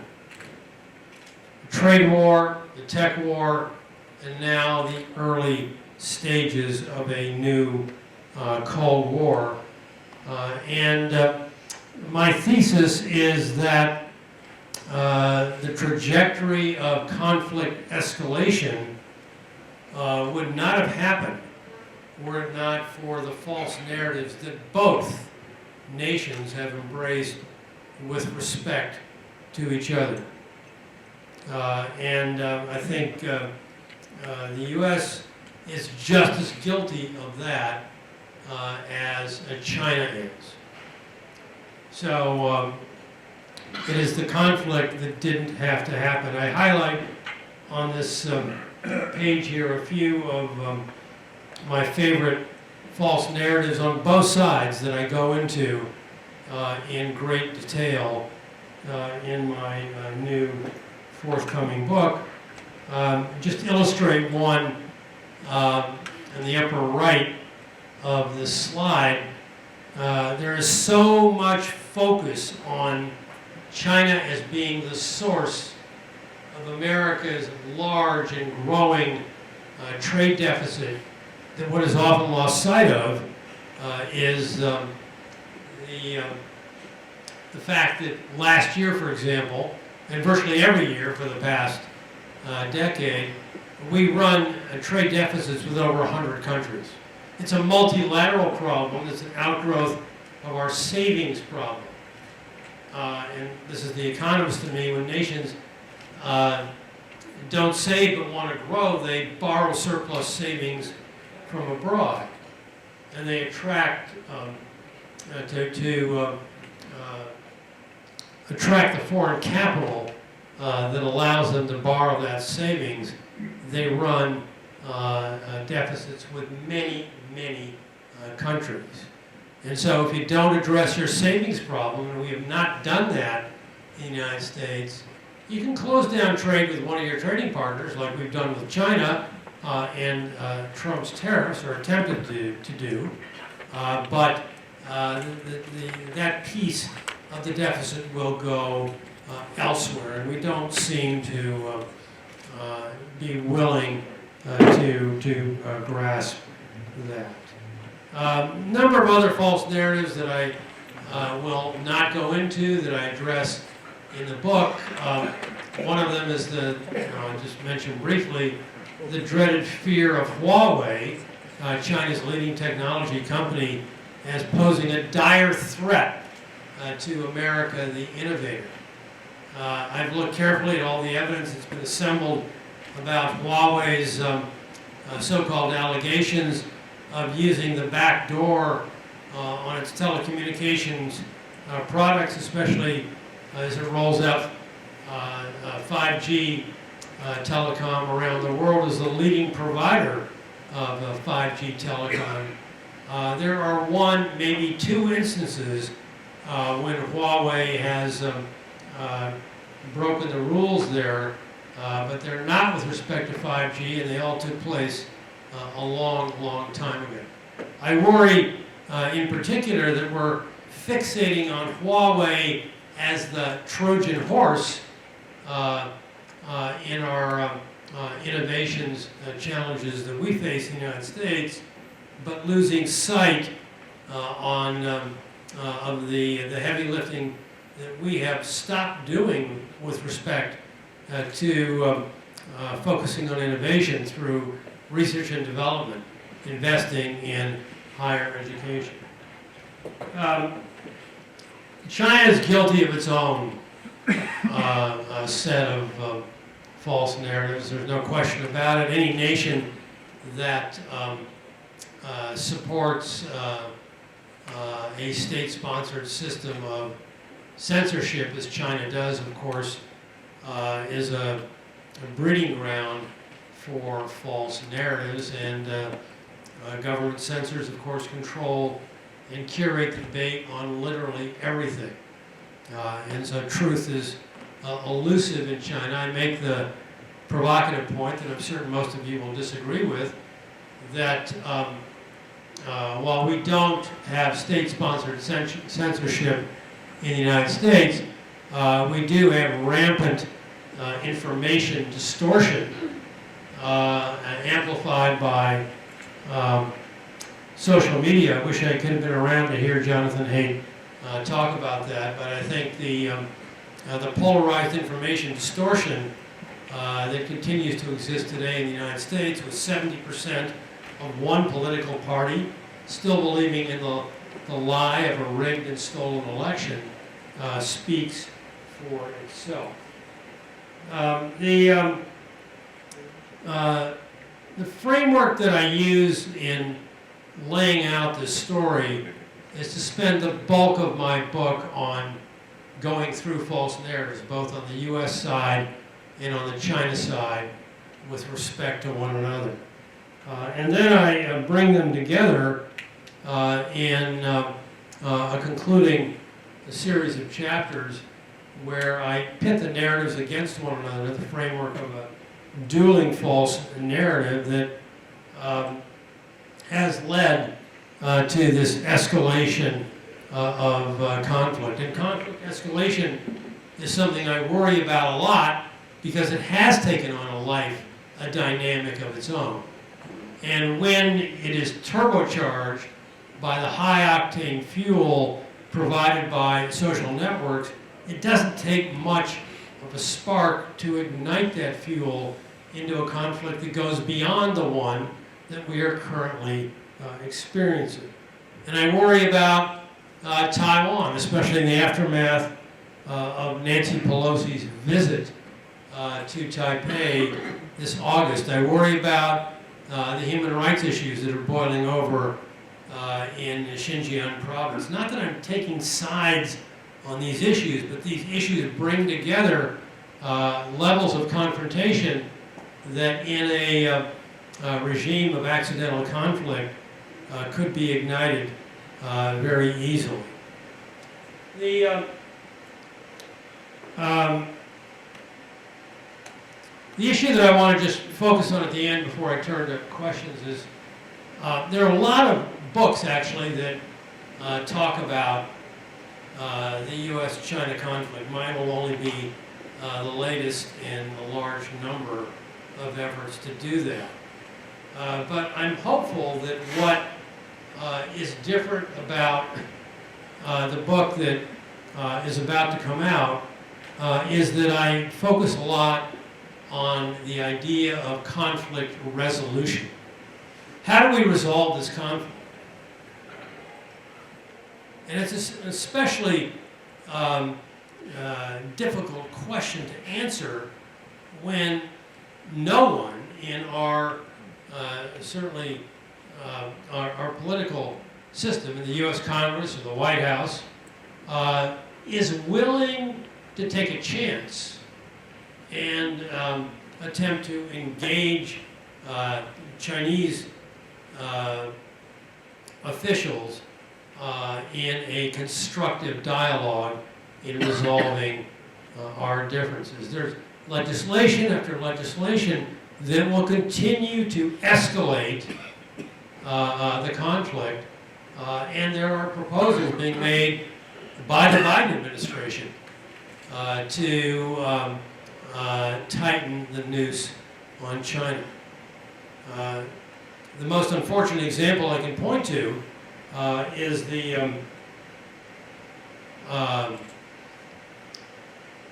first day of the Biden administration on January 20th of 2021, when President Biden, I think, signed 14 executive orders that countermanded most of the most unpopular moves of his predecessor, including stopping construction of the border wall in Mexico, ending the Muslim travel ban, rejoining the Paris Agreement on climate change, rejoining the World Health Organization. He had a terrific opportunity to roll back the tariffs on China that the Trump administration had imposed that had accomplished nothing. But he chose not to do so. And now, of course, the window is slammed shut because any conciliatory efforts that the administration might address toward China would be hugely criticized by his own party, let alone the loyal opposition. So my ideas on conflict resolution is the first step cannot even commence until some semblance of trust is restored between the two nations. And the best place to start building, or hopefully rebuilding trust, is through focusing on global issues of mutual importance for both nations. And I tick off three that I highlight in the book. Climate change, where there's been a slight amount of joint progress. Global health, where there's been no progress, just a lot of finger pointing on who's to blame for COVID-19, and cybersecurity.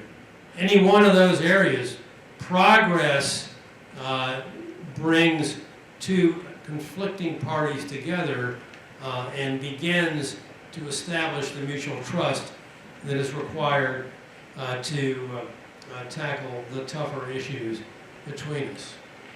So, three quick steps, and then I'll stop for questions. One, end this ridiculous idea that the Trump administration offered, the so-called Phase 1 trade deal, that we can fix America's trade deficit by forcing China to buy more product and address the bilateral trade imbalance between us and China. Phase 1 failed from the start. It didn't work. You can see the graph on the upper right. The U.S. overall trade deficit with over 100 countries got wider as a share of GDP. The Chinese piece, the red line in the bottom, went down. But the blue line, the trade deficit with other nations got larger. That's what economics would tell you. When you don't solve your savings problem, and you squeeze one partner, that piece goes to others. And in the last few years, it's gone to Vietnam, Taiwan, India, Korea, even Canada. So the idea of Phase 1 is, of course, it would set the stage for the next phases to come. And unfortunately, the new U.S. Trade Representative, Catherine Tai, continues to believe that China should be held accountable for what it did not deliver in Phase 1. Phase 1 thinking is a recipe for continued conflict and little progress, if at all, in resolving the trade issues between us. Step 2 is to recognize that as opposed to the zero-sum thinking of a bilateral trade deal, we should attempt to address the structural differences between us on issues such as innovation, technology transfer, subsidies to state-owned enterprises, labor practices, environmental issues, and the like. The best way to address structural issues for me is to focus on growth opportunities that can be gained from opening up both markets through a bilateral investment treaty.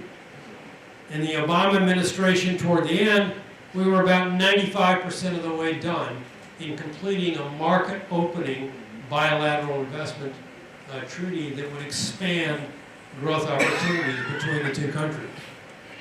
Trump came into office, as you know, and anything that Obama had done, he said no, and so suspended the bilateral investment treaty.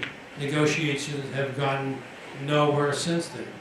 It would be wise and prudent, but politically difficult for Joe Biden to reopen those negotiations. But I would urge him or his successor to do so. And then third and finally,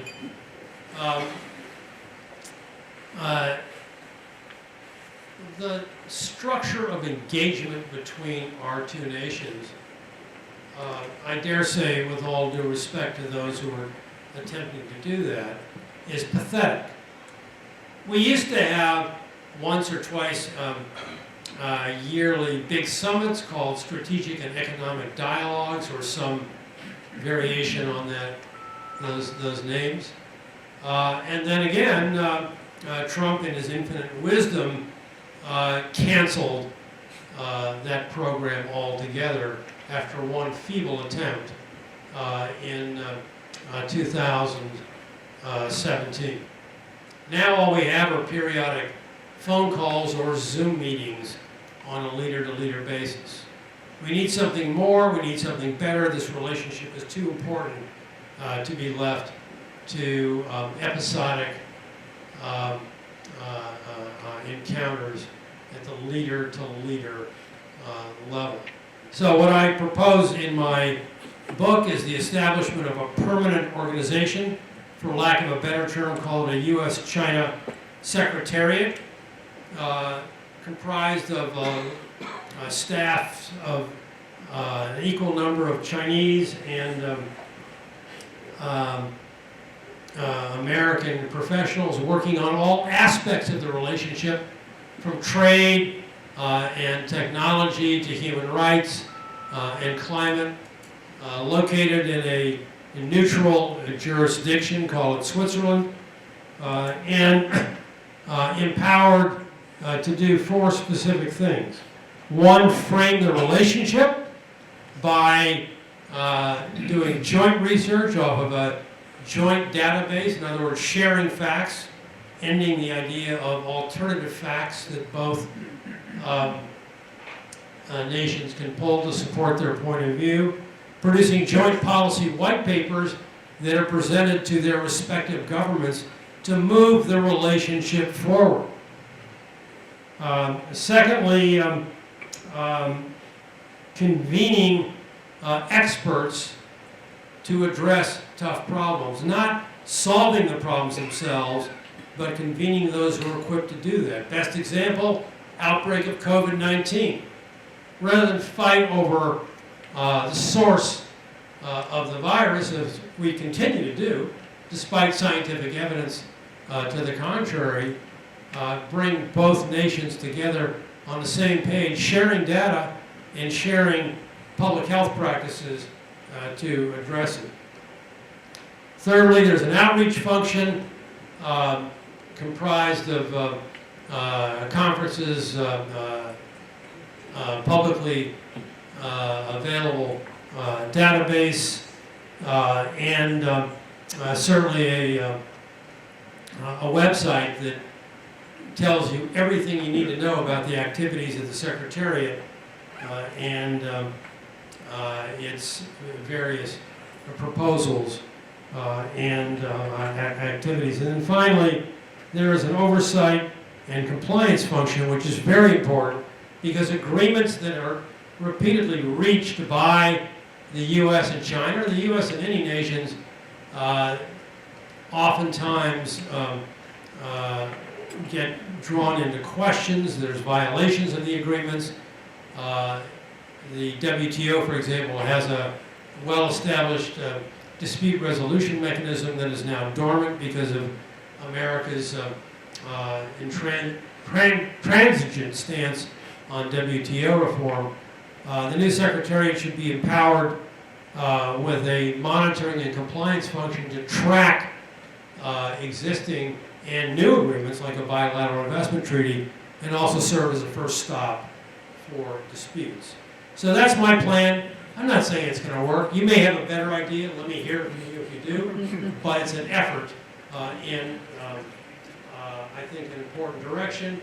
And as Alan did, I'll skip this and just tell you, if you want to buy the book, you can order it right now from your chair. Thank you very much. Happy to take your questions. And please, no, I have 3 questions, just 1 question each. Okay, so first of all, thank you so much, Professor. So my name is Lezi. I'm a first-year international student, come from China. And I really like your presentation, though, because I really hope the relationship between China and the United States could be better and better. Because right now, the policy facing to our international students is not very friendly. And in my opinion, I think this building is existing and even more, because we see the trade war and other stuff. And I think the United States government just showing aggressiveness recently. Like you mentioned, the Paul Pelosi visit Taiwan last month was in a very sensitive time. And also I think whether it's Biden government or Trump government, you mentioned China almost every day, especially during elections. So, I think the China, at least the Chinese government and Chinese people is now really want to have this kind of competition with the United States, at least now right now though. So my question will be, do you think this kind of dealing between the United States and China is meant to happen? And do you think the reason why this dealing is happening is because the United States want to remain the dominant position as the one and the only superpower in the world? Thank you. Look, that's a question that I do address in the book. The United States wants to stay strong and China wants to become strong. But the fact is that both nations are more vulnerable than they are willing to admit.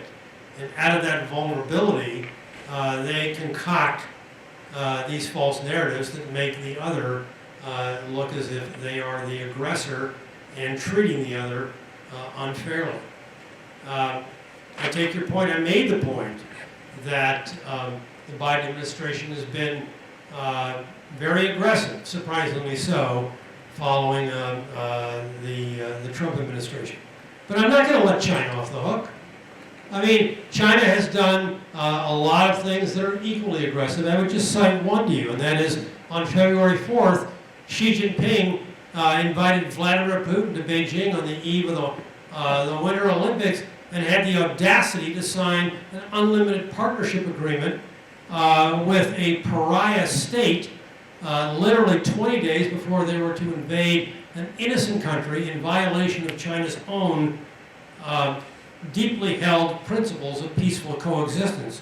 Who's to blame for that? The United States has no responsibility in that, and that has created a huge problem for China. So both nations are, I think, guilty of taking actions that are making it very difficult for the world community, let alone the United States, to embrace China as a partner as it once did. Other questions?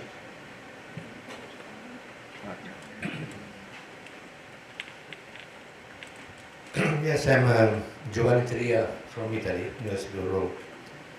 I totally share your approach, but my question is, you focus, of course, on the bilateral relationship between United States and China. But the cost of this conflict is spreading around the world. Look just at inflation caused also by the fragmentation of the markets. I read on your slides about an idea for an agreement on investment, and I want to remind that the comprehensive agreement on investment is designed between China and Europe has been blocked also, as for us we know, for the American pressure. Then my question is, don't you think that we have to work not only, of course, on all the points, the issues that you raised for the bilateral relationship, we have to work for a new Bretton Woods agreement, because what we need is really a new large trade agreements between all the current big economic area on trade, monetary system, security, etc. Thanks. Like I say, you make an important point. You know, the idea that we can fix problems country by country on a bilateral basis is very much at odds with you know, all the cross-border connectivity that exists in a multilateral world. I would not be optimistic, though, on the world coming together to do a new Bretton Woods agreement, however important that might be to resolve these problems that have been boiling over for years, country by country on a bilateral basis. I do think, however, that two countries like the United States and China can do a much better job of doing, of addressing the conflict between them in a multilateral context. Your point on the comprehensive investment agreement between the EU and China is a good point, is an example of how a bilateral investment treaty can in fact work to open markets in two large economies. I take issue with your point that it was put on ice because of American pressure. I think the Europeans are dealing with their own set of anti-China political pressure as well. But I think the CAI, the Comprehensive Agreement on Investment, is an example of an enlightened approach toward using market opening initiatives to deal with structural problems to create positive sum growth opportunities in two large economies. We need to do more of that. A bilateral investment treaty can do that in the United States. I see the zero there. Do you want me to keep going or stop? You tell me.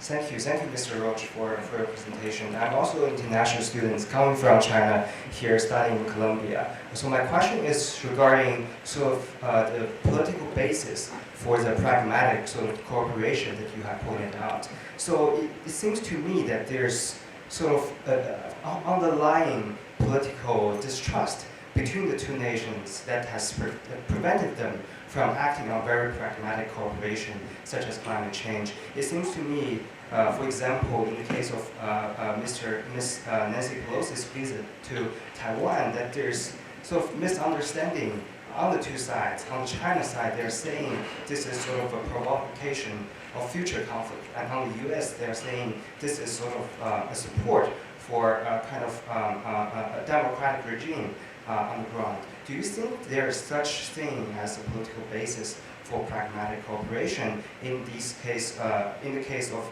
cooperation between these two countries? And do you think that's an important thing going forward for the cooperation that you have mentioned in your speech? Thank you. Yeah, thanks for your question. I don't mean to be flippant in responding to what you said, but I have a hard time linking together two concepts in your question, politics and pragmatic. They don't connect. Our politicians are very self-serving, and that's true, I think, in both nations. But I just point out two aspects of the political clash that have left me very pessimistic in terms of where this relationship is going. One, this idea that was amplified by former President Trump, that the large and, at that point, record trade deficit between the United States and China had destroyed American companies, had damaged American communities, and was a killer in terms of jobs and innovation. That formed the basis of the allegations that were then seriously raised by his trade representative, Robert Lighthizer, in a famous Section 301 complaint that was released in March of 2018 that then sparked the tariffs that are still in place today. In my book, which I know many of you have ordered while we're speaking here, I go through the allegations piece by piece. And they are not substantiated by evidence. But the American public believes the allegations, and China is responsible for the anxiety they feel. On the other side of the equation, Xi Jinping, 10 years ago, coming up in November, espoused the famous Chinese dream, a dream of rejuvenation, nationalistically focused on never allowing the great Chinese nation to be contained ever again. And the U.S. has unfortunately set in motion a mindset that has engendered fears of Chinese containment. Nancy Pelosi is only part of that, but a lot of it is also China's own insecurity as a major power, as a growing and proud nation. And that, unfortunately, clouds the politics of everything that China sees with respect to the United States, and is a breeding ground for China's own large number of false narratives that is leading it down the path of confrontation with America. China can do better, we can do better. Unfortunately, politicians like confrontation better than resolution, because confrontation is what keeps them in power and gets them reelected. Can we do one more question? Just one more. One more question. Sorry. Thank you. You mentioned the Ukrainian war. And, He's already had a question, right? Yes, it's a question. I mean, there's all these people screaming over there. I think you have great questions, but I want to just be fair. If we're doing one more question, give it to somebody else. Okay. First question. No, that's my first. It's a quick question. By the way, but no problem. If somebody else wants to raise questions. No problem. It's your first question. Okay. I'm sorry. Great. Do whatever you want. So, I'm Luigi, by the way, I'm Luigi Bonatti, University of Trento, Italy. So you mentioned the Ukrainian war, and you talk about the need of the urgent need of rebuilding a constructive relationship between the U.S. and China. Now, I like to have your opinion, your prediction. Do you think that perhaps this new start between the U.S. and China could be a role of China in mediation of the truce, or I don't want to talk about an agreement, but at least a truce in the Ukrainian-Russian war? Do you think that is possible? I think it's possible. Likely, or I think it's what? possible, but unfortunately unlikely. Xi Jinping has had ample opportunity to exercise leadership and statesmanship in bringing his new unlimited partner to his senses. He has refused to do that. That to me is an abrogation of his responsibility as a great global statesman. He aspires to make China a great power and to sit at the table with other great leaders. He made a mistake in joining with Vladimir Putin. It was a horrible mistake, possibly his greatest blunder of his leadership. He's had ample chance to correct it and to bring Putin, I won't say to his senses, but to shift his direction, and he has not done that. And I think, honestly, that the United States and the rest of the world should put far more pressure on Xi Jinping to deliver his, or to shift the direction of his partner. And if China doesn't do it, then they should begin to face some of the same consequences that Russia has faced with sanctions imposed by the West. Wait, just quickly, scream it out. Quick question, Taiwan, what are China's intentions in your view, and what should America's policy be? China's intentions are obvious, reunification. And their intentions are to do it over an indefinite, strategically ambiguous period of time, and to do it peacefully. But what worries me in that regard is go back to the point on Putin in prosecuting this insane war in Ukraine. His argument, his logic, is that we in the West, through NATO expansion, forced him to do it. I mean, it's pure nonsense, isn't it? But that's his point of view. But aren't we guilty of doing the same thing with China by containing China on many fronts, including its long-term goal that we agreed upon in the United States under the guise of the one China policy. U.S. containment of China, to me, has a striking analogy with the insane logic that Vladimir Putin is offering in support of his prosecution of the war in Ukraine. Thank you very, very much. Thank you. Hello, everybody. My name is Diane Coyle. I'm a professor of public policy and an economist at the University of Cambridge. And it's a real pleasure and privilege to be here today. Thank you, Ned and colleagues, for inviting me to my first of these conferences. And what a fascinating day it's been so far. The title of my talk is actually the title of a book I published a couple of years ago. Still available for sale, obviously.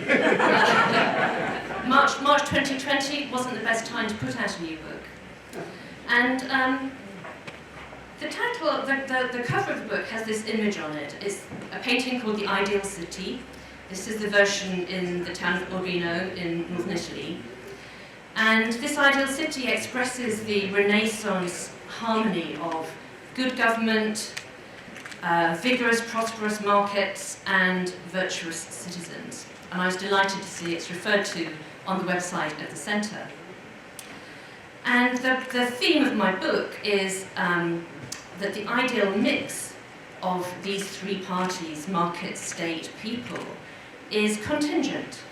It depends on history, it depends on location, it depends on culture and social norms. But it also depends on reality, technology, the character of the economy that exists at the time. And one of the first insights I got into how, in practice, the technology that we have seen disrupt, enrich our lives for the past 25 years or so now, was really changing the way we need to think about economic policy, was in one of my public service roles. I've been an academic for about 10 years or so, 12 years. Before that and during that time, I've held many public service jobs of different kinds, non-partisan, non-political jobs as an economist. And one of those was on the governing body of the BBC. I was the regulatory pilot who took the BBC's iPlayer, the platform for long-form digital content, through all its approvals processes and saw that launched. And it was a really successful product. And now more viewing occurs through the iPlayer platform than in the linear program schedules. And because of its success, the BBC's commercial arm decided that with the other commercial public service broadcasters in the UK, ITV and Channel 4, they would try something called Project Kangaroo. And this is the code name for a joint venture that would be a shared platform to provide long-form video content on a commercial basis with advertising and subscriptions to British viewers and ultimately to people in other markets. And because the three broadcasters at that time had a large share of audiences in the UK, the case went to the Competition Commission, and they decided that this was a bad idea. It was going to foreclose a nascent market in the provision of this long-form online content. This is a mistake, because what they didn't understand was what economists call two-sided markets or multi-sided platforms, and the incentives these kinds of structures create. If you're running a platform, you want to get as many viewers as possible. You get the viewers by offering them as much content as possible. So the platform would have every incentive to have all kinds of content, not just the content produced by the three broadcasters themselves. But the Competition Commission didn't see it that way, and in 2009, they banned the broadcasters from trying this again for another 5 years, which is insane in digital markets. And so what happened was that they went away, they stopped the joint venture, Netflix came into the market, and within a couple of years was the biggest broadcaster of this type in the United Kingdom.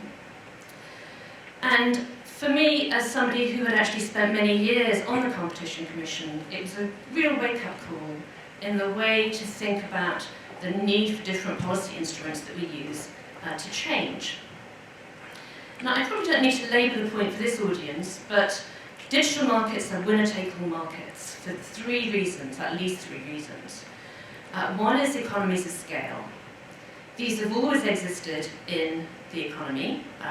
Airplane manufacture has big economies of scale, but they're pervasive in digital because the fixed costs are high and the marginal costs are low. So the bigger you are, the more profitable you're going to be. Second reason is network effects. Just like a telephone network, the more people there are, the more benefit all the users get from everybody else. So this is an accelerating benefit of these platforms, of the scale. And then there's what's come to be called the data loop. If you have good data from your customers, you can use that to provide better services to them, and also to raise more advertising revenue from selling the data or data analytics. And that in turn means you get more customers and more data, and there's again this accelerating increase in the scale and dominance of the platform. This means that a lot of digital markets, not just big tech but others as well, have one dominant player, maybe two if you're lucky. And there's also growing evidence among economists that the use of data, the data-intensive, the companies that have got a lot of data, digitally skilled employees, are doing much better and pulling further and further ahead of all the rest, and also paying their workers better as well. So the wage dispersion that we see in our economies is happening within sectors as those top firms make better use of their data. It's not differences between sectors so much. So we've got these kind of winner-take-all markets. And what this means is that in lots of contexts, when you're having decisions taken about mergers, competition market inquiries, market dominance, but also regulatory policy, then any decision taken by the state in whatever form, whichever body is doing it, is going to shape the market.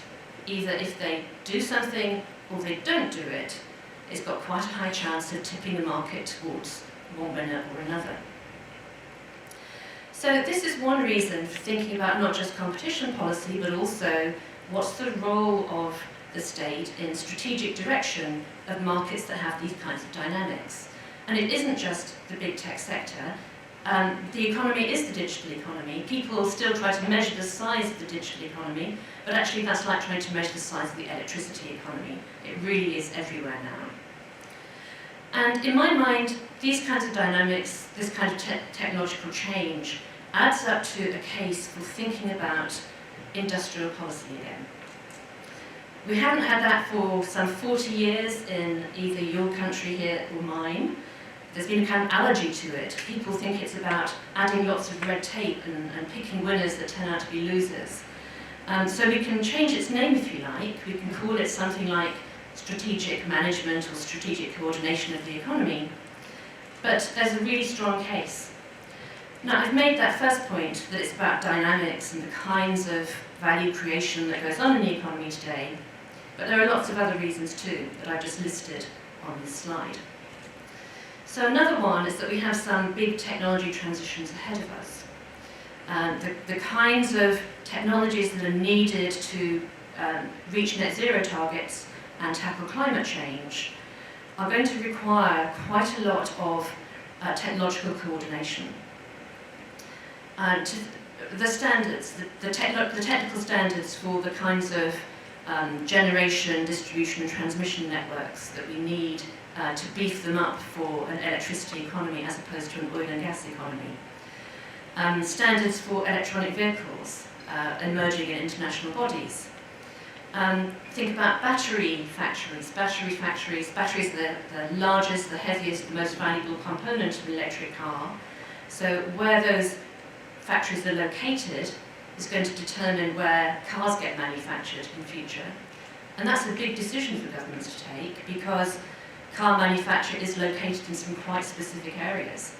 So is the decision going to be to put the battery factories in the same place? Because actually the skills needed are quite different, so you could put them somewhere else. There are big choices to be made about that. There's a need for new public investments. Part of that will be maybe privately funded, but infrastructure investments needed for that kind of transition. But other kinds of investments that we need have very long payback periods, and in a brilliant new book, Avner Offer sets out a really clear case for why state coordination and partial state funding is necessary for infrastructure investments with really long paybacks that private sector investors just won't do. And an example that might not come to mind readily is skills. In the economy that we have now, in the areas where value is being created, people need to have 20 years of investment in their skills. That's a workforce that is much more highly skilled than the average today, and that's going to need thought by the state about how it's going to ensure that those investments get made. Regional economic growth. I just touched on this in thinking about the location of new investments. But we've got an economy where the creation of value that's intangible, that depends on data and digital skills, has led to a concentration of economic activity and a concentration of high incomes in urban areas, big urban areas. And we have what in UK politics is termed left behind places, but all the advanced economies have this experience of, they might not even be rural, they might be seaside places, they might be small towns. What are the prospects for those kinds of areas? Economists like David Altor and Enrico Moretti have documented these trends, and I don't think that despite the pandemic, they're going to go away. And that's because the kind of communication of ideas that occurs much better face-to-face.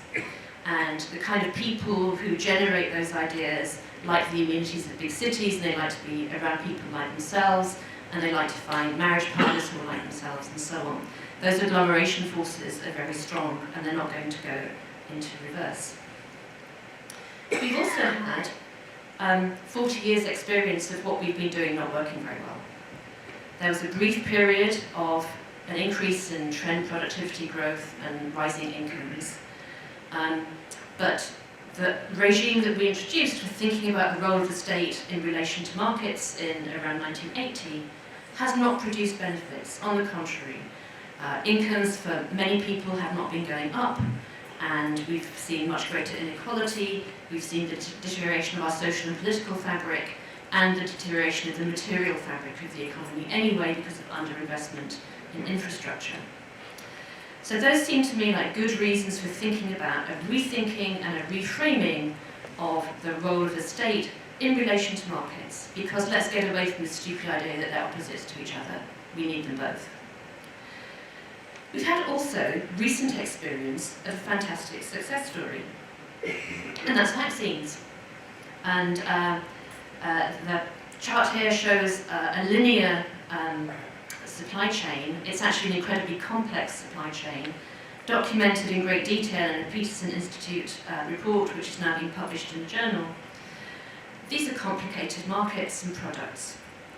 They had a huge amount of public investment in the basic R&D over many years when it wasn't clear that it was going to work.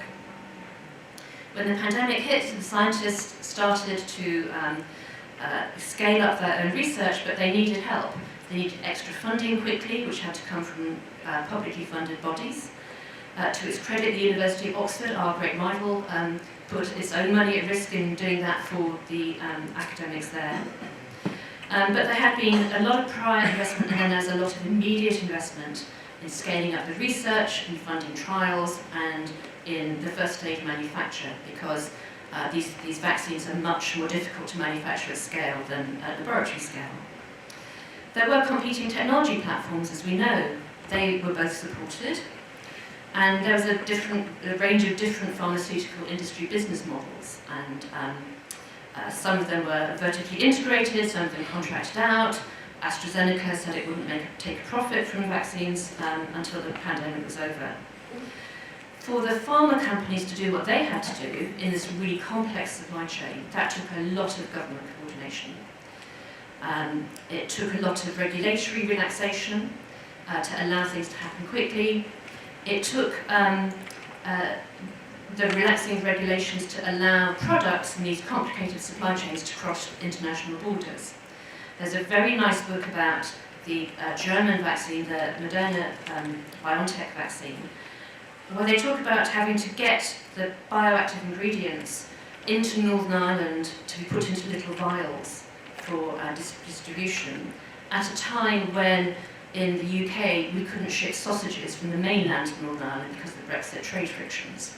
So that took an awful lot of people in government, a lot of time and effort to make it work. Governments also funded multiple supply chains. There was concern about vaccine nationalism, that countries might not be able to get all the supplies that they needed. And then when all of that had happened, and we had the vaccines, and they were produced at scale, and they were able to be shipped across borders, there was an amazing private, public, and volunteer coordination to get people to actually line up and take the vaccines. And that volunteer effort is still going on, and our booster campaign in the UK still half being supplied by volunteers. So that's a great success story. Can we carry over those lessons to other parts of the economy? Well, supply chains have been in the news a lot because of the various supply shocks that we experienced starting with the pandemic, and of course going on to the energy supply shocks. And one focus in the news was the need for the authorities to relax competition regulations about banning information sharing, so that petrol stations, gas stations and supermarkets could coordinate with each other to make sure that gasoline on the one hand, basic groceries on the other hand, got around to all the outlets that needed them. The competition law in every jurisdiction bans information sharing because that's a means of colluding. So there's a lot of attention on the need to do so, the need to encourage this information exchange. But the supply shocks weren't so much from that as from the pinch points in supply chains that we didn't know about. So, for example, it turned out that a key supplier to the food industry in the UK is one American company with 2 plants which produces carbon dioxide used in packaging and in beer as a byproduct of creating fertilizer. And nobody anywhere had any idea that there was only one company that did that. And they've now shut. I don't know what's happened actually to the supplies of carbon dioxide for beer, but on the back of everything else that's happened this week, there'll be a riot if the beer runs out. So I've labelled this Adam Smith's dilemma because we're in this world where we know that there's been a process of global supply chains extending further and further. Each link in the chain is more and more specialised. Adam Smith told us that specialisation is one of the key drivers of economic growth. And we've seen that as the scope of the market increases, the possibility of specialisation increases, and these global supply chains have allowed us as consumers to enjoy the benefits of that. We've got better products, cheaper products, and a much greater variety. But on the other hand, that means that there's actually no competition at many more points than we have realised in these supply chains.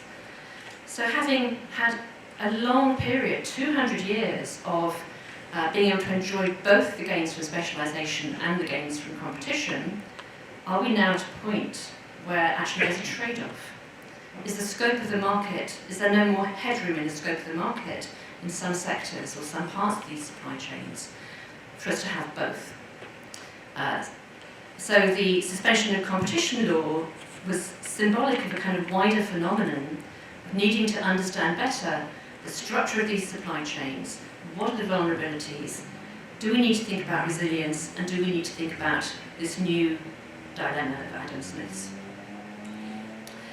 So I hope I've started to persuade some of you that there's a case for thinking about the state's role in the economy differently.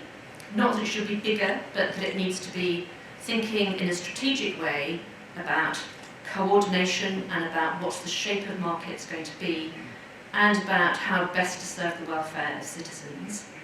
And that's been changed by the technology, by the experience of globalization.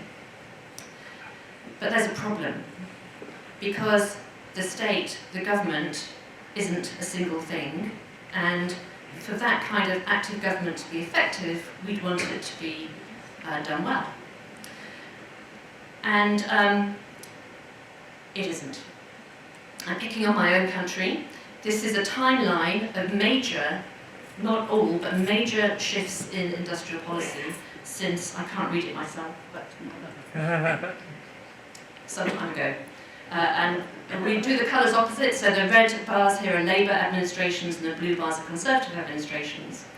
The Conservative administration has been in power for 12 years if you count the Liberal Democrat coalition, and it's had at least 10 changes of industrial policy during that time, and actually there was another one last week, which you might not have noticed among everything else that was going on. This is not strategy. This is government by social media, isn't it? It's incredibly short-termist, and the degree of uncertainty this creates for private investors is simply intolerable.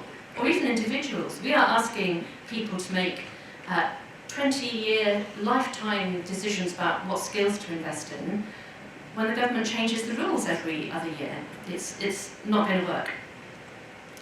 Now, I think we have had a few successful industrial policies, and they're the ones that nobody's noticed. Accidental industrial policies. The first one is the city.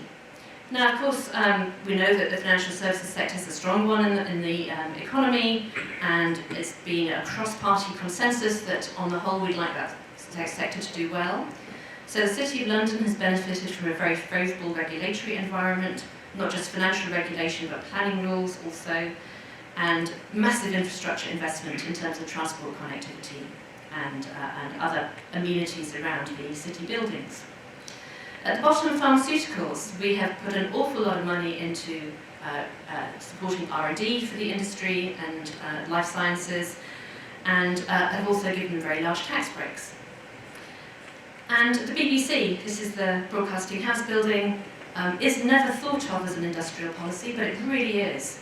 It's a guaranteed market for content producers, from music to TV shows. It trains the whole of the sector. It does R&D for the whole of the sector and licenses that either on open source basis or a non-profit, readily licensed basis. Again, this means we have a fantastic creative industry sector, 6% of the economy, major net exporter. So these are ones that we haven't talked about as being industrial policies, and maybe that's just as well, given the chart I showed you before about the variability, the unreliability of policy. Now, as economists, we have a lot of motherhood and apple pie things that we talk about to help these kinds of policies be more effective. And here they are. Look for areas where there's likely to be some technological improvement. So we can have an exercise to think about where our strengths are in the science base. Have a focus on exports, so that the chill winds of competition in international markets and the scope of the market are your friends there. Ensure that there's accountability so that you can stop subsidising things that aren't going to work.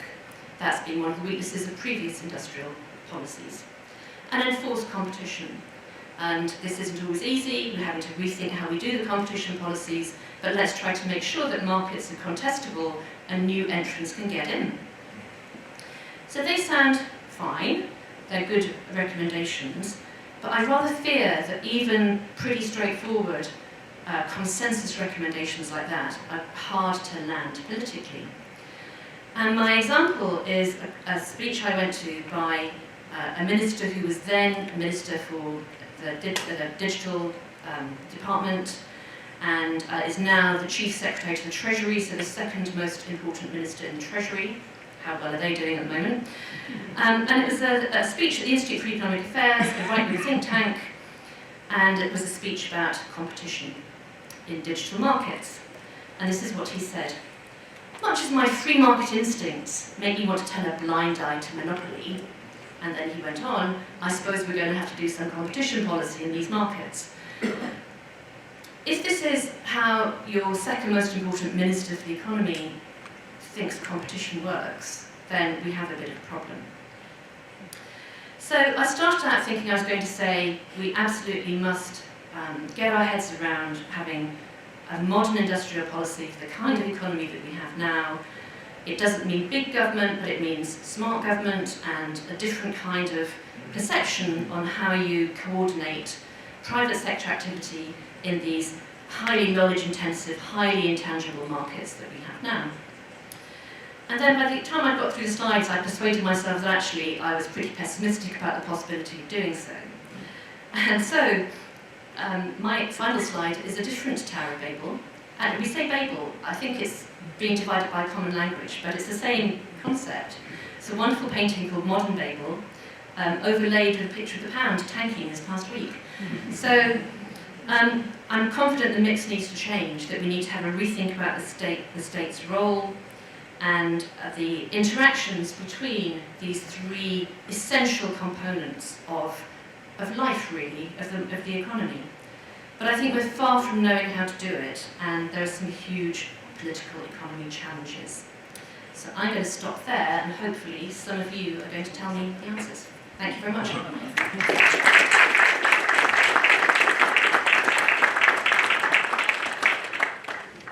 Hello. I enjoyed your talk. One question. You had a slide where you're giving justifications for industrial policy, and the first bullet point was dynamic markets, and I lost attention for a minute, and I don't remember what you're how you explained that one, because usually that would be justification for not using industrial policy. So the reasoning was that because we have markets that tip so quickly because of technological change, and also because we're having to set standards in markets, that there is any intervention or any non-intervention is going to shape what the market outcome is, and therefore why don't you think about what market outcome you want? And in the example I gave about Project Kangaroo, actually, Netflix is a great broadcaster, maybe it wasn't a bad thing that became the dominant video platform, but we might have had to think about whether we wanted it to be an American company when we have these fantastic British broadcasters. And that wasn't part of the thought process. So that's all. Diane, do you have suggestions on, I realise you ended up with a question for us, but do you have suggestions for which sectors it is that British industrial policy should be supporting, other than the three you highlighted that are already there? Yes, I've been doing some work looking at where productivity has slowed down the most. And it is actually since 2008, and it is some of the sectors where we think we're doing pretty well. It includes pharmaceuticals, which is a bit of a surprise, but also parts of manufacturing, so electrical and optical equipment, where we've got historic strengths, but they seem to have gone. Information and communication services, where again we ought to be strong, but we're not so much. And then the ones that are usually listed in the many, many government documents. AI is about the only thing that comes up in all of them, but things around the net zero transition as well, we would have strengths in bits of those and in bits of advanced materials. The debate is often quite broad brush, and I think it needs to be much more granular about exactly which bits of technology we could specialise in.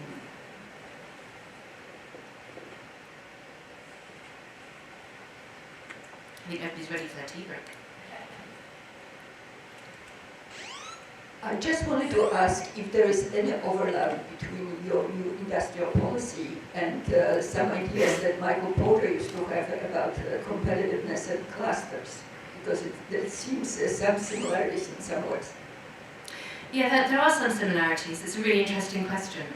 And I mean, typically economists have thought about this in a somewhat different way than people in business schools, and emphasise the positive sum nature of gains from trade. But I think you're right to point out that perhaps that's not the world that we're in at the moment. When you're talking about technological transitions, and there are opportunities for different countries to succeed in some parts of those technologies, and we might want to make sure that for us, we're not just importing, even at low prices, technologies made elsewhere, but we have some know-how and some communities of engineering practice that mean that we can keep those on our own shores and all the high-paid jobs that go with them. So I think there's a convergence that I hadn't really thought about, but is my response to your question. Thank you. Time for tea? Yes, thank you so much. Thank you.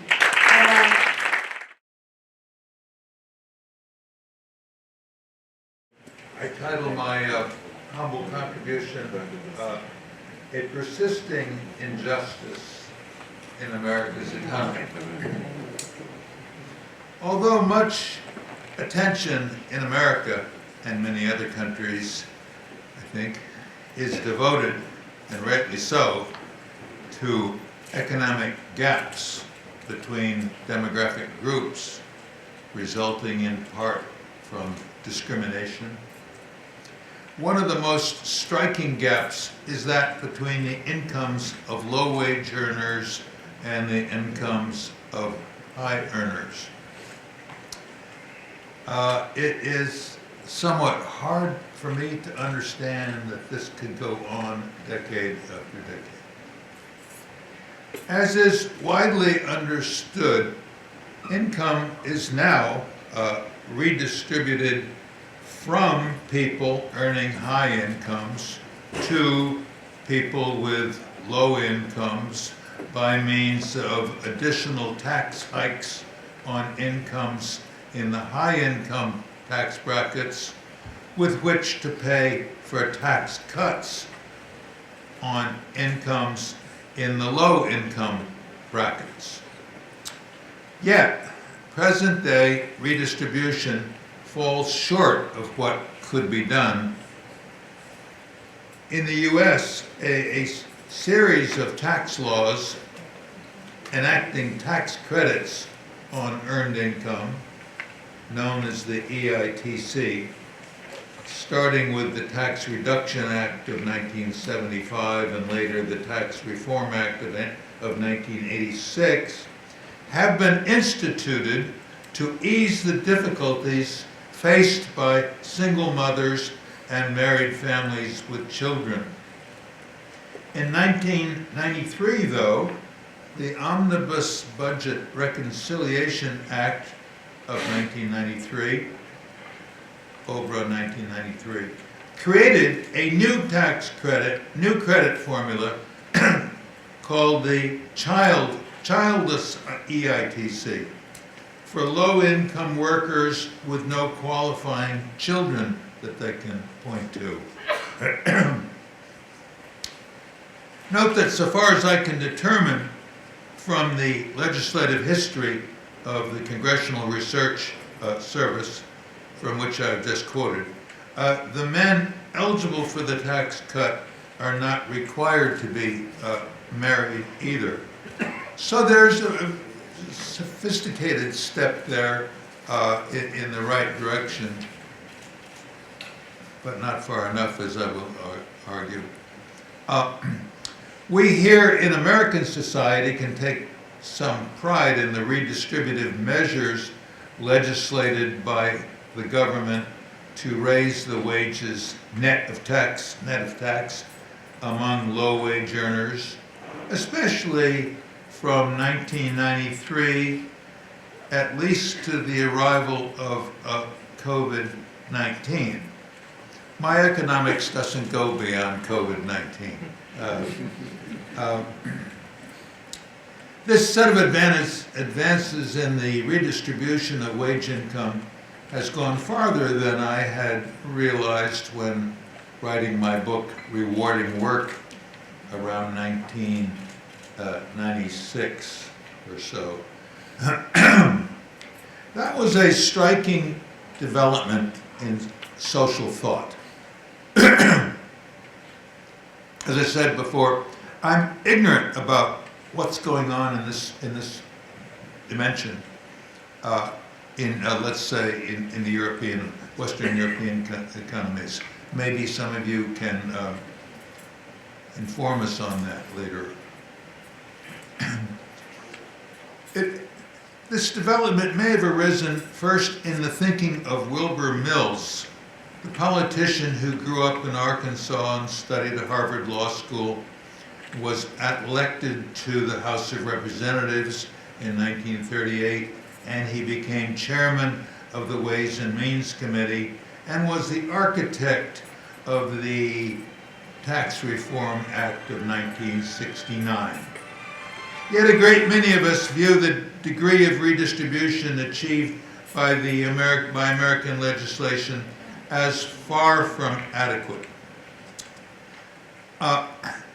This thinking of redistributing, this bold idea, brings to mind the philosopher John Rawls, who grew up in Maryland, studied in Princeton, and was soon appointed professor of philosophy at Harvard, where he taught for some 40 years. He hit upon the concept of economic justice in his book, A Theory of Justice, published in 1971, around 2 years apart from the breakthrough constructed by Wilbur Mills, though they may well have embarked on building their constructions, their conceptual constructions, in about the same year. Rawls declared that the just distribution of wages is the distribution that workers would agree as the most fair if they didn't know what position he or he would occupy in the economy.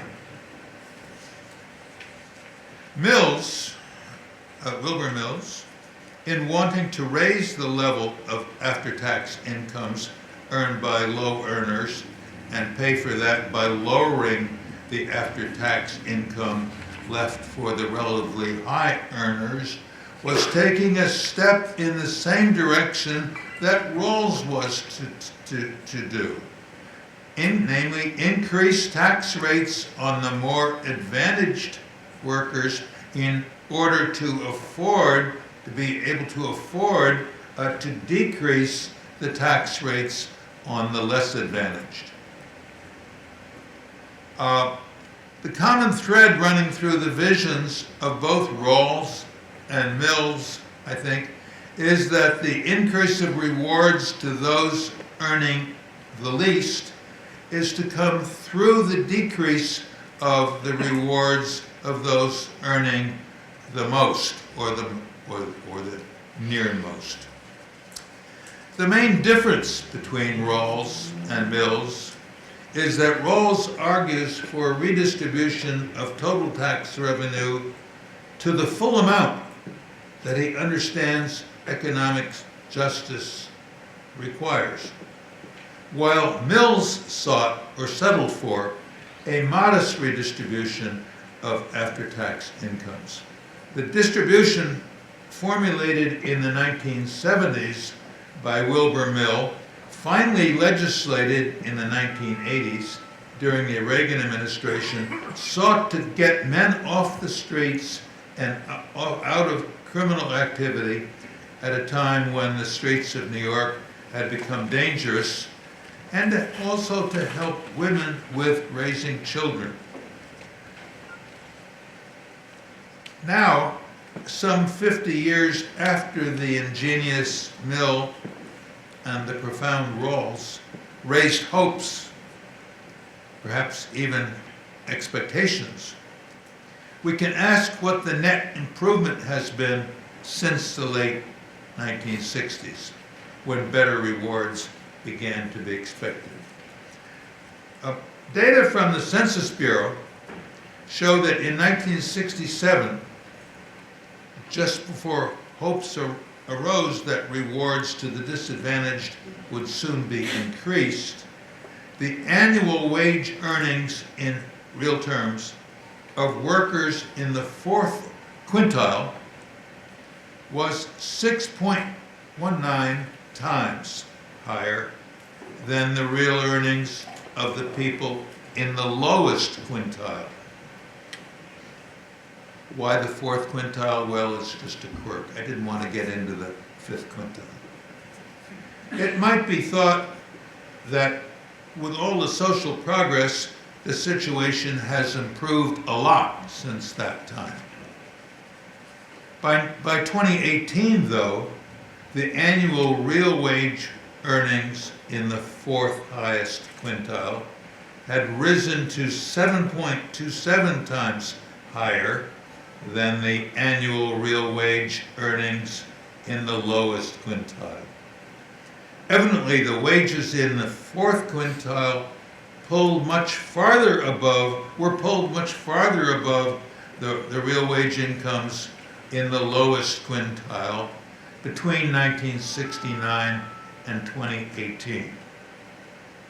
I was struck to see that real earnings of people in the bottom quintile went from $12,000 a year in real terms to $16,199, while real earnings of the fourth quintile went from $76,000 to $117,000. It's as if the low quintile people had not seen any, or at least much, growth at all, though their percentage increase was not very far less than the percentage increase of the fourth quintile people. Thus, we can imagine more vividly, I think, when we look at these stark numbers, the relatively poor conditions in which the bottom echelons of the labor force must live and work. With these economic prospects among the disadvantaged having developed over many decades, it seems clear why a sizable number of the disadvantaged have opted for criminal activities and other activities. Now, there have been some opponents to extending those efforts. Why not address this problem by fully implementing Rawls's proposal? Subsidize low-wage workers' supply of labor, or employers' demand for low-skilled workers, or both, it doesn't much matter, so as to pull up the low-end wages and low-wage employment too, thus lifting living standards at the low end of the labor and introducing them to the many many self-satisfactions. Forget that sentence. Go back and look at it someday. Unfortunately, the Rawls-Mills approach has been met with calls for a radical departure. The Belgian political philosopher Philippe van Perijs had already reduced support for work, relatively low-wage work included, by arguing that what would be most desirable was a universal basic income, or UBI. And this proposal was later repeated by the former Californian businessman Andrew Yang, now living, I believe, in New York's Hudson Valley. When a questioner brought up the UBI following my talk in 2019 at a conference in Estoril, as you know, that's in Portugal, I expressed horror at the idea of that idea. And I immediately sent a piece to Project Syndicate, which I'd like to quote. We must oppose the universal basic income, not only because it is a lamentable use of public revenue that would be better directed toward pulling up the wages of low-end workers to a level enabling their self-support, which is essential for people's self-esteem, either through earned income tax credits or through subsidies to companies for their employment of low-wage workers, thus pulling up workers' pay. But also because it is apt to draw or keep many people and also children away from work, which is, for most people at any rate, the only available avenue for personal fulfillment and indeed to people's involvement in the world. Well, I was outraged in writing that paragraph because the centrality of work in the good life has been a theme of mine.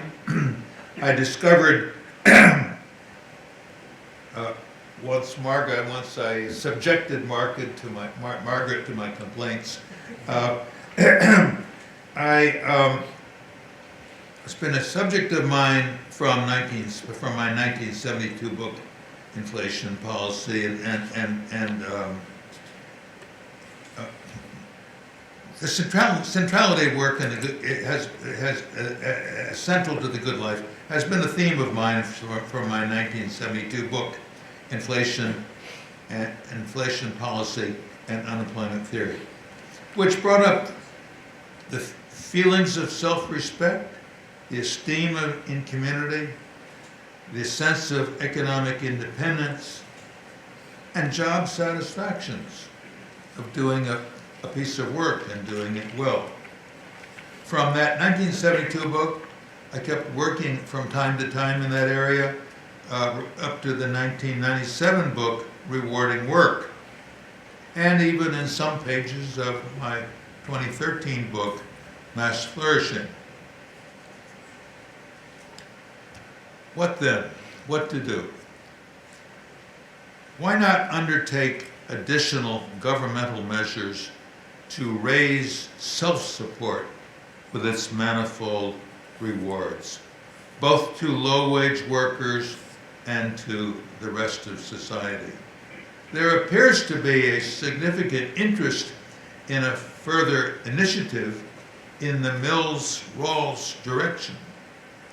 Yet a congressman on the Republican side of the aisle has recently said, I couldn't find his name again, recently said that any such governmental initiative to address the nation's poverty would appreciably slow growth, referring, I think, if anything, to the growth rate of productivity.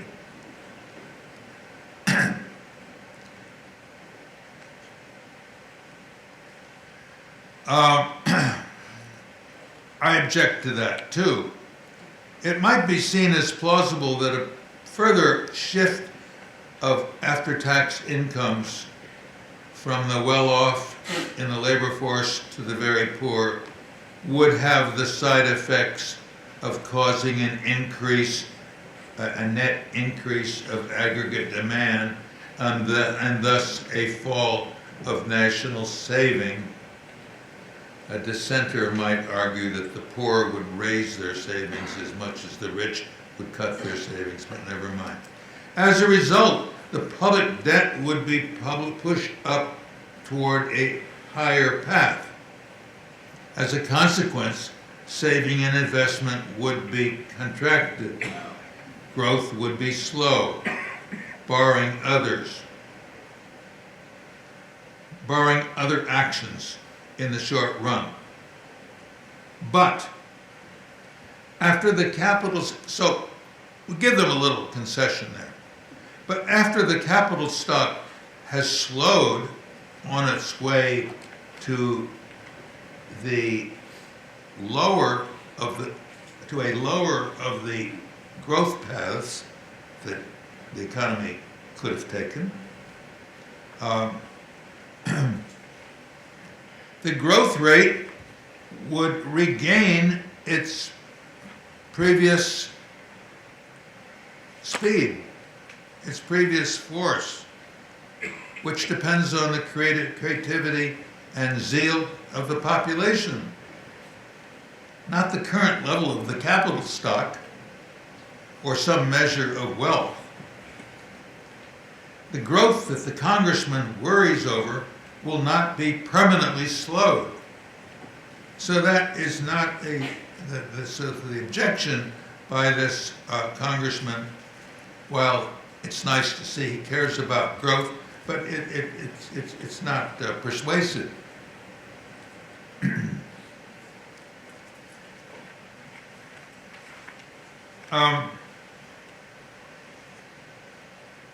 Yeah, of course, debt-financed income tax cuts for the poor would bring a rising public debt more trouble. That could become serious if the public debt grew while the economy did not grow. We will have to worry about ever mounting public debt if our economy is not going to have to grow at a good rate. If it's not going to grow at a good rate. One of the worrisome assumptions in the central governments of the West is the widely held belief that the decent growth after 1972 will be regained. Perhaps even the rapid, super rapid growth of the 50s and 60s.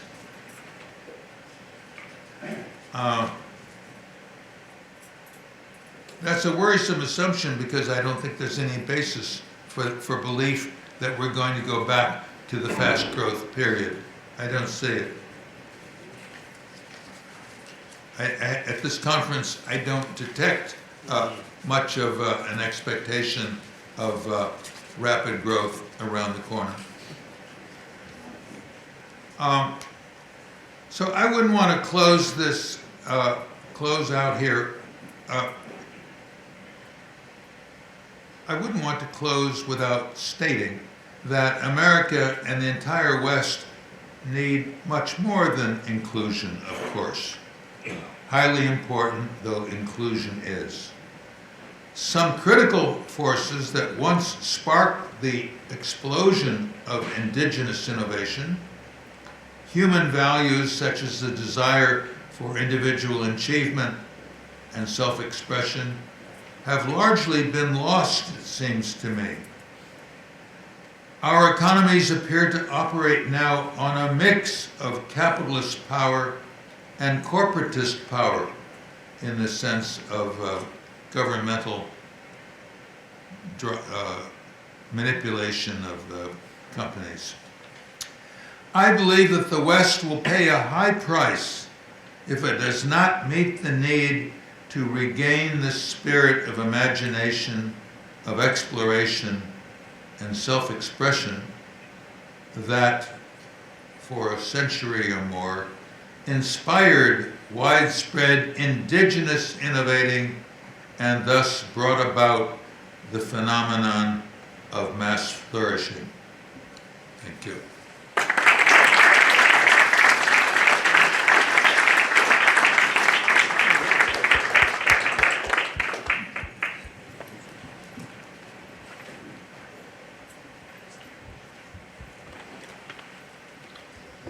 Hello, Professor. My name is Alfredo Navarrete, and I want to ask you two questions. The first one is if there is a relationship between wages and productivity, and if so, wouldn't it be better to provide workers, low-wage workers, with skills to improve their productivity? I'm sorry, that's a question? Yes. What is the question? The question is if there is a relationship between productivity and wages, and if so, wouldn't it be better to provide low-wage workers with skills to improve their productivity? Oh, wouldn't it be better to provide them with productivity? With skills. Skills. To be productive. Got it. Well,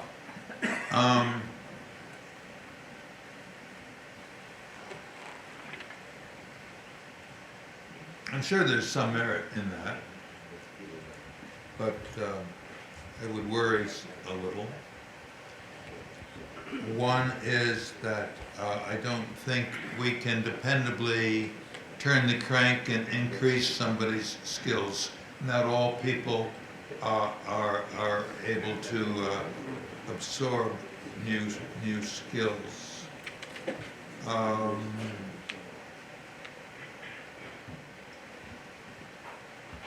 There are a lot of people out there who are doing very menial things. That's not because they like menial, boring, uneventful work. It's because they're not able they're not qualified to have better jobs. And of course, I think that the government should be taking actions to help workers to move into more interesting jobs, more interesting work. Wilbur Mills and John Rawls were simplifying by couching everything in terms of money and income and wealth. And you're right, of course, that they're also that it would be nice if we could increase skills. That might not be as cost efficient as just using money. Something very direct about money. And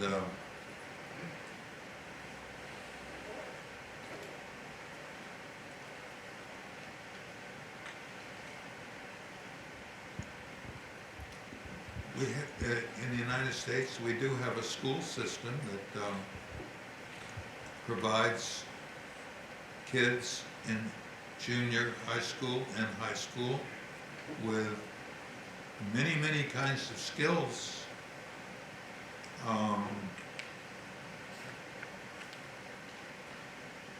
It's true that some young people will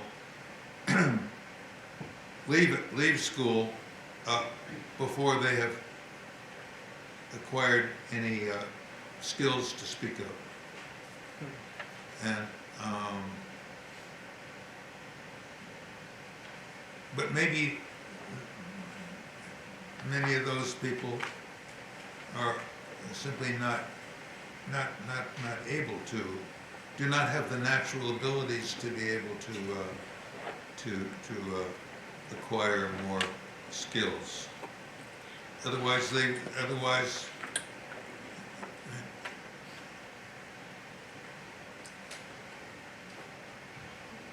And I think, oh, sorry. Can we move on? Just one more question, I think. Thank you, Ned. And I'd like to kind of start with what I think is a Phelpsian, Rawlsian answer to the last question, which is that providing skills is good as long as those people who have the skills can get jobs, and giving people skills doesn't guarantee them employment. And from my perspective, and I think Ned was emphasizing that, and Rawls was tending in that direction toward the end of his life, I mentioned this in comments this morning, that we have a huge problem with involuntary unemployment. And Rawls didn't really address that problem specifically, but in 1997, when Ned's book, Rewarding Work, came out, I've been to the Harvard archives and have a copy on my computer of a letter from Rawls to Ned, congratulating him on the brilliant book, Rewarding Work, and hoping that he mentions in the letter that he hoped that Daniel Moynihan, after whom the train station I came in today into, he thought, well, do you think Moynihan might push something like this? And Moynihan never did. And so I think that's part of the problem with justice here is we need to focus on unemployment and involuntary unemployment, and starting by recognizing that the unemployment statistics do not give a very good picture of unemployment, because there are a lot of people who don't show up in those statistics who would like to be working and aren't. And I also like to add that I also have found in the archives a letter from Rawls to Philippe von Paris, who Ned mentioned in his talk. I didn't know that. I'll send it to you. Bracing myself. Well, it's a great letter. Von Paris proposed the basic income idea to Rawls, and I don't know if people know this. Rawls responded by citing that he didn't think that Malibu surfers would be able to... I can comment on that. I knew Rawls pretty well since I was practically working next to him for 13 months or so. And after his book came out, not right away, but maybe within a decade, I think I was in the Netherlands in the summer. I was making a little extra money with some, what was called teaching at the university there, but I don't think I had to teach anything. I wrote John Rawls, and because I'd had a little time to think about his book, which came out 2 or 3 years later after our being together as CASBS. And I said, you know, Jack, you have not made explicit that you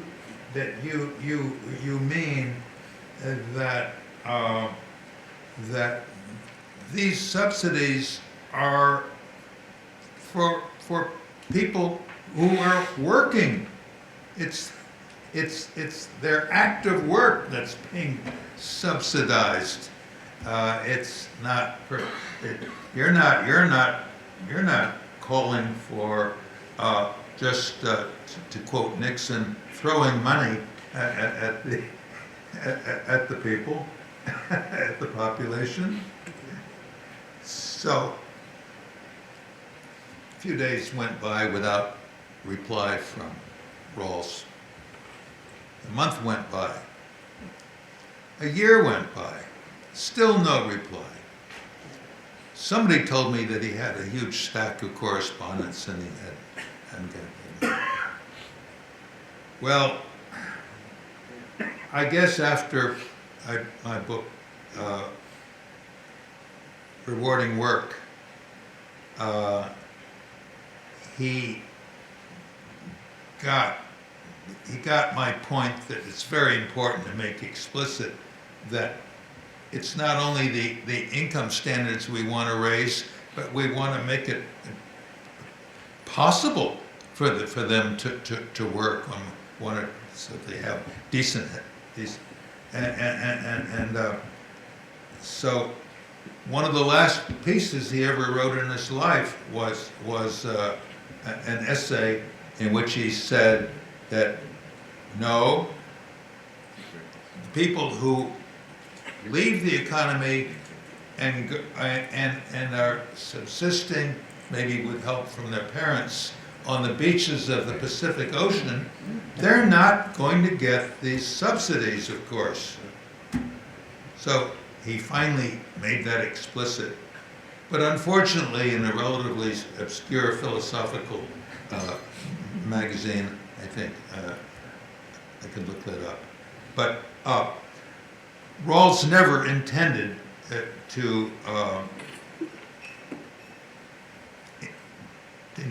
did not intend to propose anything more than what he explicitly said, namely a subsidy that goes to employees of firms. And either the subsidies might be transmitted through the firms or directly to the employees, but they're very much connected with the income tax. Hello everyone, sorry I had this on my schedule at 5:10, but glad I came early. And want to talk about what I think are some of the biggest questions in economics, and a little bit about what bugs me about some of the ways people think about it, some of the consequences of why it bugs me that they think about it that way, and then sort of a plea for a better way to think about it. So that's what I want to talk about now. Overarching, the big challenge for me in the economy, the number one challenge, but not the only one, is the slowdown in the growth rate for median households. So now I'm talking about the United States. From 1948 to 1973, the typical household saw its income rise by 3% a year. When incomes rise at 3% a year, they double roughly every 20-something years. So every generation can expect to have an income twice as high as the previous. Since 1973, for the typical, it's actually family, not household, for the typical family, income growth has slowed to about 0.6% a year. At about 0.6% a year, it takes a century for incomes to double instead of a generation. For many households, they don't see their children's income rise relative to their parents. And all of this, I think, is not just an economic problem, but it's probably spilled over and a cause of some of the political issues that we face. When I was at the Council of Economic Advisors, I was curious as to just a pure accounting decomposition of what went into this income slowdown. And when I sort of set out how to think about that accounting decomposition, I actually didn't know the answer. And if anything, I actually suspected that inequality was the big thing that was going on. But decided we would just do a back-of-the-envelope exercise with a counterfactual. The first counterfactual would be, what if after 1973, inequality continued to rise as it rose, rise that took us from the bottom 90% getting about half of the income, getting about 2/3 of the income to about half of the income. What if that rise had happened, but we then, in the counterfactual, didn't ever have a productivity slowdown? So productivity in that earlier period had been growing at about 2.8% a year, in that later period growing at about 1.8% a year. Where would incomes be today?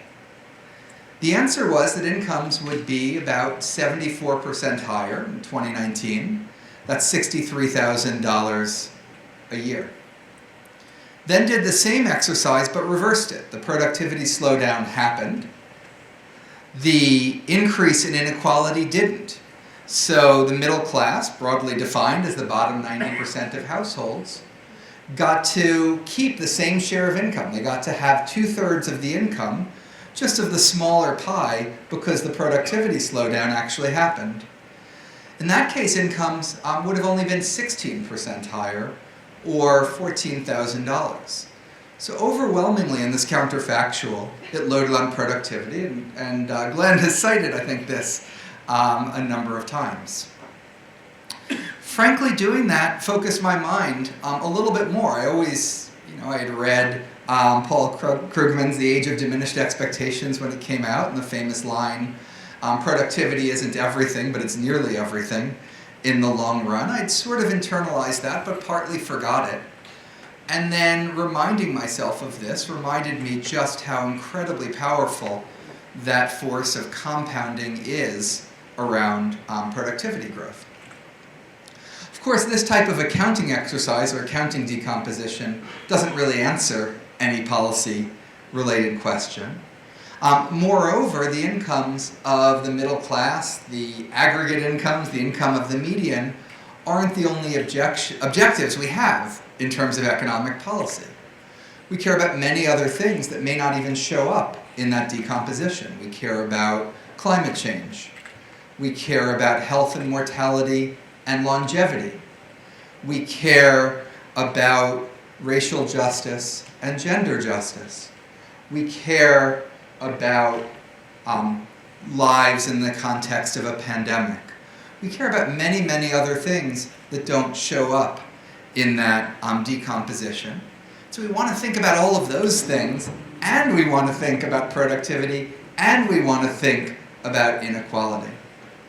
And here's where my pet peeve comes in. I'm going to be grossly unfair to both liberals and to conservatives.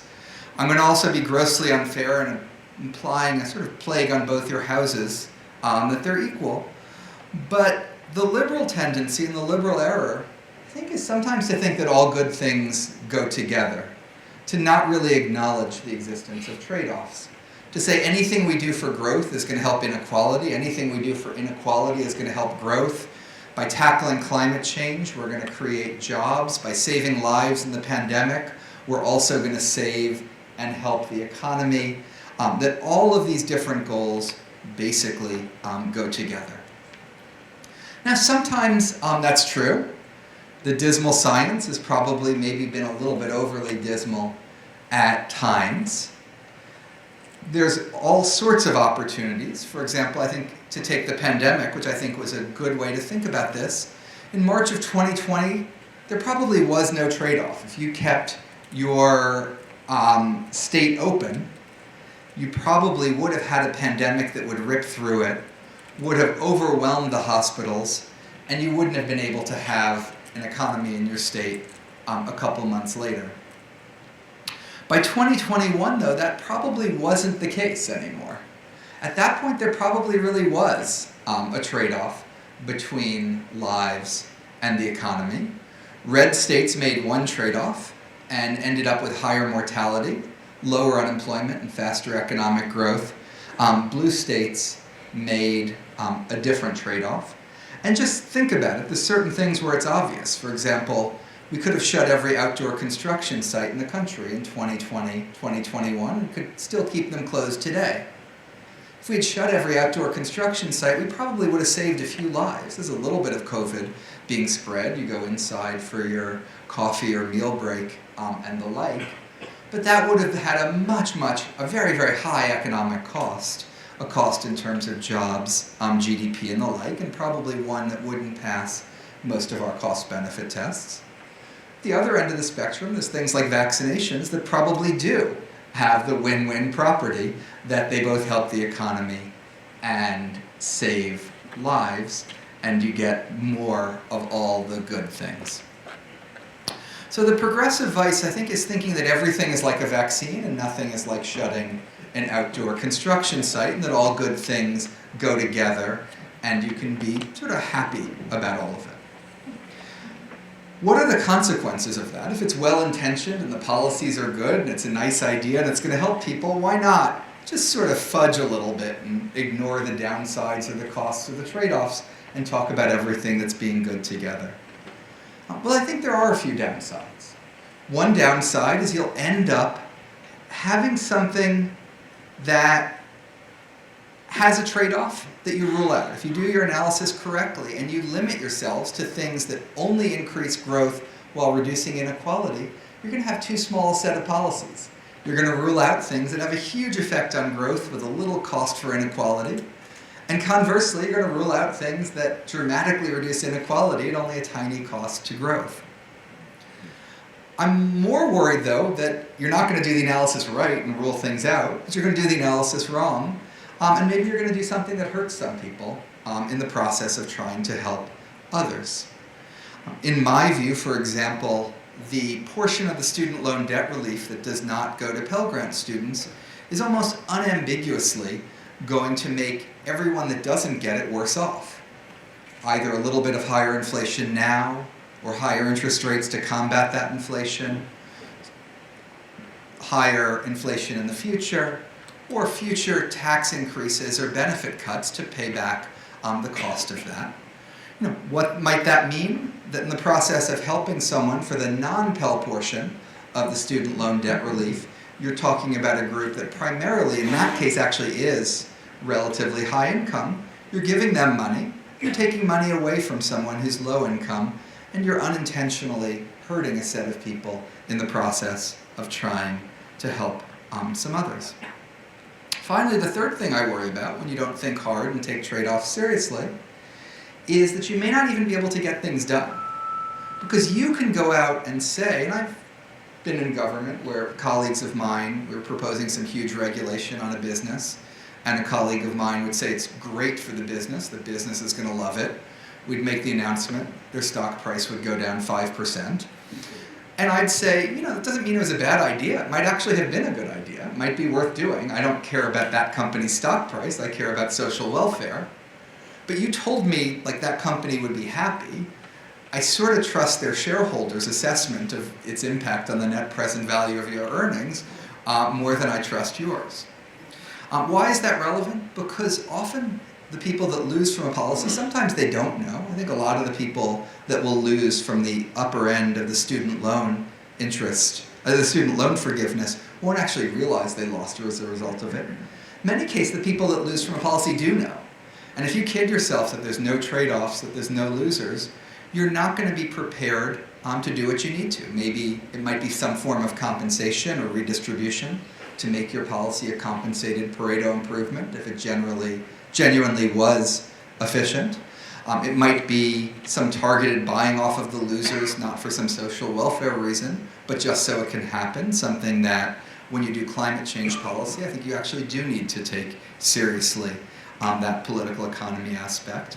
And if you've fooled yourself into thinking there are no losers, you can end up not getting something done because the losers might be smarter than you are. So now let me talk about the conservative vice. The conservative vice isn't about getting the signs wrong, it's about getting the magnitudes wrong. It's about taking a policy that might have, for example, a small negative impact on growth and arguing that it has a very large impact on growth. When you get the magnitudes wrong, that tends to make you lexicographic about whatever is going to help economic growth. You're going to want to do that no matter what the costs in terms of inequality, poverty, climate change, lives, and the like.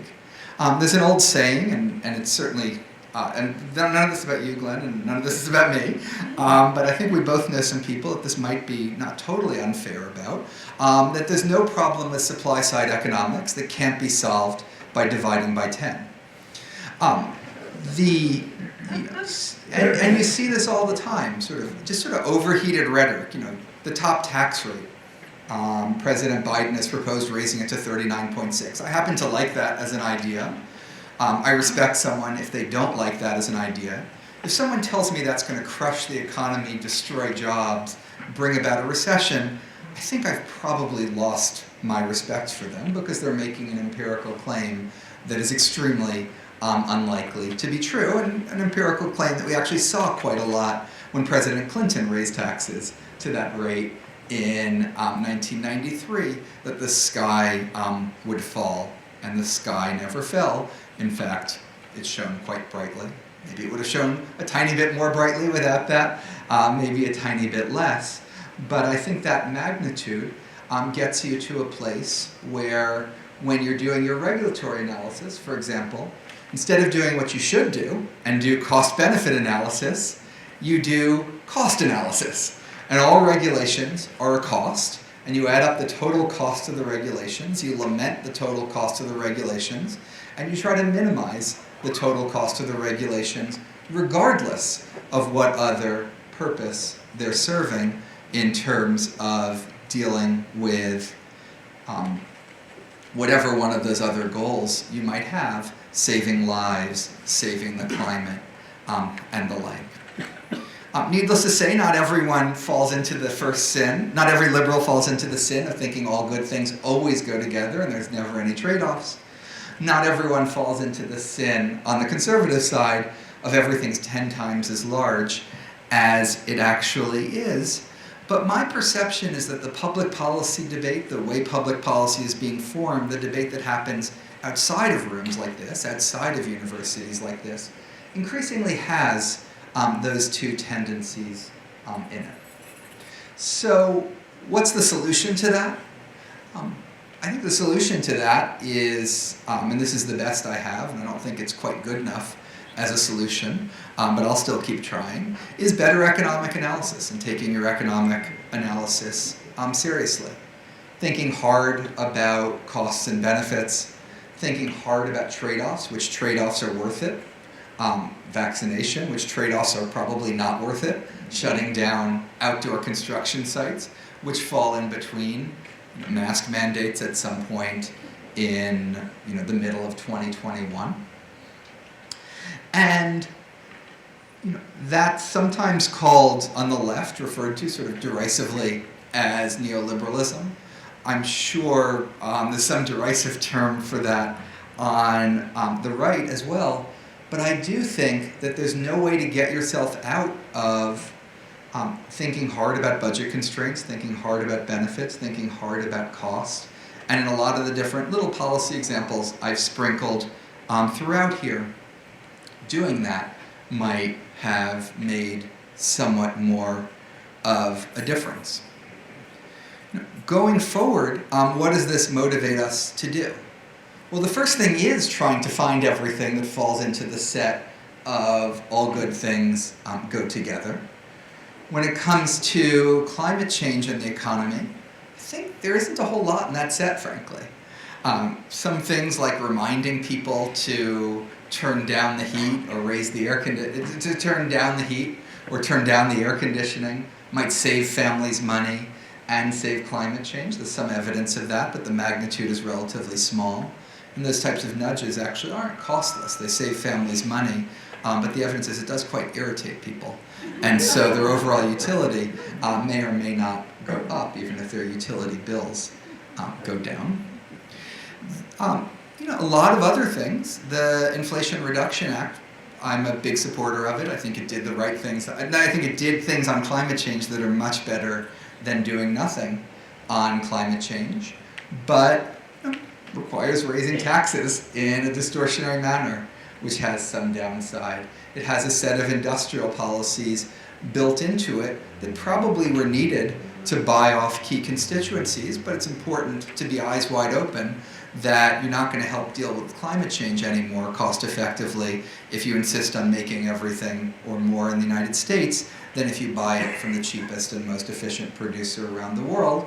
You're probably not going to help the US economy either by putting a big thumb on the scale for one form of production as opposed to other forms of production. I think with growth and inequality, there probably is a slightly longer menu of things that are complementary in addressing both growth and inequality. Education is one of the most, one hesitates to just repeat it, but it's such a powerful force, both for growth and for inequality, as well as for a third factor that I didn't have time to talk about today, which is labor force participation. Certain investments in research, infrastructure, and the like probably are good for both, but not definitely.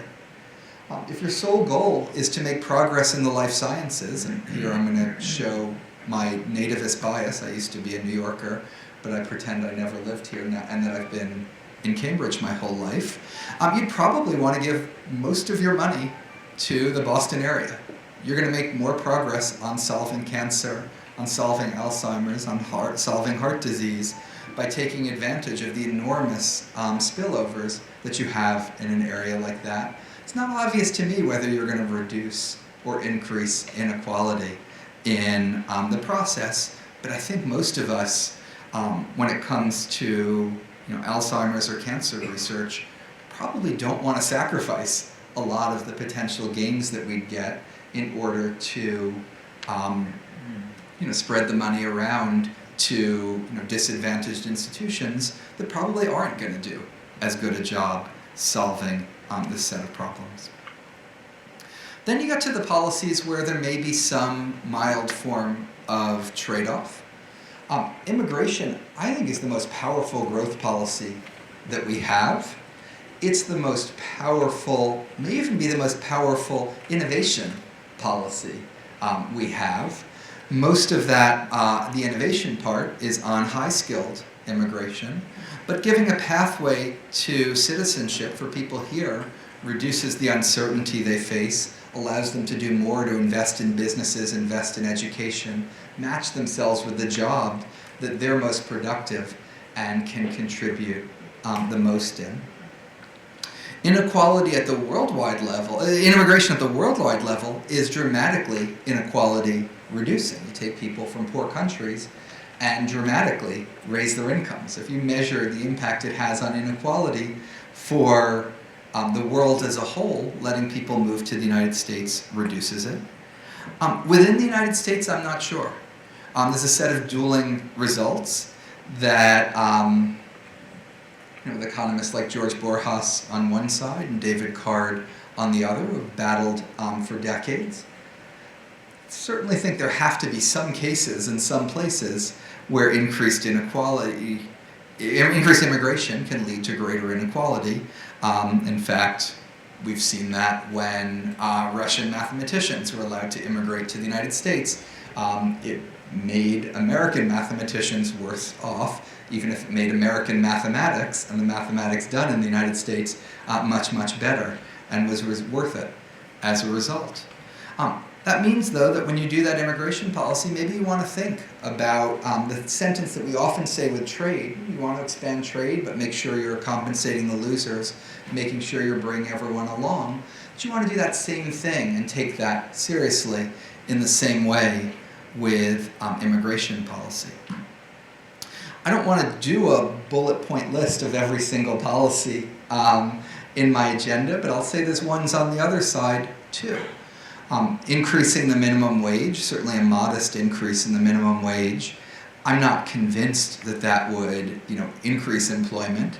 I think it probably would slightly reduce it. I think it has some trade-offs in terms of, for example, reduced benefits that you might get as a result of a higher minimum wage.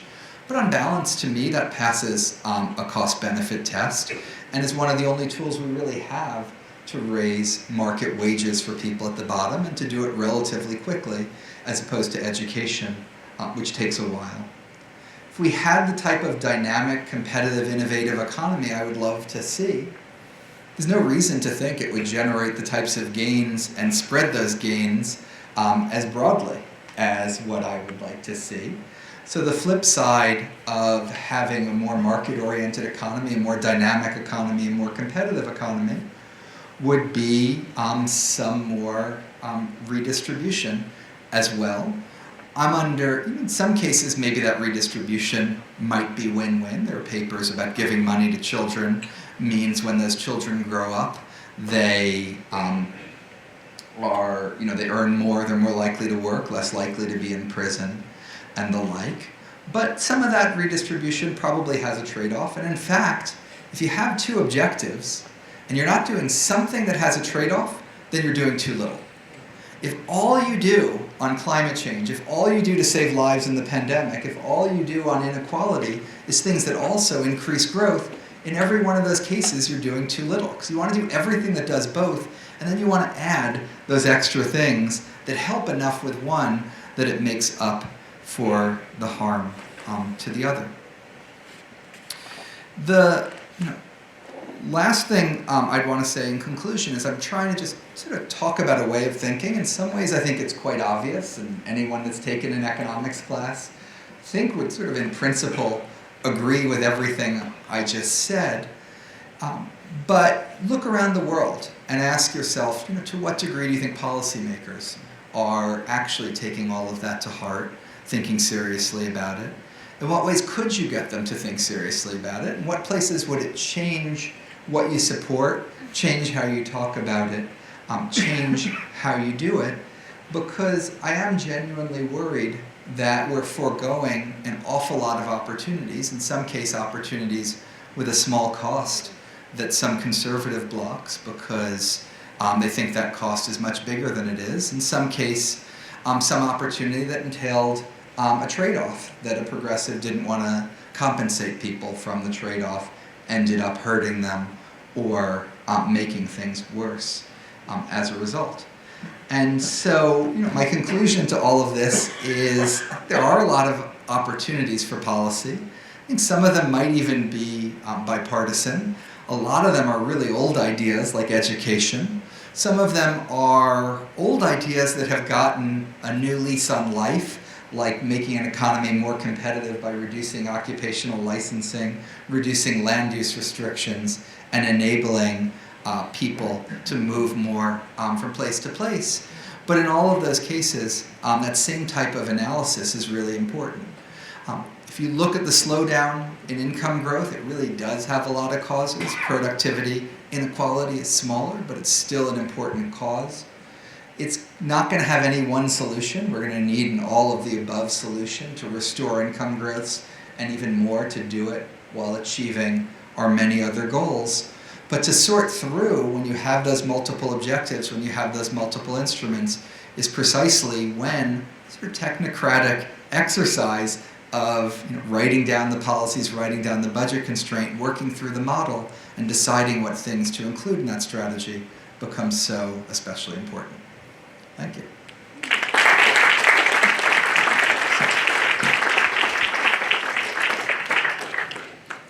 So I don't know if you do questions or what Yeah, you do. we That have says time four. for one or two. Yeah, I'm Okay, back here great. with the mic here.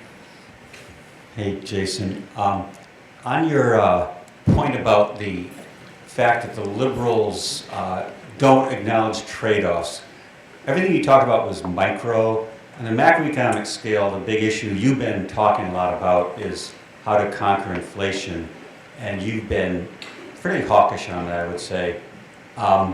The counter-argument would be that, and the argument is, there's no trade-off, because if we raise interest rates a lot, we will eventually create the conditions for strong growth. Jay Powell keeps making that point. The other argument is, no, there is a trade-off. You're going to cause lasting damage to the economy, hysteresis effects, people will lose skills, and so on. What do you think about that? Yeah, so first of all, I used to aspire to be an interesting, broad-minded person who thought about a range of topics, and for the last year and a half, I've gotten stuck in inflation, and I thought I'd try to at least return to a small glimmer of my old self with this talk, and you've now ruined that. I think inflation would be a perfect example of what I'm talking about. First of all, there really are people out there saying if you raise interest rates, that's going to hurt the economy and raise inflation. I mean, that's sort of nuts. But that would be this all good things go together attitude. There's this idea that if you just fix the supply side of the economy, you'll bring down inflation and create jobs. And people talk about, zoning is a reason house prices are really high. Of course it is. Are you going to get, though, 50 states and thousands of jurisdictions around the country to reform their zoning rules in the next 3 months and have that go into effect and transform our housing sector in the next year or two? That's just preposterous. In terms of the specific trade-off you talked about, I think once you think about this as a trade-off between not unemployment and inflation, but unemployment and rising inflation, an idea that Ned, just repeating things from 50 years ago, becomes quite different, first of all, and then makes you think about, is it a smaller recession today versus a larger recession tomorrow? So if you're worried about hysteresis and all you care about is jobs, you don't even care about inflation, I think you'd still probably want to be more aggressive now rather than do less now and have to do more later.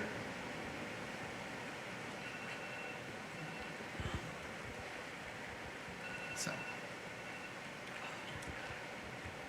by the way, I think I'm dovish on monetary policy because I've underestimated inflation and underestimated how much the Fed needed to do, but maybe less dovish than some. Oh, yeah. Thank you for your talk. I'm Ishfaq. I'm a student of School of International and Public Affairs. You talked about solutions, which you said that there are old ones like education. So what do you think are the major barriers for these ideas to be successful in the long term? Yeah. So first of all, education is easy to talk about. There's some aspects where I think we do need more money. We don't spend a lot on preschool. I think it's hard to solve our preschool without having preschools that look more like the ones my children went to, which have teachers who are trained in relatively small class sizes.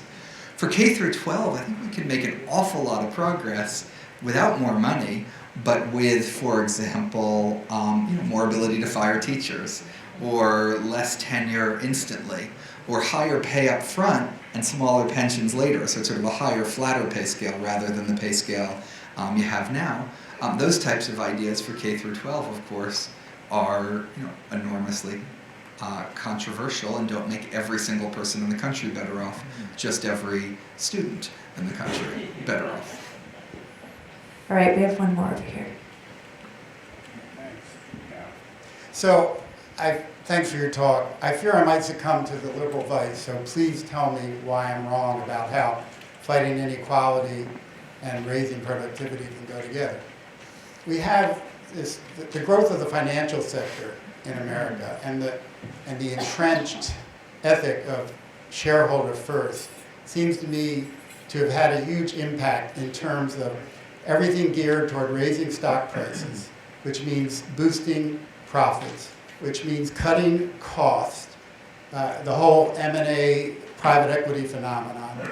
Labor is cut, the cost of labor is cut. It seems to me that affects productivity, less investment in research and development. So I see the rise, the financialization of the economy as something that is both promoting inequality and also hindering productivity. So where am I wrong?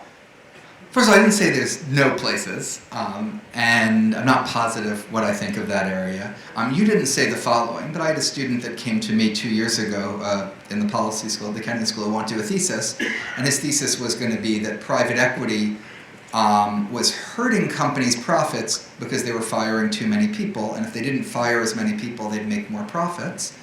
And I told the student, I sort of respect your view on firing people, but it just can't be the case that every mistake a company makes for its bottom line is doing things that are insufficiently in accord with your values, and that if they did, better things for climate, better things for people, that would always increase their profits. So sort of, but you might grant that and say the companies are increasing their profits, they're just increasing it at the expense of some other goal. So the sort of all good things go together version is like whatever it is you like, if companies did that, their profits would go up and the world would be better, and they're all making a mistake in the direction you wish. I'm very skeptical of that. Some profits come from rent-seeking. I think there's a lot of rent-seeking in the financial sector. I think getting rid of rent-seeking generally is a way to make an economy that's more equal and more efficient. And so, having more competition, for example, is one way to reduce those rents, and might go along the lines of what you just said. But I think in other cases there is a trade-off, and I think fundamentally I agree with Milton Friedman about what companies should do, and then I disagree with Milton Friedman because I think they need to be regulated and taxed so that when they do those things, when they maximize their profits, they're doing it in a way that also reduces carbon emissions or, it ensures no one is paid less than, a minimum wage and the like. So I think I'm sort of willing to impose and some point with those taxes and regulations, probably a bit of a trade-off, because just getting rid of the rents won't be enough to make the world I would want, or I suspect you would want. Thank you.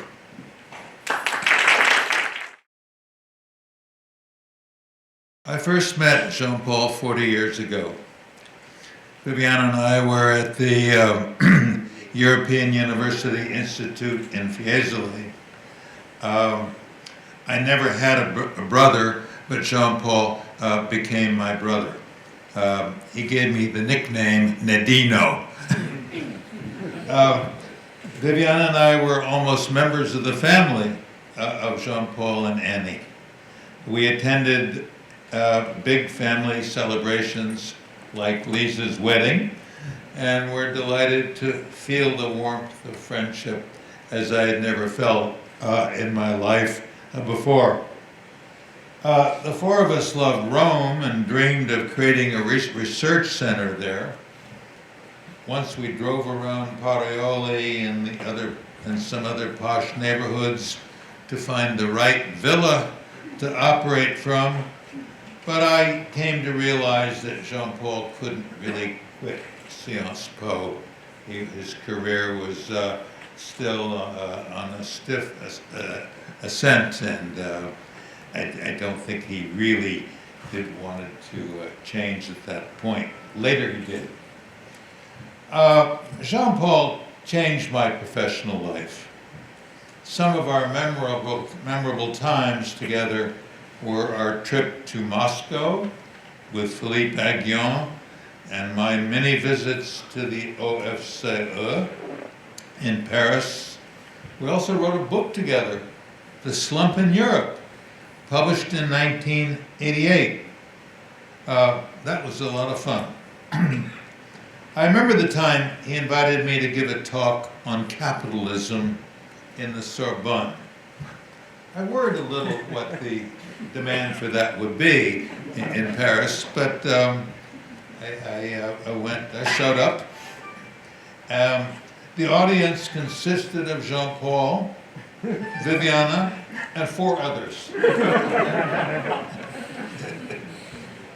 By the way, 2 years later, I got a similar invitation from him, well, probably through him, and there the room had more than 100 people. I think maybe even 200 people. So my confidence in Paris rose quite a lot. There was no honor that Jean-Paul could not think to arrange for me to receive. A leading moment was when I received the Légion d'honneur. At the end of the ceremony, we exchanged our red pins.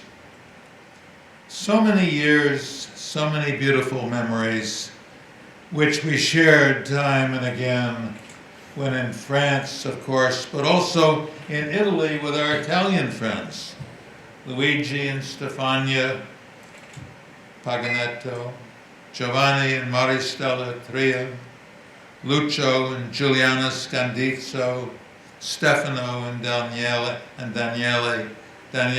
Nicosi. The list goes on. What a generous and loving person he was. I will forever be grateful to Jean-Paul for this friendship that we shared. I will always miss him. Thank you.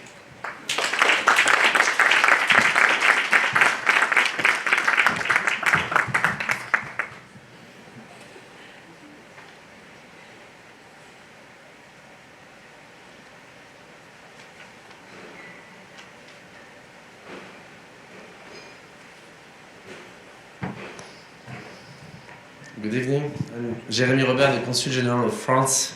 So it's difficult to talk after Edmund Phelps, who is not only a brilliant economist but also a friend of Jean-Paul Fitoussi.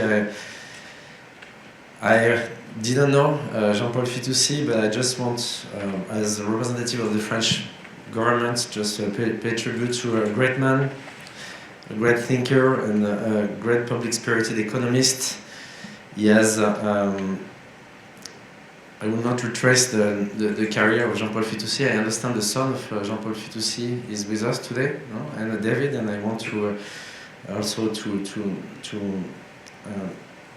say to David that his father has been a great man, a great thinker, a brilliant scholar and professor who advised many governments in France. I am not sure he has been heard by all the government, but he has advised all these governments. He has been advisor to a prime minister through a council of economic advisor from 1997 to 2012. Sorry.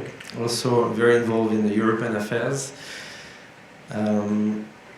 One of the major contribution, obviously, to of Mr. Fitoussi is his fight and all his research on inequalities and the way to put tools to guide also the public policies and to go beyond the GDP through sustainability, equity, health, and education. I know that much more needs to be done in terms of public performance, and we have integrated in France some of the work of Jean-Paul Fitoussi, but much more needs to be done.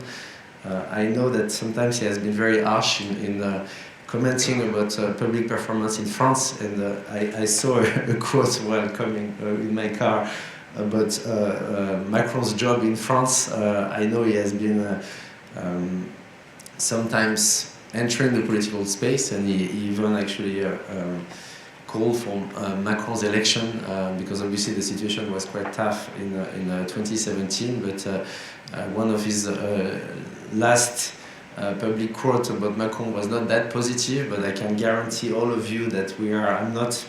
You know, we're not political in France. When we are diplomats, we are supposed to stay neutral. But I just want to keep on telling you that we are capitalists. Even though in the Sorbonne a few years ago there was not so much appetite for it, and our president is very much committed to undertake the reform that are necessary to keep France on track. And right now there's a very big reform on the agenda, which is the pension reform. You know, this is something that the president is very committed to do, to raise the age of pension in France. And this is a very a debate which is very sensitive, and we do our best to pass all the reform to keep on attracting investment and be the country that forward-looking country. This is what France is doing, and great men such as Jean-Paul Fitoussi are helping us to bring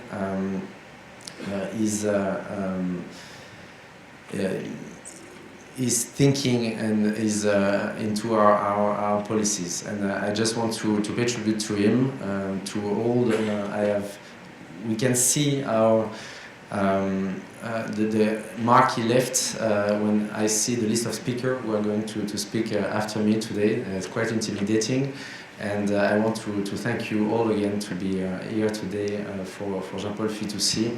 And David, where is David?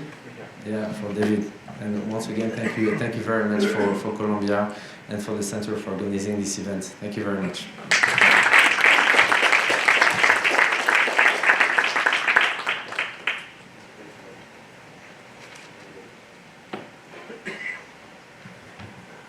Well, this is tricky.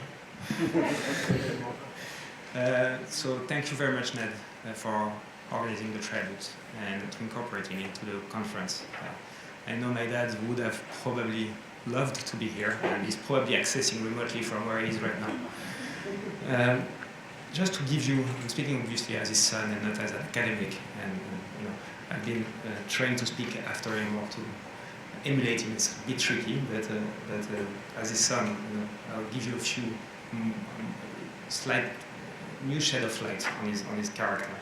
In the plane taking me to New York, I brought a copy of one of his most recent books, which was the Théorème du lampadaire, and I opened it to find a note, which to show such a bad son I was. I never had read the notes before, and the note was saying, in substance, tell Lola, which is my daughter, how much our grandfather loves her. And you know, Jean-Paul was a brilliant academic, and he was a fantastic dad, but he was also an amazing family man, and he was the center of the family, and a real role model for all of us. He put the family above everything else, and you know, he was always here to support my mom and my sister, and obviously he was always here for his grandkids. He has 4 of them after, and he did unthinkable thing to see them. He was traveling the world. He would stop to London where I live, and he has been not only a great academic, he was also a true friend and family man. I've been very, very proud to walk in his footsteps everywhere I go, in New York, in Rome, in Milan, in Paris, obviously. He has shaped most of my personal life and my professional life as well. I wouldn't be where I am today if he hadn't called on to Viviana and Nadino in 2005 with an anxious phone call, like a bit of a Jewish father, asking to help find a job out of France because he was a bit worried, and that's where I ended up, and I'm obviously thankful for that, but I'm thankful for Ned and Viviana. I'm really grateful. I had an amazing relationship with my dad, and we exchanged on every subject. We exchanged on economics, obviously, but we also had a lot more mundane conversation around quality of fabric I should pick for a suit, or the color of the tie, or where I could find the best pasta in Rome. And he always had a very humble taste, but he was very tasteful. He was very, very, very. He was known for his taste. My dad had an unconditional love for his friends, and as he was surrounded by great thinkers, but they were first friends, and then whoever there was, and so I see a lot of them today, and I would like to, on the behalf of my family, to personally thank them for coming here today to speak, and this is quite amazing. I don't have much to say aside from that. Thank you very much. Thanks.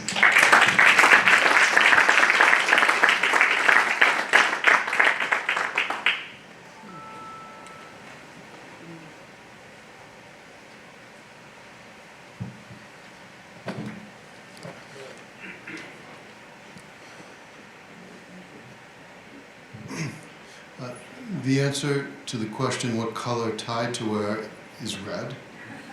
And I'm very moved to have a red tie, the Jean-Paul Fitoussi that I'm wearing for the first time today.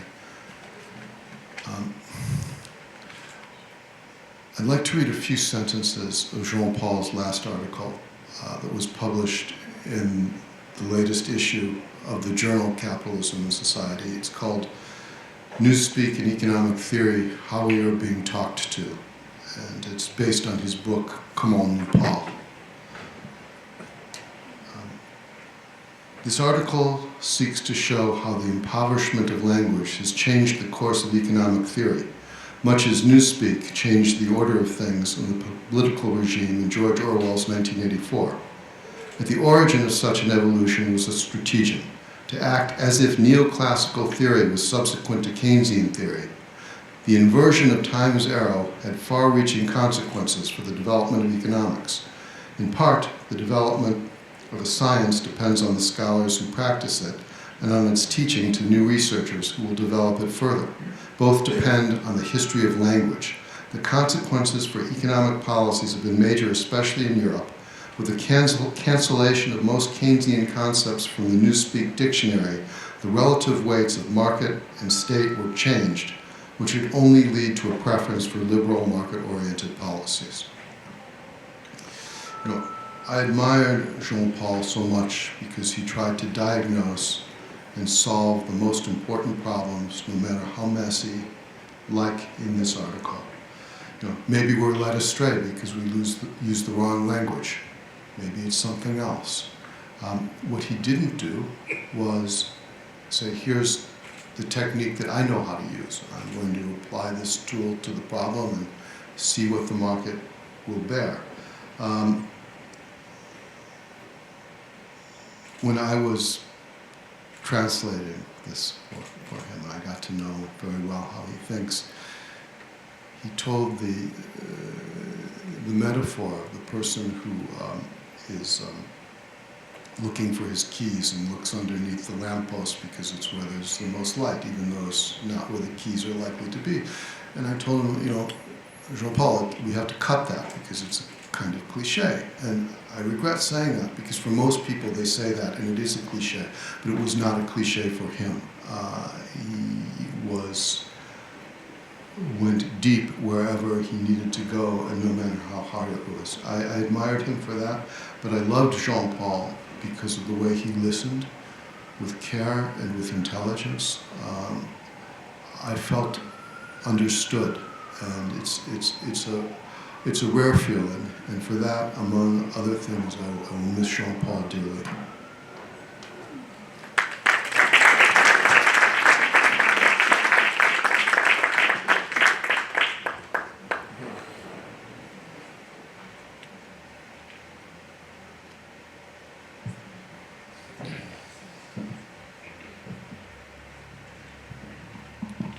Thank you, Ned, for this invitation and these events. We miss Jean-Paul Fitoussi. I miss our friendship.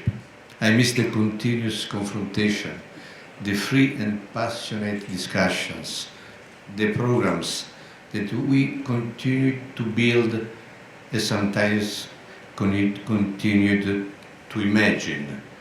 But Fitoussi will not be missed only by close friends. Fitoussi as economist, academic, and rigorous and passionate intellectual has been and remains, above all, the voice of a free man who was looking in his research in economics the truth, not for its own sake, but to serve as a guide to improving society.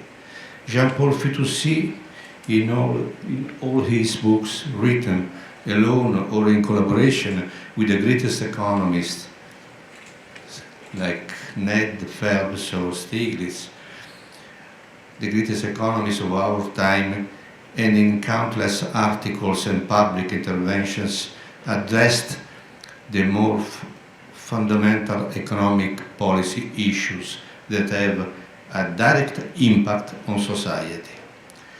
Convinced but not dogmatic Keynesian, he looked with clarity and concern at the growing inequalities even in our rich societies and at the dangers that these inequalities entail for democracy, even for our Western democracies. Despite he was a respected advisor of governments, international institutions, he continuously denounced the short-sightedness and indifference of these same governments and institutions. His denunciation went to the roots of the economic policy errors, that is, to the lack of knowledge and understanding of the true economic and social dynamics from which the errors of policy derive. In a book of some years ago entitled The Lamppost Theorem, he denounced how often economists engage in the study of what is easy, or what is under the light, but not of what is in the shadows and therefore more difficult to grasp. Fitoussi argued that we cannot look at the crisis of our societies with the eyes turned to the cone of the light that comes from the past, from economic theories now falsified. Jean-Paul Fitoussi was always present also in the economic policy debate in Italy, a country he loved and knew the language perfectly.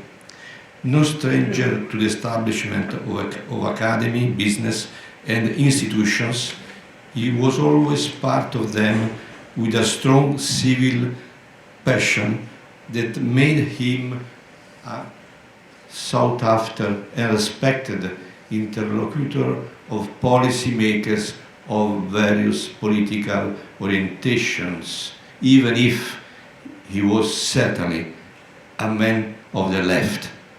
Now we have his method, desecrating, ironic, but always based on a rigorous logic. Let's make good use of it. Thank you.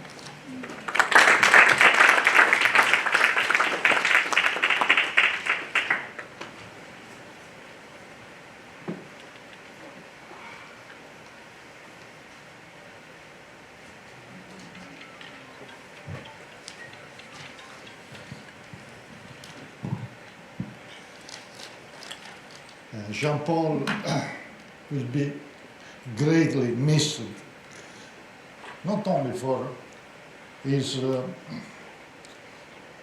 propension to reason about economics without ever forgetting society and equality, but also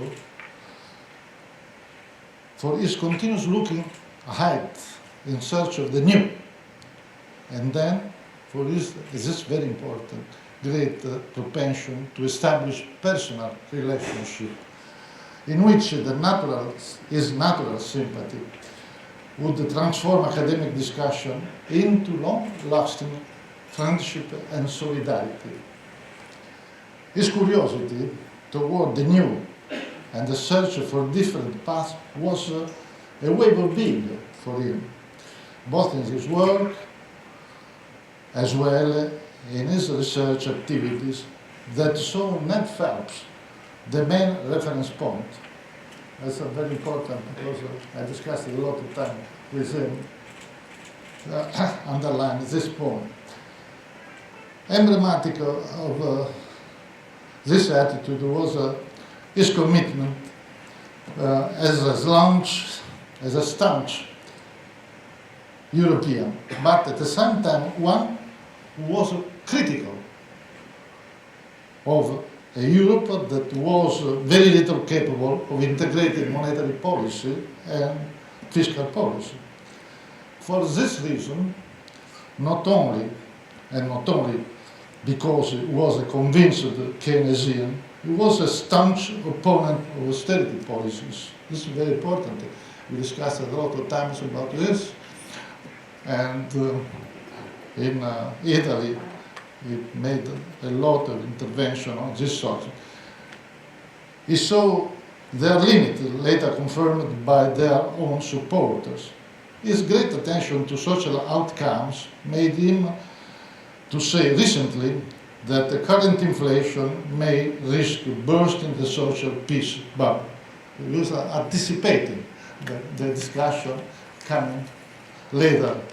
It's very important to look to this point today where everybody is talking about that, but Jean-Paul was anticipating the problem.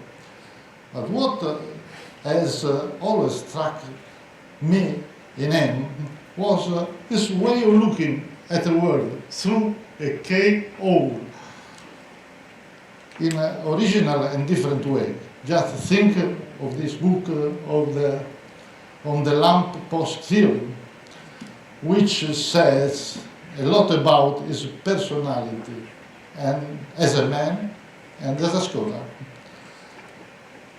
It is necessary, he said, to focus the light of the lamp post on the right issues if one wants to respond to the challenge facing the world today.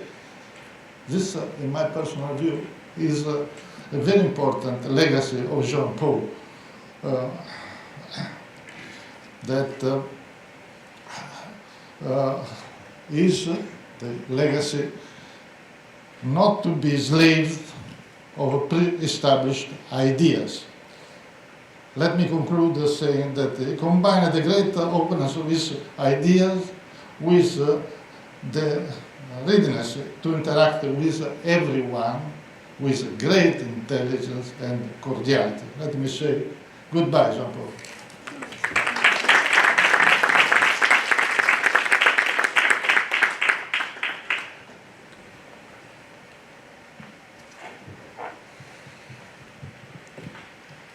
Well, let me say, first of all, I want to thank you, Ned, for the invitation to be here. among the many things that I owe to Jean-Paul is the fact that thanks to him I saw you sing opera in a van that was bringing us from the hotel to Louis once going to a conference. I knew this would be a very emotional moment, and putting up his smile on the screen doesn't help actually. So for the first time in my life, I think I will not speak like that, but I will try to read a few notes that I have. Let me start by stating the obvious. Jean-Paul was a brilliant economist. His thesis, his PhD thesis on inflation, equilibrium, and employment, that was published in 1971, more or less the same period in which you, Ned, were working on your seminal work on the same topic, was an amazing piece of work, especially for a young scholar, that gave lots of insight that we still could use today and went well beyond this standard monetarist controversy that we are taught in school. Jean-Paul also contributed in these years to the early efforts to microfound Keynesian theory, a sort of response to the neoclassical, to the rational expectation revolution. So he was really, at that point in his life, he was really at the very center of the theoretical debates. He was a very young scholar, and that's very impressive. But despite I cannot read, as you can see, despite being promised a brilliant academic career and never stopping doing research, Fitoussi very quickly took another path, and he became the intellectuel engagé that we all love and appreciate. He created OFC, the center where the research center where I work, and that was an attempt to bring economics into the training of the French civil servant. As astonishing as it may be, before Jean-Paul, in France, the French elite thought that a civil servant should only be trained in political science and in law. That was his contribution. And from the very beginning, Jean-Paul was a convinced European. A convinced European, as Luigi Paganetto said, a critical European. His book, one of his book that I like the most, the Forbidden Debate, starts by blasts a debate that is plagued, according to Jean-Paul, by conformism, in sort of pensée unique, that restricted the space for alternative visions. And that's led us to self-censorship of the intellectual and policymakers in the debate on the shape to be given to Europe. And the book on the new language of economics that was cited before kind of comes to close that circle at the very end of his career. As you said, he goes against language as a very important tool for intellectual hegemony. And I must say with some bitterness that that last book lacks the combativeness of that he had in the Forbidden Debate, and kind of is a show of pessimism by Jean-Paul. And this is very sad. At the very end of his life, he went through into this phase. Humanism, the fight against the technocratic conception of economics, is the red thread that binds the whole trajectory of Jean-Paul, and explains why in 2009 he inspired the Stiglitz Commission that was mentioned before on measuring well-being. And he never thought that measuring well-being meant being for the growth. Actually, the contrary. He said that you should have a broad notion of well-being because he wanted to put back inequality and income distribution that was mentioned so many times actually during the day-to-day at the center of the policy debate. Even before the 2008 crisis, inequalities, effect on growth, investment, financial imbalances were at the center of Jean-Paul's concerns. And actually one of the papers we wrote together was precisely on these topics. He worked on the relationship between democracy and the market, and on the need for the state to rediscover that role of regulator and intermediary between citizens and markets that were also very often mentioned today in our conference, and that existed at a certain point in our history that were the period of the golden years of social democracy. Since 2008, macroeconomics is in a state of flux. After the global financial crisis, we are rethinking macroeconomics in many aspects. And I think that the work by Jean-Paul will certainly be useful in this rethinking process. I think he will lead in the debate that we're going to have about where macroeconomics should go. But I would like to stop to finish, and this is really, I have to read it because otherwise I won't be able to say it, with a personal memory.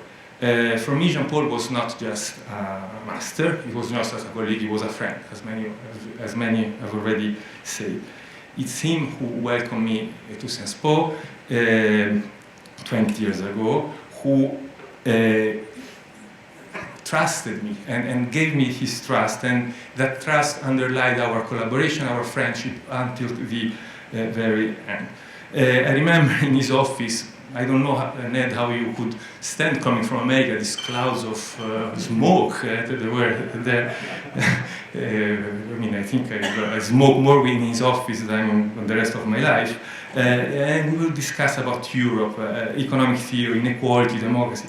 And what I learned from him in this discussion is that the rigor and independence of judgment are the only passport to become authoritative or an authority in a profession that, as we this morning there was this discussion on social networks. Well, believe me, economists are really part of this polarization on Twitter, and the only thing that can give you authority, and this is what Jean-Paul taught me, is rigor and independence of judgment. And I think this is the most important lesson I got from him. He never made a mystery of his beliefs. And despite being rigorous in reasoning, never cloaked his beliefs in a presumed objective scientific best. He knew that values are as important as analysis. And it's no coincidence that despite the label of Keynesian, he was one of the most consulted intellectuals by politicians of all sides. And that was, as was said before, very often, unfortunately, was consulted but not heard. And if I had to find a motto for his engagement, this motto would be, talk to everybody, be enlisted by no one. And I think this is the best way to characterize Jean-Paul. And in this day, I have one certainty that practicing rigor and independence daily is the best way to keep Jean-Paul alive.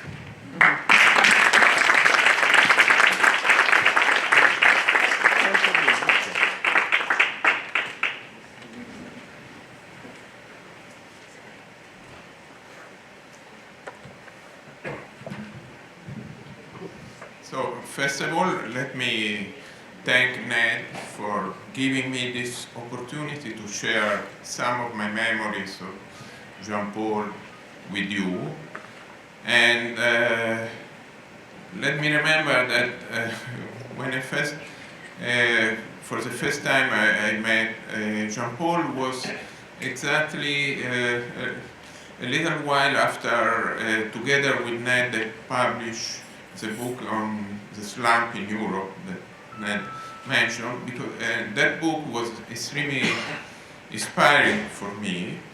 I was writing a thesis on high unemployment in Europe, so and this was the beginning of a relationship that then will continue over time. And then I interacted with Jean-Paul when Axel Leonhoff, well-known Keynesian economist, asked him to help us to establish a new international studies school at the University of Trento. And Jean-Paul very generously got involved and gave us advices, and then also stayed in the board of the school. And the University of Trento, I think, is still quite grateful to Jean-Paul for his help and contribution. And then now let me skip many other occasions of encounters with Jean-Paul, and let me go straight to the first month of this year, because I was in charge to organize this festival of the economy, again in Trento, which is a sort of the 4 days event with economists, Nobel Prize winners as Ned and managers, politicians talking about economic issues before an audience of non-professional economists, mostly of them young people coming and so on. And Jean-Paul from the beginning, again very generously, was involved in the organization of the festival and gave me many ideas, again suggestions. We discussed about topics, issues, whom to invite, and again his contribution was precious. But then we had many telephone calls. The last one just a few days before his death, very few days before. He was in Rome, and but we had a disagreement also. This is the story. One of the ideas of Jean-Paul was to have a panel on the so-called fiscal money, and then is possible introduction in some euro area countries such as Italy. I personally think that this implementation would have been quite detrimental, but I agree on the opportunity to have a panel on this, because this is quite delicate issue which is very much discussed. So, but the disagreement was about whom to invite, because we agree on inviting the former Greek minister Varoufakis, and then the Keynes biographer Skidelsky. But then Jean-Paul insisted for having also some non-economists close related to the populist movement, the 5 Stars, which is quite, especially at that time,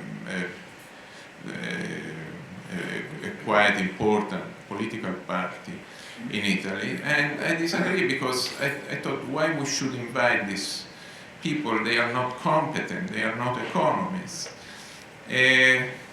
Jean-Paul insisted, and now and afterwards I thought that he was right, because this is this idea was relatively popular in Italy and also in a few other countries. So it's better to discuss with these people. It's better to face them openly and to try to understand their reasons. So this is why me too, I want to conclude with a quotation from Jean-Paul, again, last essay on language, on the newspeak and economic theory, when quotation marks, when the grown-up economists abandon their responsibility, Cooks takes the stage with fantastical theories under pretentious names. For instance, as an example of this theory, the government can print unlimited amounts of money with no risk of inflation or financial stability. End of quotation.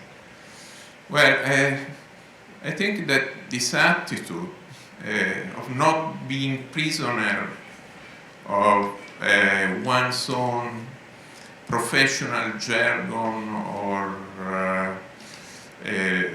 biases, or let's say this message of openness, of mental and intellectual openness is a very precious legacy that Jean-Paul left with all of us, I think. I'm sorry I can't be with you today to celebrate the life of Jean-Paul. He was a great economist, but above all, he was a great friend. We shared interests and values. We worked together seamlessly, co-conspirators to use economics to create a better world. He persuaded me to join him in the Commission on the Measurement of Economic Performance and Social Progress. It was his name for the commission, and it reflected his broad vision, his commitment to advancing social progress and to making a better society. His genius in creating the commission was both in the economics and in the politics. He knew that our message would have greater impact coming from the center-right. Corralling it through French politics was one thing. Corralling 15 independent-minded economists, sociologists, national income statisticians, and other social scientists to reach consensus was another. When that work was done, he worked tirelessly to globalize the impact, getting the OECD to set up a special group to advance the agenda further and to prepare the statistics that would enable its implementation. I have been almost startled by the global impact that his work has had, with an alliance of countries around the world now committed to implementing these ideas. The lives and livelihoods of millions of people are being directly affected by his work and ideas. Changing the focus of economic policy from just thinking about material goods and services to a broader conception of individual and societal well-being is a singular achievement, one consonant with Jean-Paul's beliefs and values. I don't need to say much to this group about Jean-Paul's work in macroeconomics. We were on the same side in virtually every policy discussion, from our adamant opposition to austerity to our repeated worries about the European Central Bank engaging in excessive tightening. More than almost anyone of his generation, he moved seamlessly between economic theory and economic practice. His keen intellect combined with his extraordinary integrity meant that he was trusted by political leaders of all political persuasions. He was a constant in France's policy vibrancy. He was both passionate and deeply thoughtful, another rare combination. We had a friendship that began with our economics, but then went much, much further. During my time in Paris, and especially in the fall of 2019, just before the pandemic, while I was on sabbatical in Paris, he was generous enough to share his office with me, which was a godsend, because we could then spend hours talking about economics, to spill over to talking about economics and politics over a wonderful French lunch. I can still hear Jean-Paul's voice as we would call each other on the phone to chat about one issue or another. I will miss him. We will all miss him. Ladies and gentlemen, it gives me enormous pleasure to introduce to you a man whom most of you have already met and admired, Professor Juan Sola. He has been a foreign member of the Center on Capitalism and Society since December of 2008 and has spoken at a handful of our conferences over the years. As a lawyer with a doctorate in economics, he specializes in constitutional law and has served as a co-judge for the Federal Administration Court of Appeals in Argentina. He is now Professor Emeritus of Constitutional Law and the Director of the Center of Law and Economics at the University of Buenos Aires. Juan, I am sure, is the greatest world authority on the subject of corporatism. What's that? He will tell you. He published an excellent paper, The Reaction Against Individualism and the Remote Origins of Corporatism, on the topic of the Center's journal, Capitalism and Society, back in November of 2018. We've had many deep conversations over the years, and in 2020, I had the joy of co-authoring an op-ed with him, What's the Matter with South America, published in Project Syndicate.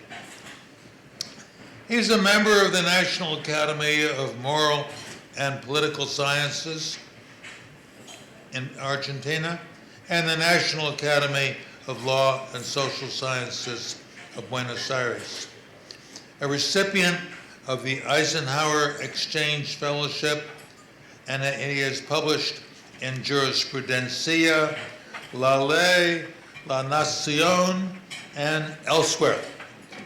He has authored several books in Spanish. I thought those were Spanish. I didn't write this.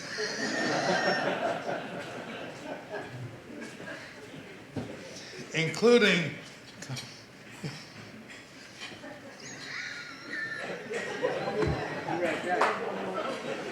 You shouldn't delegate.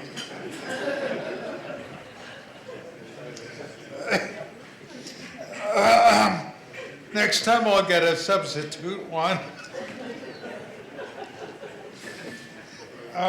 Including Constitution and Economy,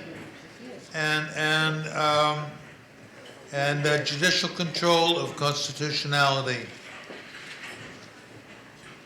and several other volumes, such as the one entitled Treaty on Constitutional Law, and another titled Treaty of Law and Economics. He's a huge figure, not only in Argentina and South America, but in the world of intellectuals. Juan, take over.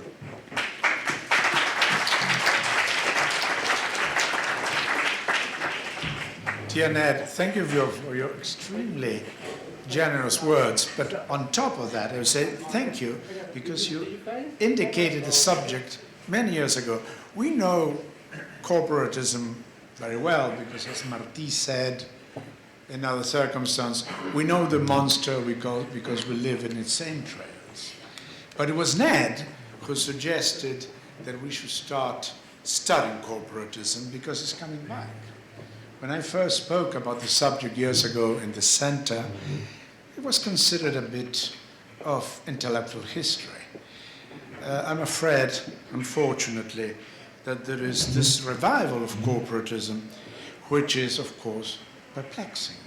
Why would a society in the world return to this terrible system? First, a new specter is haunting the world. It's no longer communist like in 1848. It is corporatism. Why? Because it's a new justification for despotism, first reason. Socialism in the past was a great justification for autocracies. It's a way that a leader would have a sole party, no elections. And this old system came back as a milder form of an ideology that will help authoritarianism. Why also? Well, it prevents political and economic competition. Corporatism thinks that this is much better to have an agreement than have competition. Competition itself is bad. Why? Because stability is better than social conflict. Capitalism is considered to be a source of social conflict, both between companies that compete, legitimate, and between trade unions and companies. So the way it was thought, and it was thought of very many years ago, as we shall see, is that we can find a system that we would give stability to the economic, but also to the political system. Basically, the idea of corporatism is hierarchy.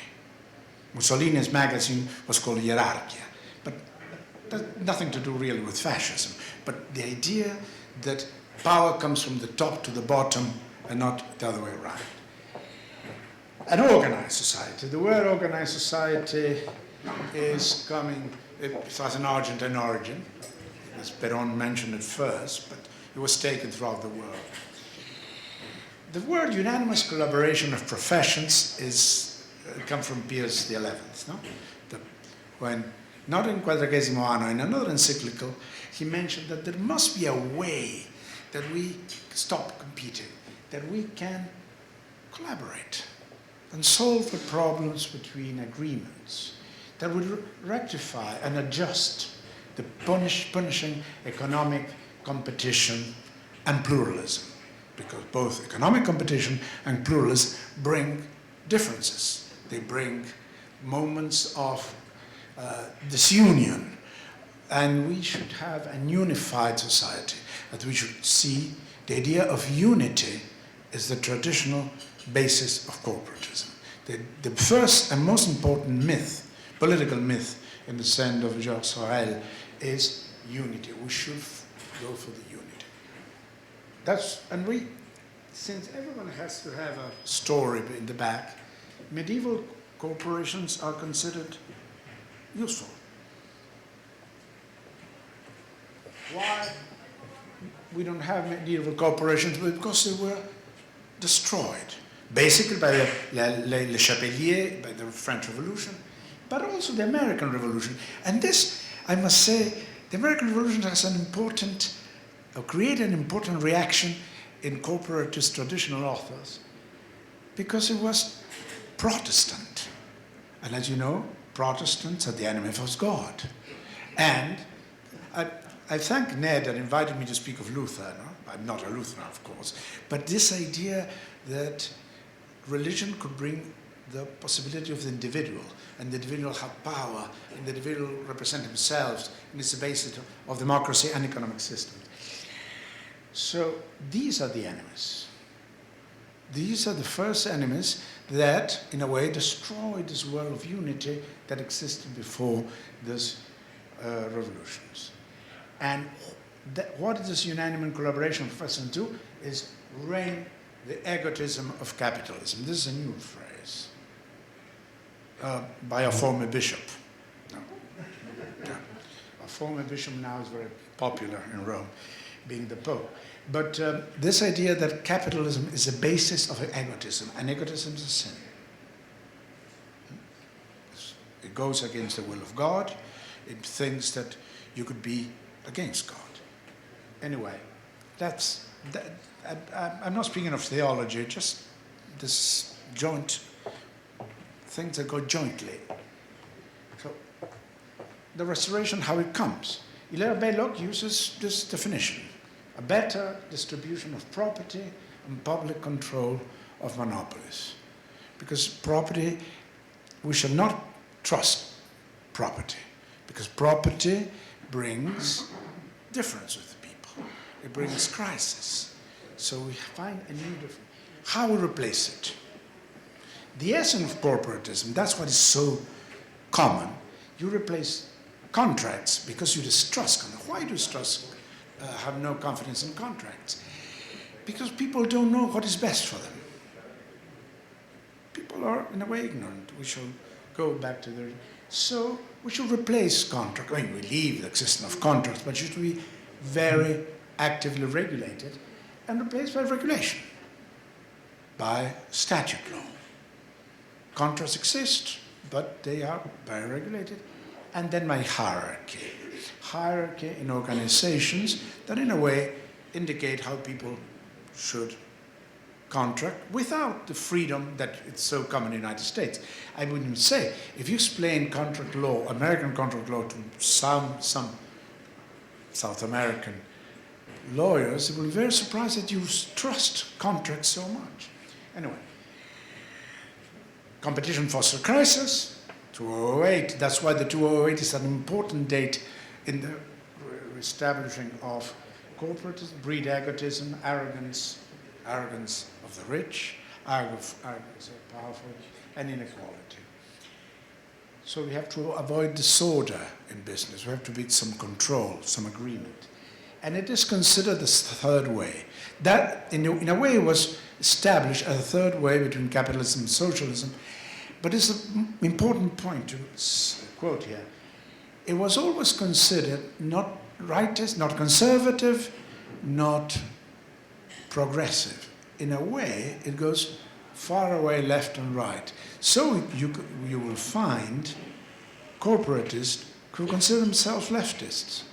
They go with Putin, but they consider him from the left. And I will give example in a minute. First thing is the myth of unity. The myth of unity means against who is our enemy? It's very important to understand this point of unity because it indicates that we have the people undefined, we, the good, have enemies.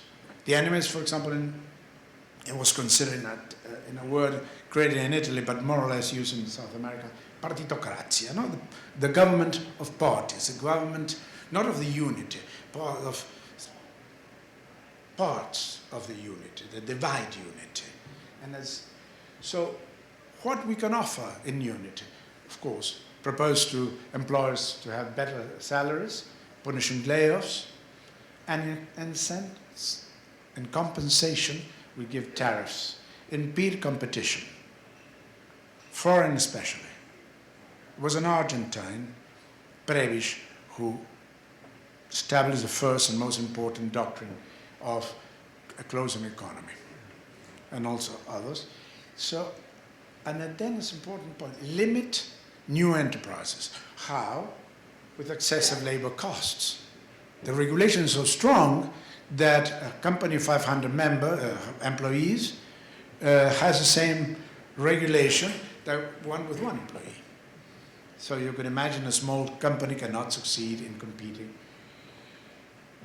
Regulation is the basis. And it punishes beginners and innovation.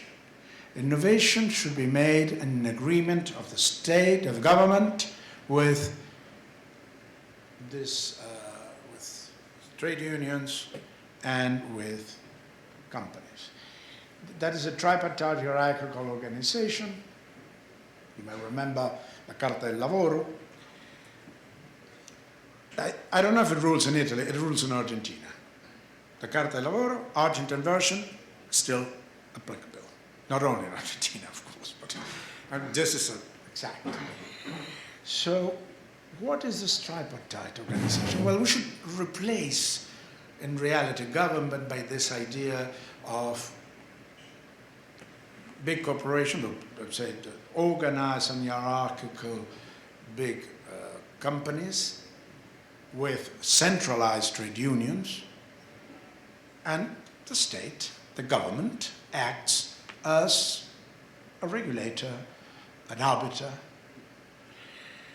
So we have the interest groups, the capital, of course, labor, the church. But I not only mean the Catholic Church, but I mean religious idea would give some sort of moral justification to corporatism. And which bases one import substitution. Import substitution is one of the centers of corporatist ideas. It started after the crisis, but then it has a twist. It creates a new oligarchy. Extremely rich, protected businessmen and extremely rich trade unionists. Huh? Corruption, but not only corruption. They're also, in a way, they have their own companies. Sometimes you are surprised. And then the other point is entitlement. Entitlements is also a central thing, that we are part of the people, we are entitled to receive certain benefits. Eva Peron used a fantastic word which says, where is a need, there is a right. When there is a need, a right, I mean, the state has obligation to help you. It's not something that is given to you, it's something you have the right to. And if they are not, you're... And then there is the new myth, this idea of inequality as the cause of poverty. You know poverty much better than I do, but very powerful point that, you know what, why we are poor? We are poor with something is taking our part. Someone is having my part, so that's why I'm poor. And that's, of course, an extremely powerful myth. Oh, it stopped working.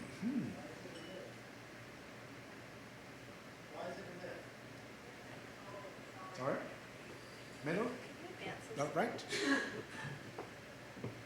How do you do? Lizzie? Because I want to, there are two parts that I would like very much to put. Sorry? Oh, I'm sorry, sir. One is ancient origins, just to be, these are books and quoted still, and I will show you a new book that's quoting it. And then there is a new twist to corporatism that was no longer, I would say, a couple of years ago. First, the origin. The anti-Roosevelt, the anti-Rousseau is Joseph de Maistre, no? The most famous of the reactionaries.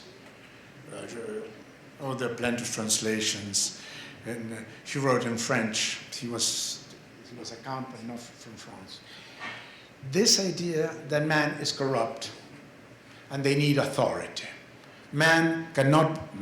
Persons cannot rule themselves. If they rule themselves, they go into open violence. They beget tyrants.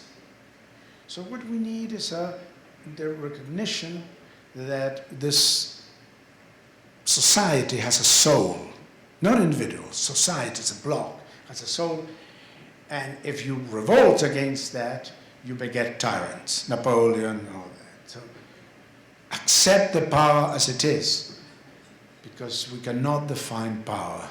Power is a mystery.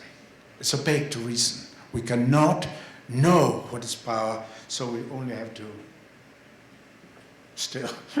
Sorry. Another point that Carl Schmitt very central, let me go quickly with this, is the dialectic of friend-enemy. All human relations are divided between friend and enemy. All my friends, part of the nation, part of the people, and the enemy.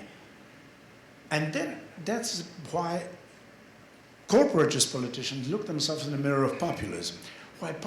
Because populism is the new rule. First, the people has a leader. The leader needs not constraints. Not the constitution. Reality is a mystical relation.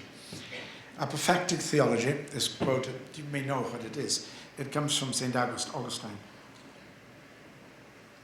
It means God cannot be defined.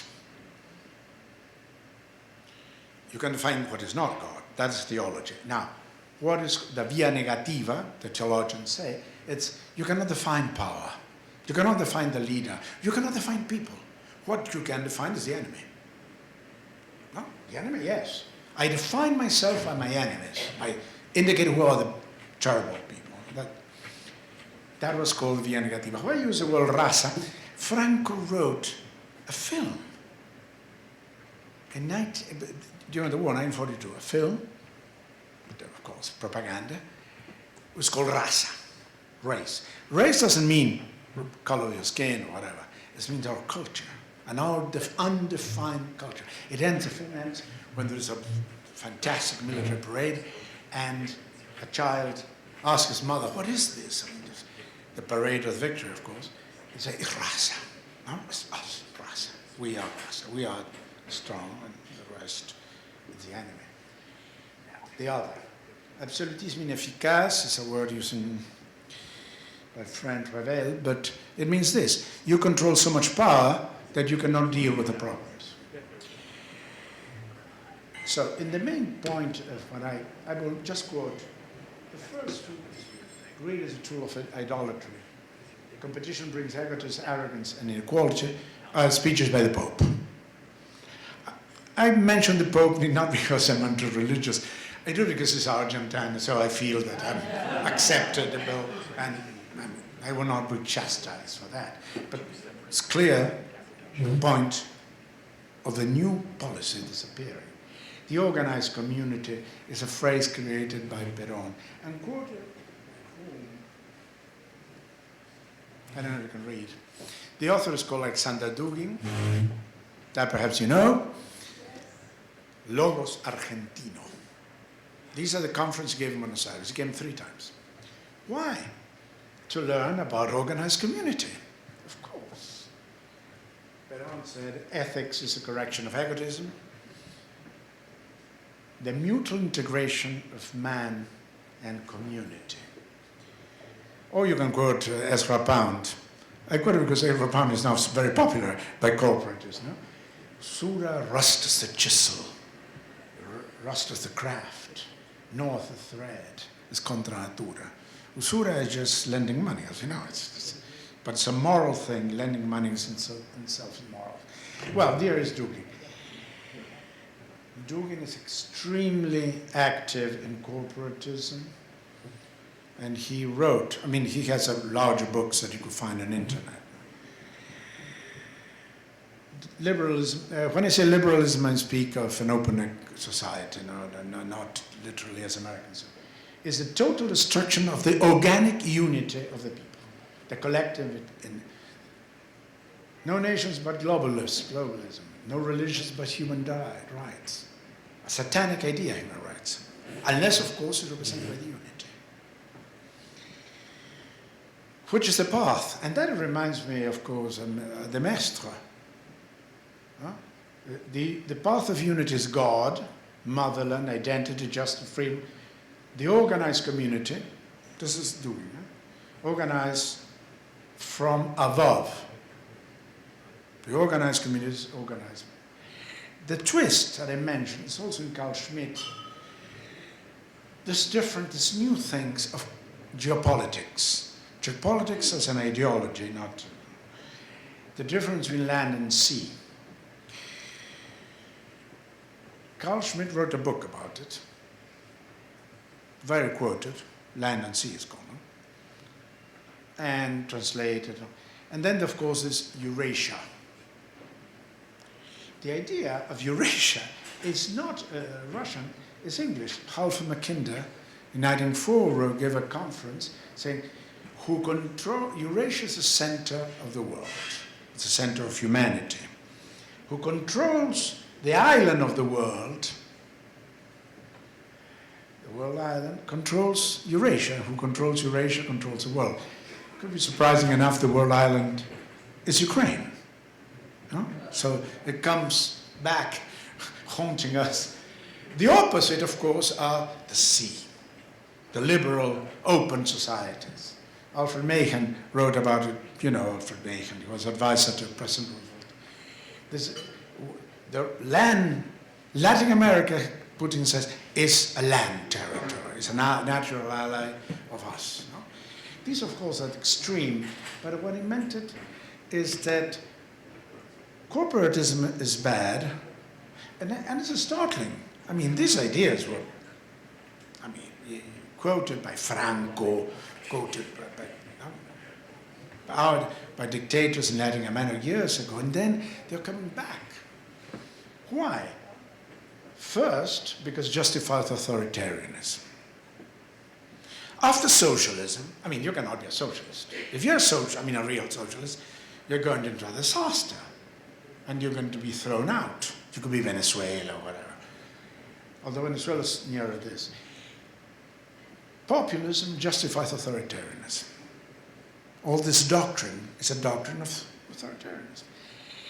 It has a problem. It leads to economic stagnation, not to economic destruction, like communism. Corporatists destroyed the economy. On the contrary, you could live a very long period of time stagnated and living miserably. I can give the Argentine example if you want. But nationalism has a trick. It includes belligerence. Belligerence in the speech, and sometimes belligerence in action. I mean, we are born in Europe, which is, I mean, that's not a small feat. Living very far away of that. I mean, Putin came to Argentina. The Argentine president praised Putin. Many leaders praised Putin till, of course, there was a war. So that is something that you should be aware. Corporatism is not naive. It's not a funny thing that developing countries use. It's dangerous. It creates a new oligarchy, which is made very strong. New trade unionists, rich, new businessmen allied with trade unions, allied with the government. They cannot compete, and they won't compete. Plenty of examples. And then, of course, this new myth. Poverty is a consequence of inequality. If you look for, we should just change inequality in itself, because the reason of poverty is someone's taking my part. And then we should say the only truth, I would say, in this short speech is dynamic economy breeds pluralism. That's why countries which tend to have a dynamic economy cannot maintain an authoritarian regime. What happens in China, for example? If you tend to go to dynamism, necessarily it would have an open economy. And that's why so many strong-handed or high-handed governments hate dynamism. They hate dynamism because it means that you're going to leave power. So I thank Ned again for bringing this matter, was probably in the past, and now is in the newspapers. It's a new school of dictatorship. Thank you very much.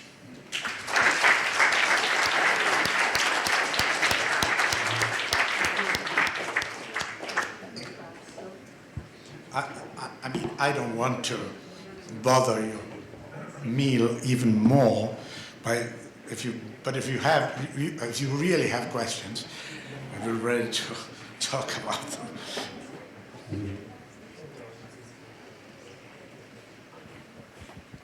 Thank you very much also for talking about political theology and moving to Carl Schmitt. So the problem with this kind of romanticization of the medievals is with Luther. Luther started this cult of the individual. But I think also in Christian circles in America, it's the problem of the Enlightenment. So how do you navigate? What are the rules, the public rules dictating how you navigate conflict, which are also kind of significant? And I think that move to authoritarianism is the rejection of pluralism on the grounds of the rejection of individuality, but it's also the rejection of any intersubjective navigation of difference with this kind of top-down corporate structure. There's an extraordinary thing with Luther. You know, Luther was a contemporary of Machiavelli. I quote Machiavelli for several reasons, because he reinvented republicanism, but also because one American corporatist writer, James Burnham, wrote about Machiavellists in the 40s, mentioning all the fascist writers, no? Pareto, Mosca, Robert Mitchell, and all that. So in the United States, they were also forgotten. Luther is extraordinary because when he said, every baptized is a priest, every baptized person is a priest, there's no hierarchy. No hierarchy is minimal. A religion without hierarchy proved very, very dangerous. for corporatists. That's why Joseph de Maistre hated Lutherans more than revolutionaries, which is rather surprising.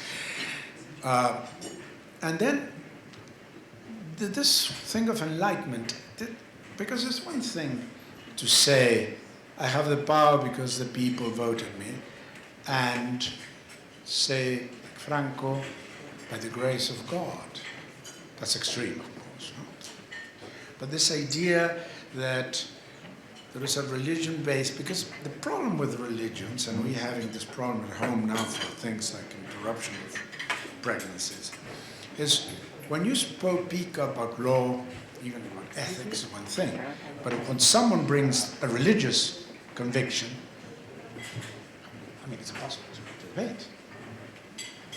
How can I convince you of something? It goes into your deepest feelings. No? And that is what it is. That's why, what is the nation or the people? Well, plebiscite of every day, you know, the famous. But if I say, you're against the nation, you're the imperialism, you're come to say, enlightened again. I receive.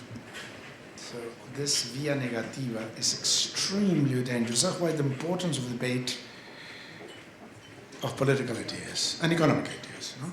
That's debate. Even if the debate is senseless, this idea that nothing is forbidden ideologically, and we should have Congress and all that. And I mention this because we are, if Putin had not entered a war, Putin and China would have entered the whole continent, not speaking of the United States. Because there's a speech by our present president, although he's very poor, I mean very weak, but he said, we are the, referring to a continent, no? We are the door open for Russia in this area. No? It's now, of course, in a war you cannot go on like this. But yes, it's true. Ned was also who invited me to speak about Luther, and it was a fantastic discovery. Okay. Yes, please. I don't know how Sorry, to... Oh. Thank you so much, Juan Antonio. Thank you for such a wonderful presentation. I really congratulate you. And I don't know why I can imagine a country which is precisely going through the stages that you perfectly described as corporativism. It is an imaginary country, of course, but I guess that my own belief is that in this imaginary country, the leader is very popular because precisely he's doing those things.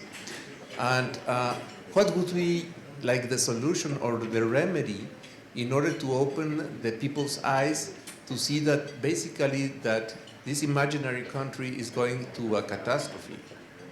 What is the solution? Oh, I'll try to put it here, no? But it's true, the problem is not an imaginary country. There are perhaps several real countries that do that in Eastern Europe. I mean, Eastern Europe, in this case. But the first about this dynamic economy, businessmen are more corporatist than trade unions. Yeah, trade unions exist everywhere. Protected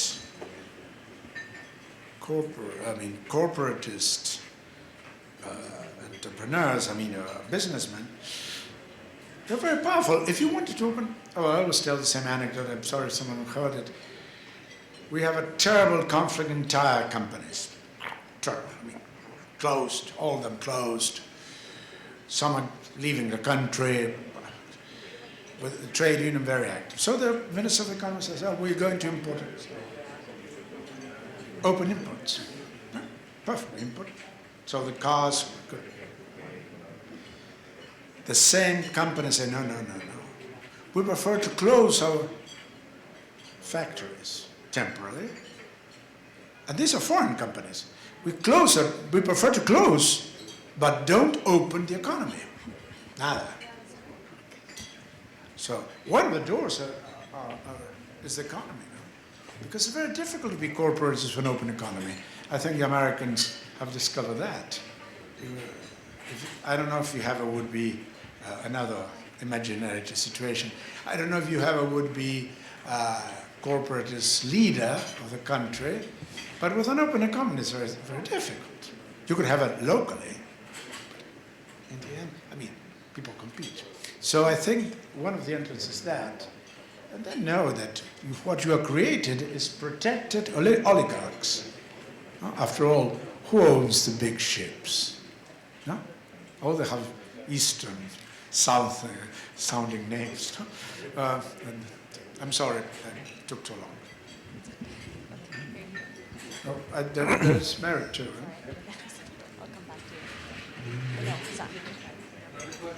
Yes. Merit, I think, has a question, which is a friend, and friends have privileges. I will come back to you. Apologize.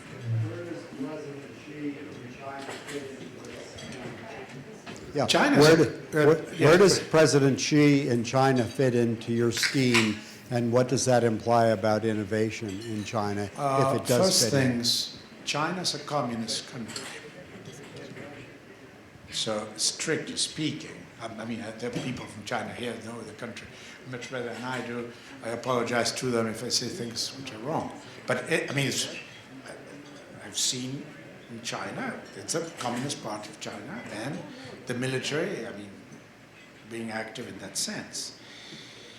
So I feel the President Xi of China, who wanted to be a stronger leader, stronger in the sense of more power, is facing some inconveniences, which is, if you want to grow and have a dynamic economy, you cannot be a Latin American dictator, if I may so term, or a communist dictator. You have to also, in a way, follow a possibility of a more open political system. China is a continent, it's very difficult to, but basically I find this model more applied to certain countries in Europe and in America than in China. Or, of course, China is a central actor, and corporatist leaders love China. Mystery. Do you allow Peter, perhaps? Peter's a friend too. Oh. So it seems to be family and friends tonight. If I take two of your lines, corporatism leads to economic stagnation, and dynamic economy breeds pluralism. The first line definitely applies for Europe. The last line, dynamic economy breeds pluralism, may be referring to the U.S. So yeah, but I'm quoting you. So would you elaborate on that? Is the second line, this is definitely Europe, and the last line, maybe, hopefully, the US. And one last remark. You have quoted several times Luther, and a few years ago, Ned, you had a conference on Luther, and it's such a pleasure that I learned tonight again about Luther. And with the new table order here, my new friend, Professor Halmer, is sitting here, and we both had an exchange since the conference on that. So, Nat, you were responsible for that relationship. Thank you. I will be as brief as I can. Corporate leads to stagnation. Of course, I mean, Bismarck was a corporatist. Friedrich List, the famous German economist, was a corporatist. And it worked. And it worked, more or less. It did work in Germany. You wonder if those things would work somewhere else. No? Because when we, in Latin America, apply Friedrich List, it tends to a disaster. So, of course, there are countries and countries. But in any case, there is always this idea that this pervasive interest, mild corporatism, some European countries, protectionist, using the European Union as a protectionist system, is not pushing them into some sort of extermination, in spite they are extremely competitive in many aspects, because, I mean, European invented everything. That is, I think, is the dynamic economy. The dynamic economy means to open economy with entrepreneurs, with this idea, of course, Ned is a world expert, but this idea that you create new products, that you create new product without the need of theoretical research. So any country, even they're poor, even they are not, I mean, don't have a great education, but they use the internal capacity of creating new products, new things, new ideas, even if something very simple, I think is a way much better to development, or to at least better their situation, than if they continue to think of corporate this idea, which is what Prevish thought. I mean, Prevish was an enemy of Perón. I mean, he was thrown out of the country. He was persecuted. But he gave a theoretical background to prohibit imports, to a closed economy, live with our own, vivir con lo nuestro. And that is a tragedy. And I feel that also has, you cannot have an open economy and a competitive economy and this idea of dynamic economy, which anyone can discover a new product, a new procedure, or anything of the sort, and make it big, let's say, without a plural political system. It's impossible. It's completely impossible. In the end, it would take long, depends on the culture, but that's why I think it's so important to give another line to what Ned wrote in his book. I know, Ned, I apologize. I cover myself.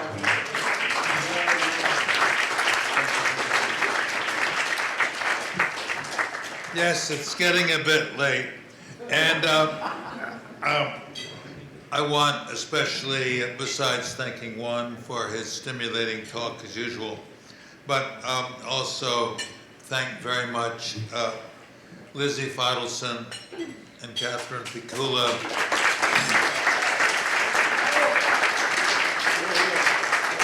Without their amazing abilities and spark, these conferences wouldn't have been possible, believe me. And it's just amazing how wonderful they have been.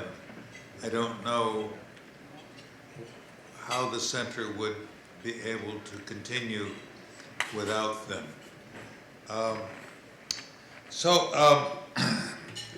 Thank you all for participating in this event, and thank you, Juan, for teaching us more about corporatism, and thank all of you. I want to thank all of you for your enthusiasm and attention to our humble program. Thank you.